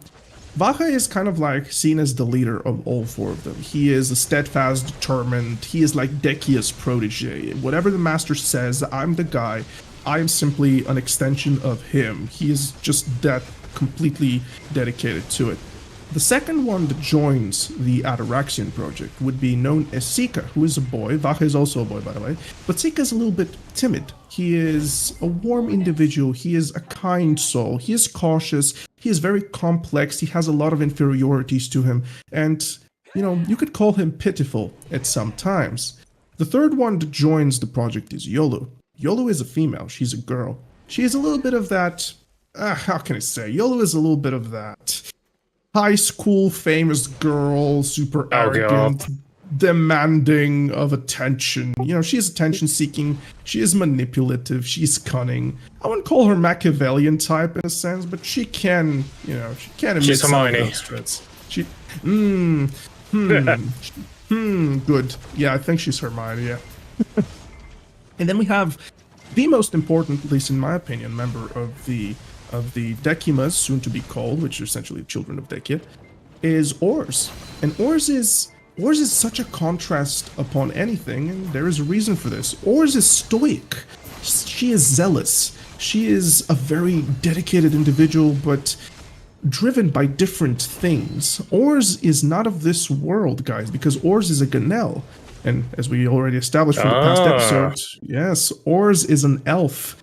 While the rest, we kind of don't know if they're ancients or humans or hybrids, whatever they are. They're kind of shown at the start looking a little bit like Shies, then grow up to look like kind of normal guys with just elongated ears for some reason.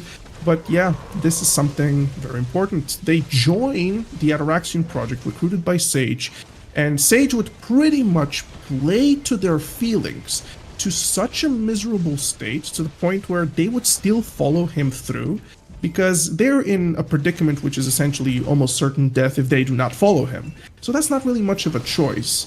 Sage is going to use you, in reality, to do what he wants you to do.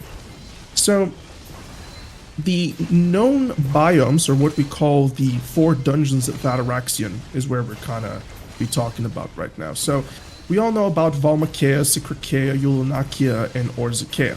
So, see, those bits are parts of the real world of Black Desert from a long time ago.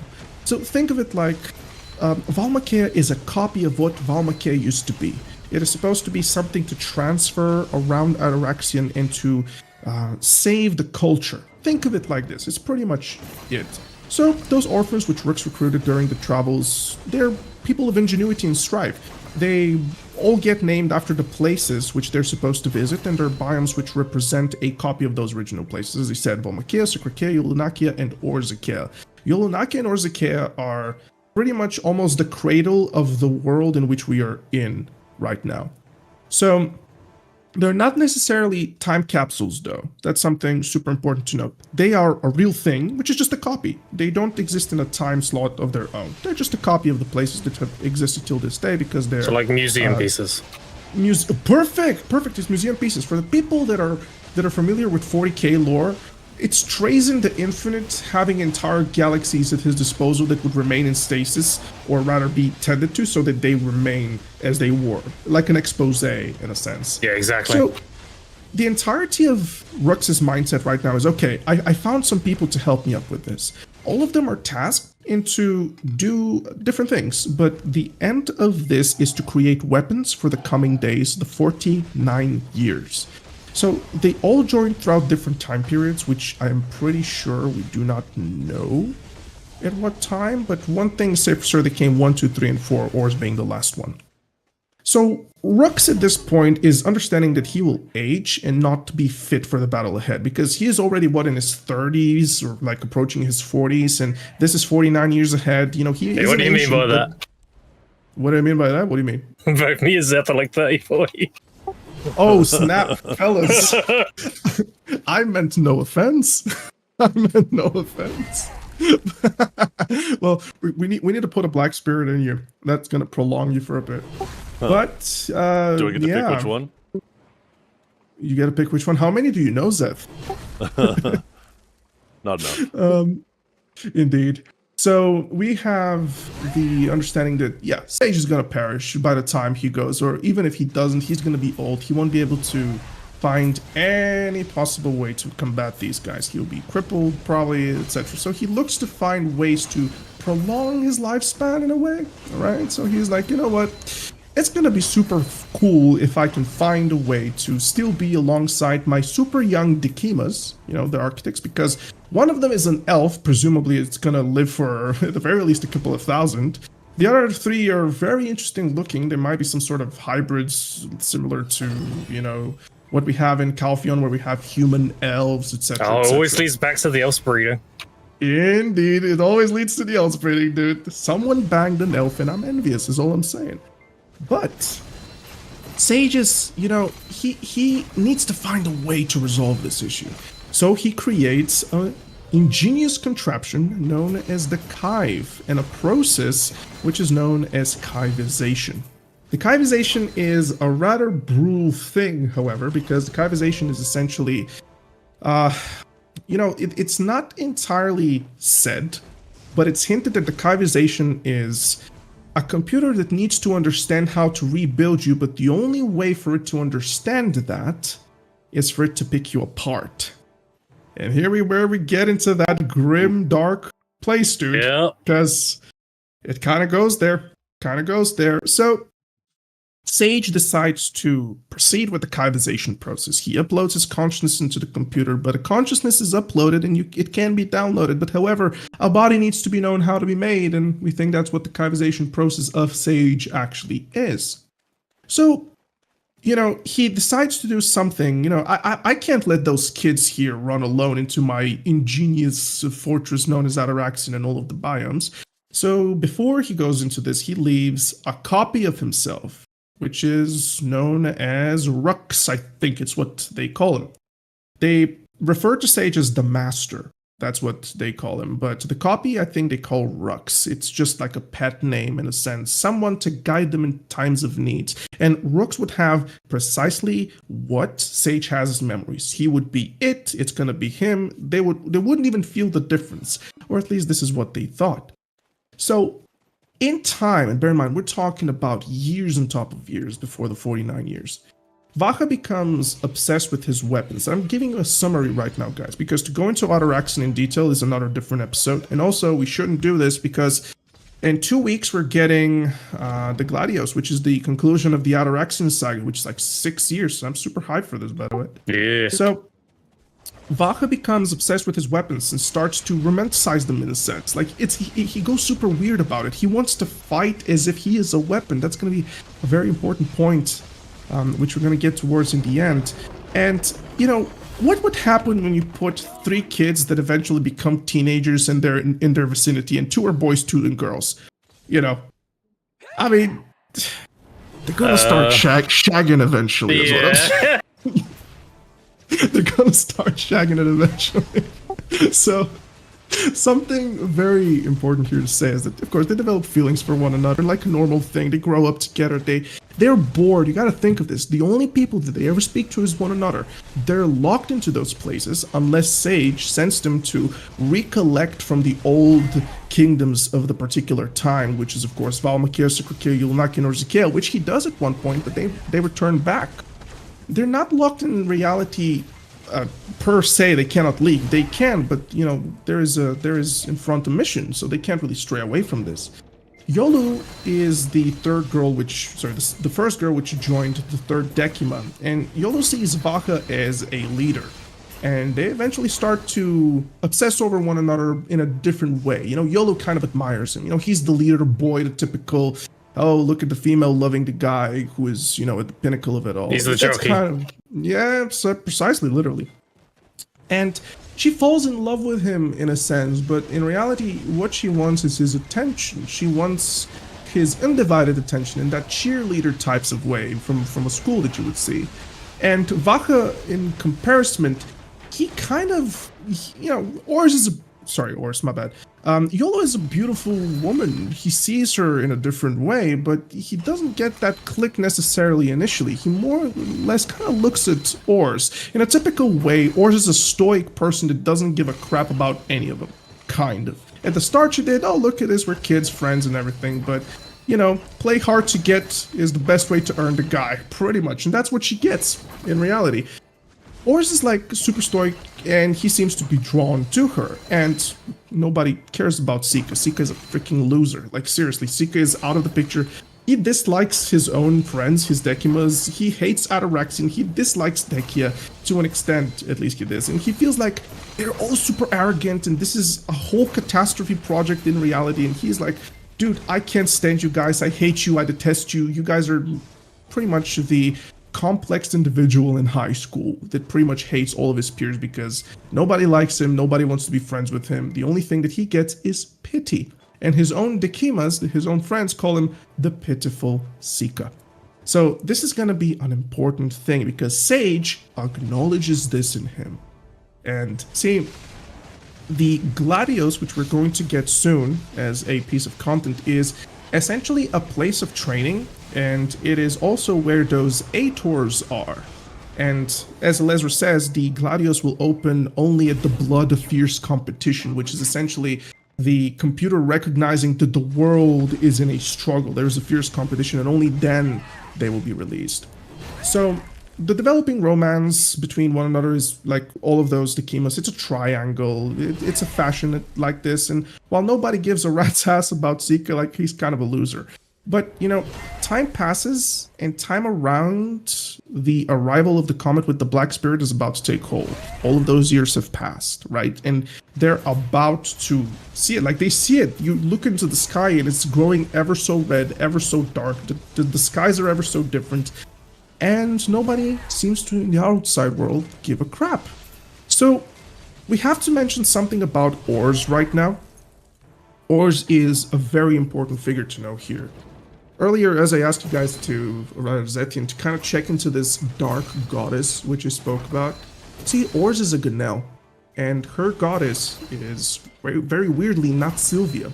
See, Grim will kind of know what I'm talking about right now, but Ors is all about the dark goddess, which, just so Zeth gets a little bit of an understanding, you know, the Kama Sylvian elves, they have Sylvia. Sylvia is everything for them. They are, like, that's their goddess. The Ahibs, they have the dark goddess. And here's Ors being like a mirror to this. Ors is a Ganel that goes for the Ahibs goddess, essentially.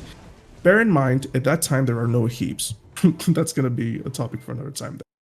So, the time comes in to fight them, but see, Vaha wishes to fight. He wishes to become one of the weapons. He wants to be a part of this. He's prepared for this. He is so fixated on that particular prospect.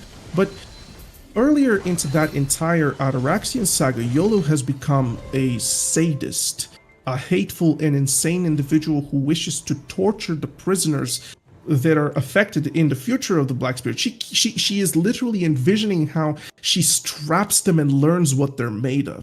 She grows ever so disgusting as a human being. And Sika is like, I really don't like you guys. You guys are horrible, and dips for multitudes of reasons beside of this. He dislikes the entire idea of it. And Ors, well, she follows the advice of the Dark Goddess and totally neglect everything that Dekia serves. She never leaves there to assist. And now we're going to talk about, do you remember how we started this? Kaboo in year 286, where I read you a very important quote from Sage. Well, let's repeat it again. On a particularly bright and sunlit spring day, I stood atop a podium. My intellect astounded a countless number of youthful eyes that gathered before me. Then a pitch-black sky, ashen winds, blood-filled screams. The eyes of all life in the world were stained red. My eyes soon regained their golden light, and I found myself with youth that seemed eternal. Hold on a minute now. Didn't just Sage went into a phylactery type of thing to be torn into pieces and... Yeah, this is Rux, yeah. right? Well, is it Rux? It might be the player. Is it the player? Has that got any clues? I don't know. It sounds like maybe it's just a copy of itself. All right, let's continue then with the lore.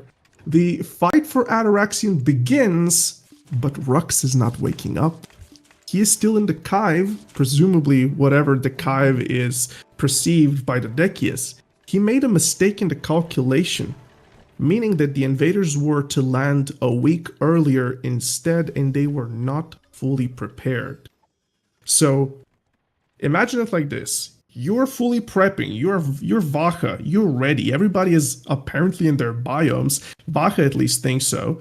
And they arrive 1 week early. And it goes tits up from there. Literally, the world is immediately engulfed into this darkness, which apparently Sage talks about, which is very interesting.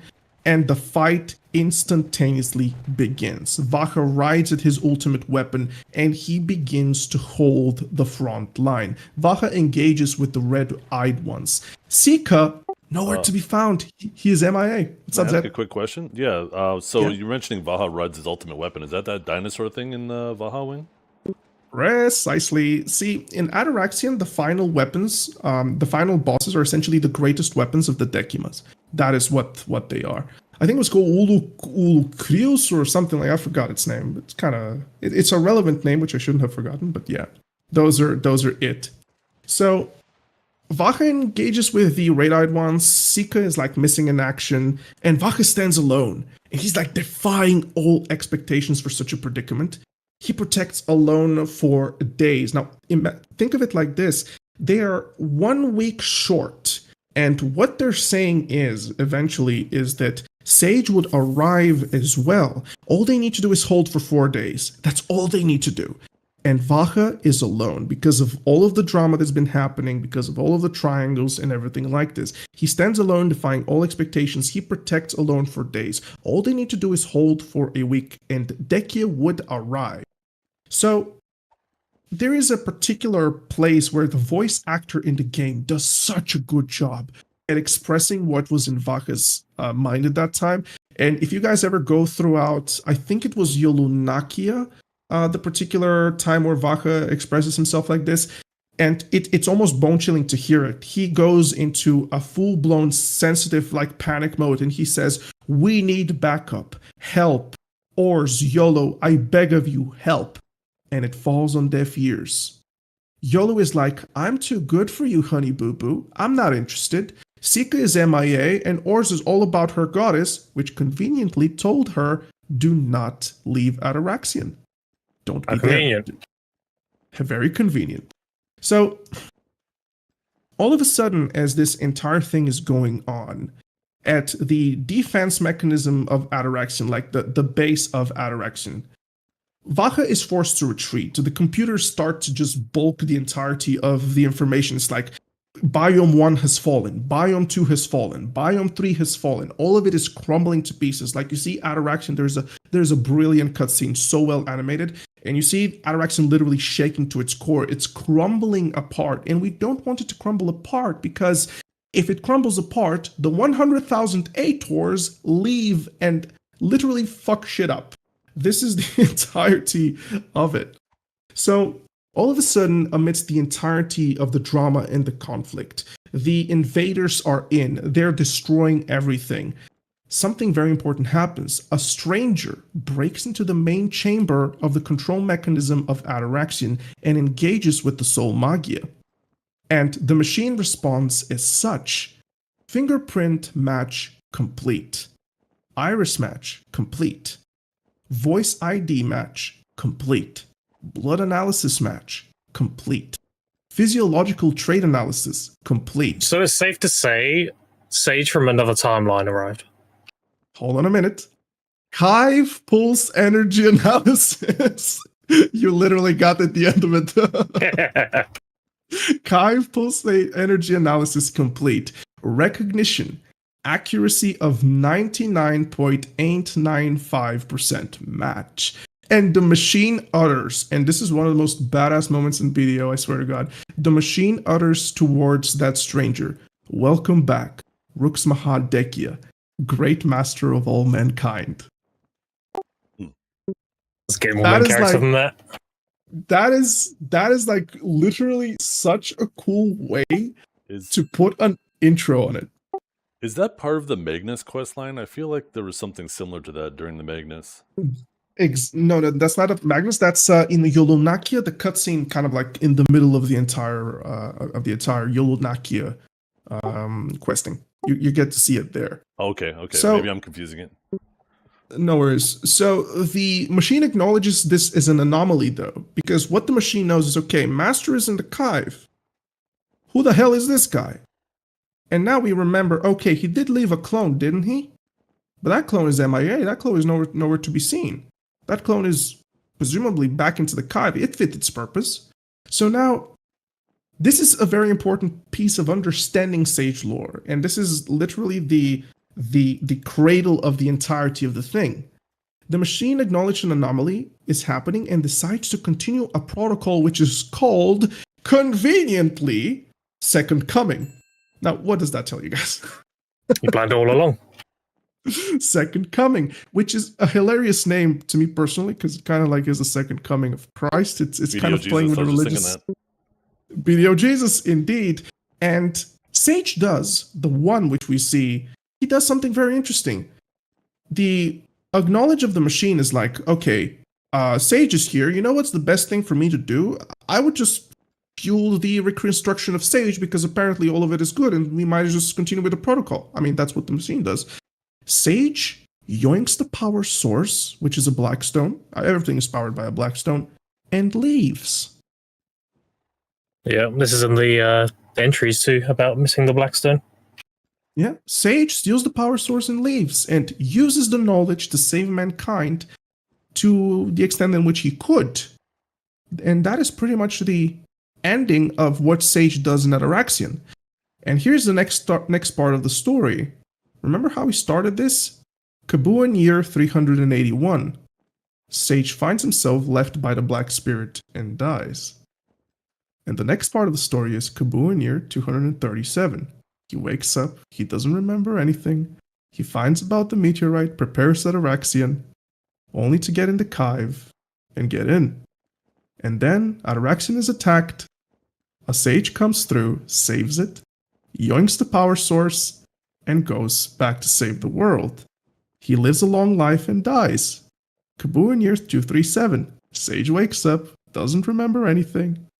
How many of you guys figured out that Sage right now is in a loop? It's pretty much. So it's like that film, right, where the guy dies and he loops back the day.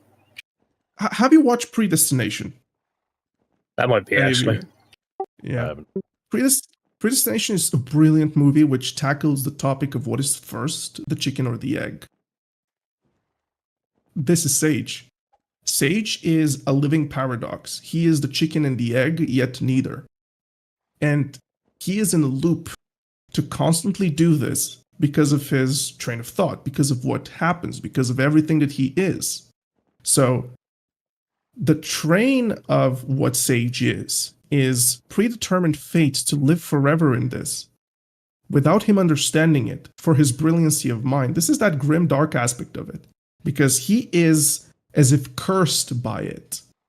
And welcome to Sage lore. Now, some of you might be like, okay, well, what happens from now on, right? Because how do we play Sage?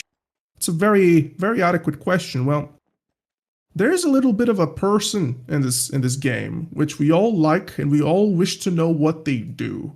A very enigmatic, white cloaked figure, super sexy, has white hair and a staff. Yeah, we know. She's all over the place. She's as redundant as you possibly could get redundant. And of course, Elezra comes through in the entirety of the situation. So, see, how does one break fate? How does one get out of this loop? Because think about it, Sage cannot escape it. Now, I'm just reading this and essentially expressing it as he is in a loop. We do not know if he necessarily repeats this twice, but it is a loop nonetheless. No matter how much you go through it, it is a loop. He is in that loop. And a very important thing here to understand is that someone has a plan for him. Someone knows of this loop.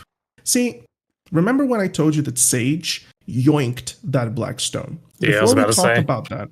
Yeah. Before we talk about this, let's talk and just go into the details here. Not that Sage is one. At all times, there are two Sages. And they all go and follow their own tracks as if they're yin and yang rotating. You guys understand? It's like Sage 1 goes after Sage 2, Sage 2 goes after. It's the moon and sun chasing one another. This is what their entire thing is. So Sage continues to do this because he yoinks the power source, which restrains the Sage, which of course creates Ataraxian for him to find what is going on. That's one of the cool things, is that Sage 2 creates Ataraxian that Sage 1 gets inside of in order for them to be able to save the entirety of the world. And this is the chicken or the egg came first, because without Ataraxian being made by the second Sage, which is in fact the first one, you can never have first Sage, which is in fact the second one. That's like the funny thing of the entirety. So how would this relate to going back in time when they do the new content? Someone is listening. Remember, Grim, Zeth hasn't probably got to this part in the podcast. I think at one point, at least, I think I said how the Idania and everything, that PA said that we're going to go 1,000 years earlier into the past. Well, if you die and you have a black spirit and that sends you in the past, well, we have a black spirit. Now, maybe we're going to lose the fight there. Maybe. Who knows?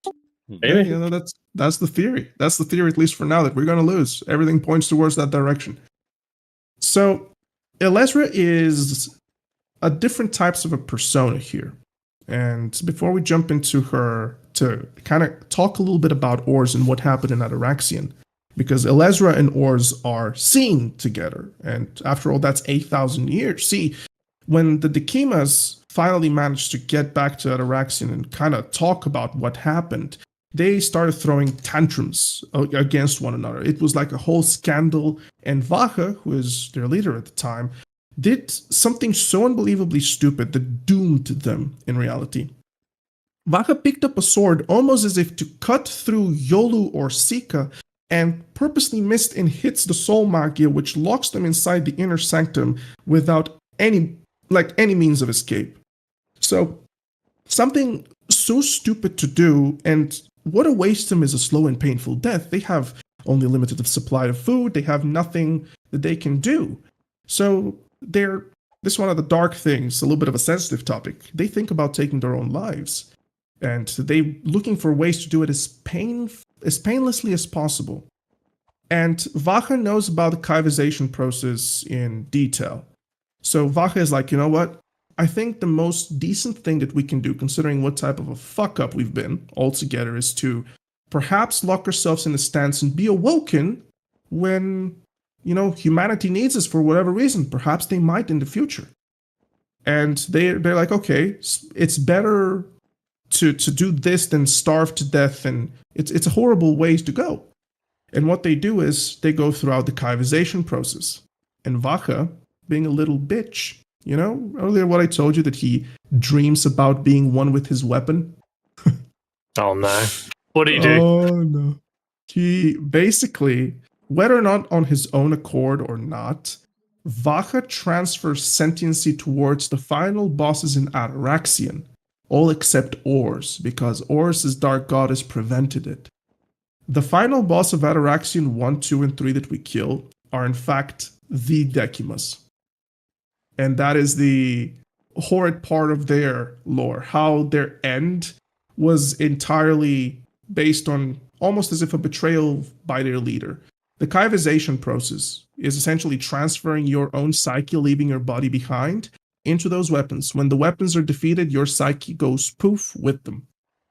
So if any hopes are out there that we're ever going to meet those 3 first ones, unfortunately, well, they are we kill poof. them. We kill them every week. Every week. Every week. So Elezra and Ors have a meeting.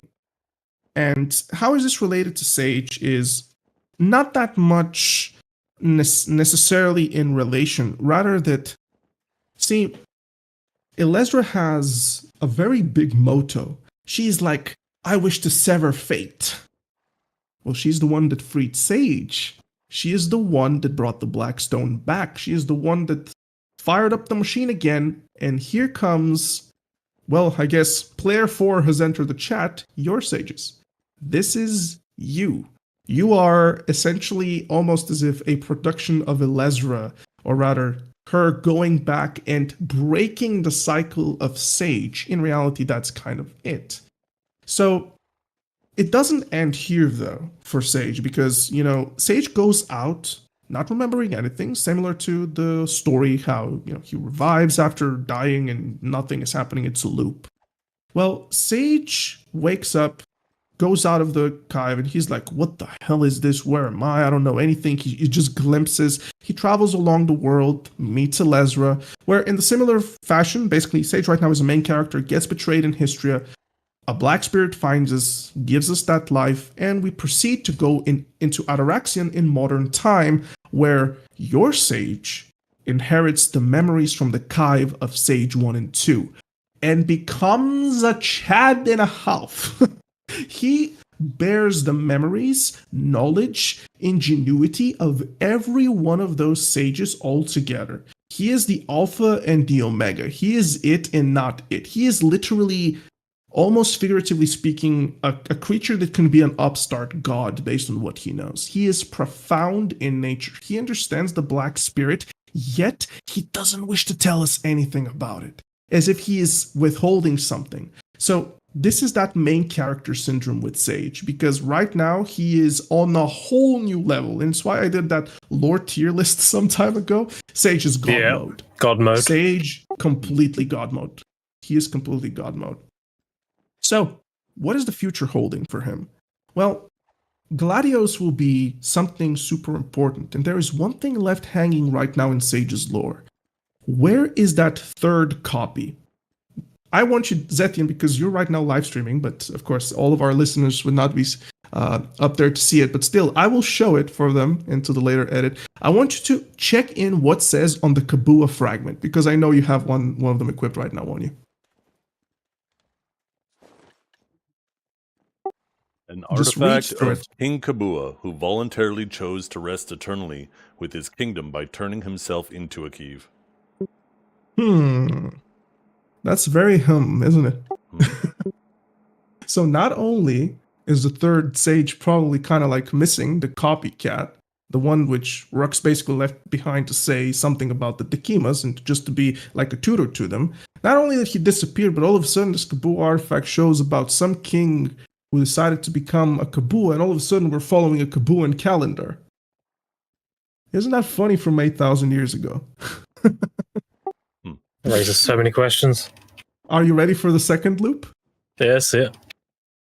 Probably is. Now, of course, this is all theory. Right now we have no idea And Gladios will tell us so much. Gladios will be the finale of Ataraxian and also will be kind of like the closure of Sage. It will be everything that we know.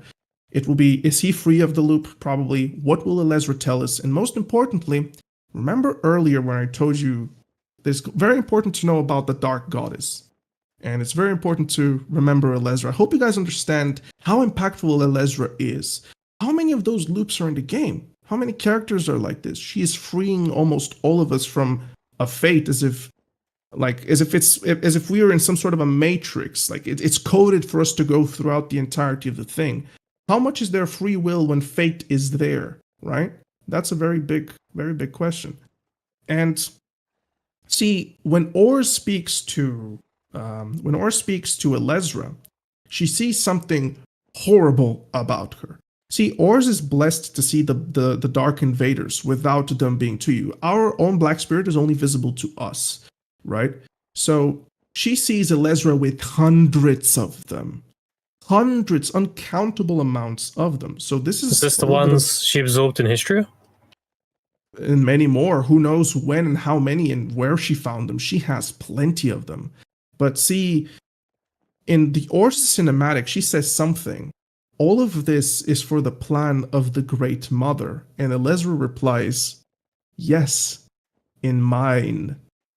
So this is a profound thing. And then Ors turns and looks at her and says, you are weird. Elezra replying, you weren't like this when you were little. Ors has been in communication with the Dark Goddess's child. Coincidentally, the Dark Goddess is voiced by Elezra. Elezra is the Dark Goddess, probably. So, this is an entity of, at the very least, 8,000 years ago, which implies heavily what's going on in Black Desert right now. And that Elezra is just having to play a very big game. And for now, this is the end of Sage's lore, but it will probably be revived in 2 weeks or like 1 week when Gladios launches. So, how did you guys find it? Cool. I think it was cool. I liked it. It was great. I got some questions though. Go ahead. Where does the Cobelius come into this? We know about the Kive. Kive is basically a contraption of Sage. Cobelius is recovered an ancient spear from the times of old, and it's the prized possession of that particular time. It's a very important artifact. You know, awakenings are always borrowed power, and Sage Awakening in reality is, okay, you know what? I just inherited so much, why not have literally the most powerful weapon of old, that at least to that civilization at the time. That is basically what the Cobelius is. So I have the Cobelius, the ancient spear, here in my inventory. And it says, a Cobelius spear revived with the power of an ancient black spirit. It is also a key to the artifact in the Cockroach Chamber. Yes, that's a part. I think that was a part of the Valencia quest chain of old. We're waiting for a rework on that in the distant future, possibly.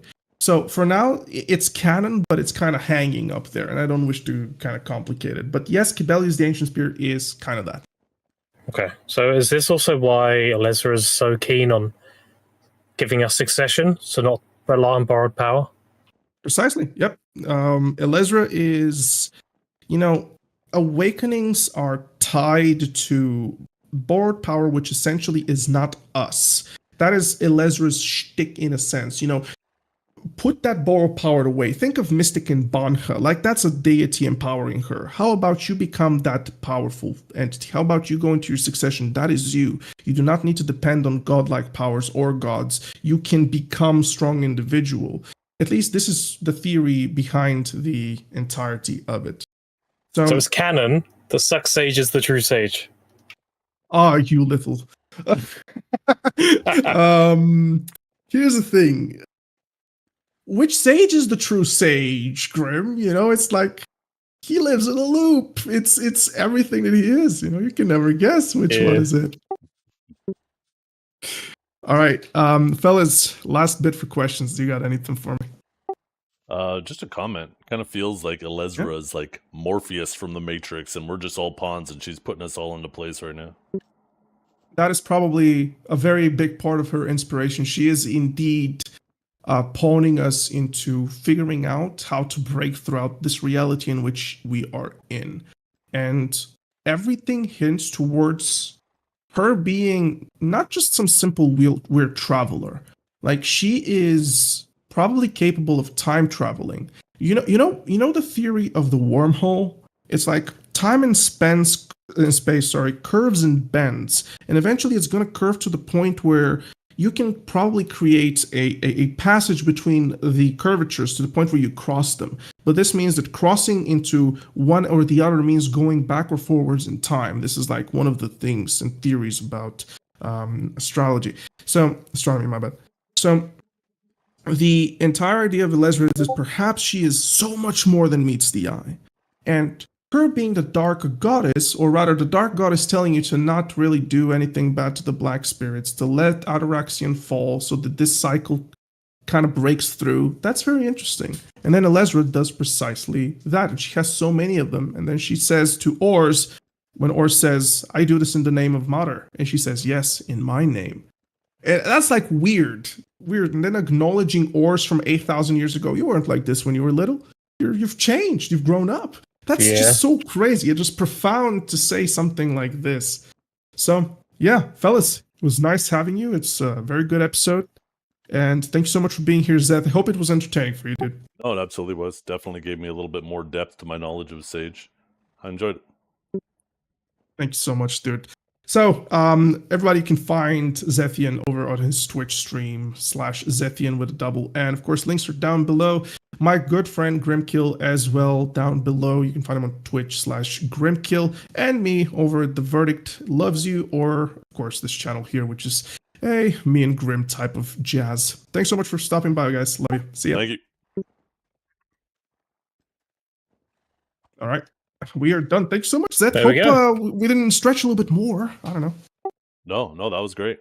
That was perfect timing, too, because I got to leave here in about 5 minutes. But, yeah, no, that was interesting. I watched the other video you linked, too, just before going into this. And, you know, I really like this series. I've always told people that BDO's lore is a little bit more deep if they actually took the time to listen to it.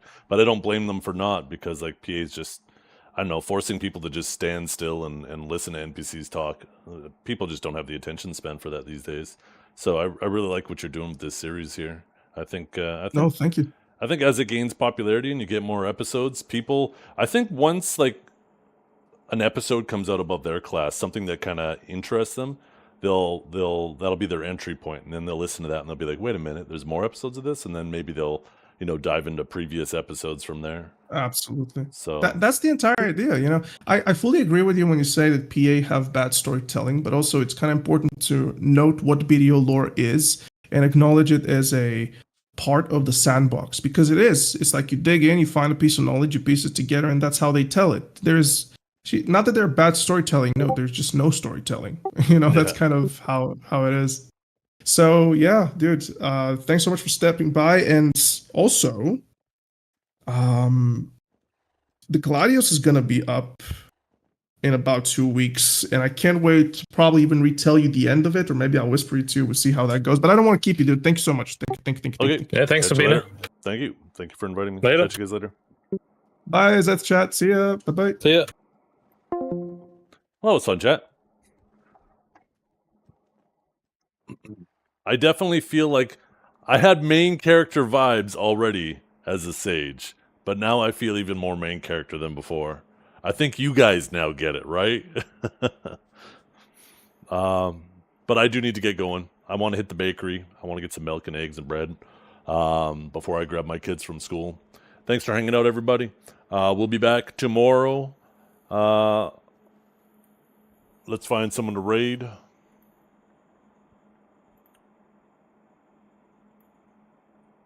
Here, let me unpause the text-to-speech. Fucking John, man.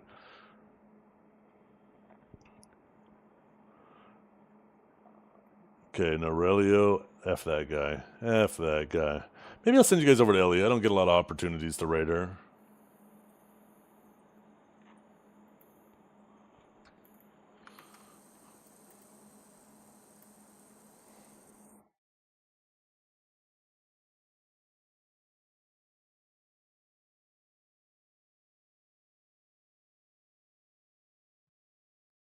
Oh, I think she's moving on from video here. Maybe I'll raid somebody that I know is playing video. Oh, fuck it. Maybe I'll raid Norelio after all. God damn it, Norelio, bitch. Where's Divios?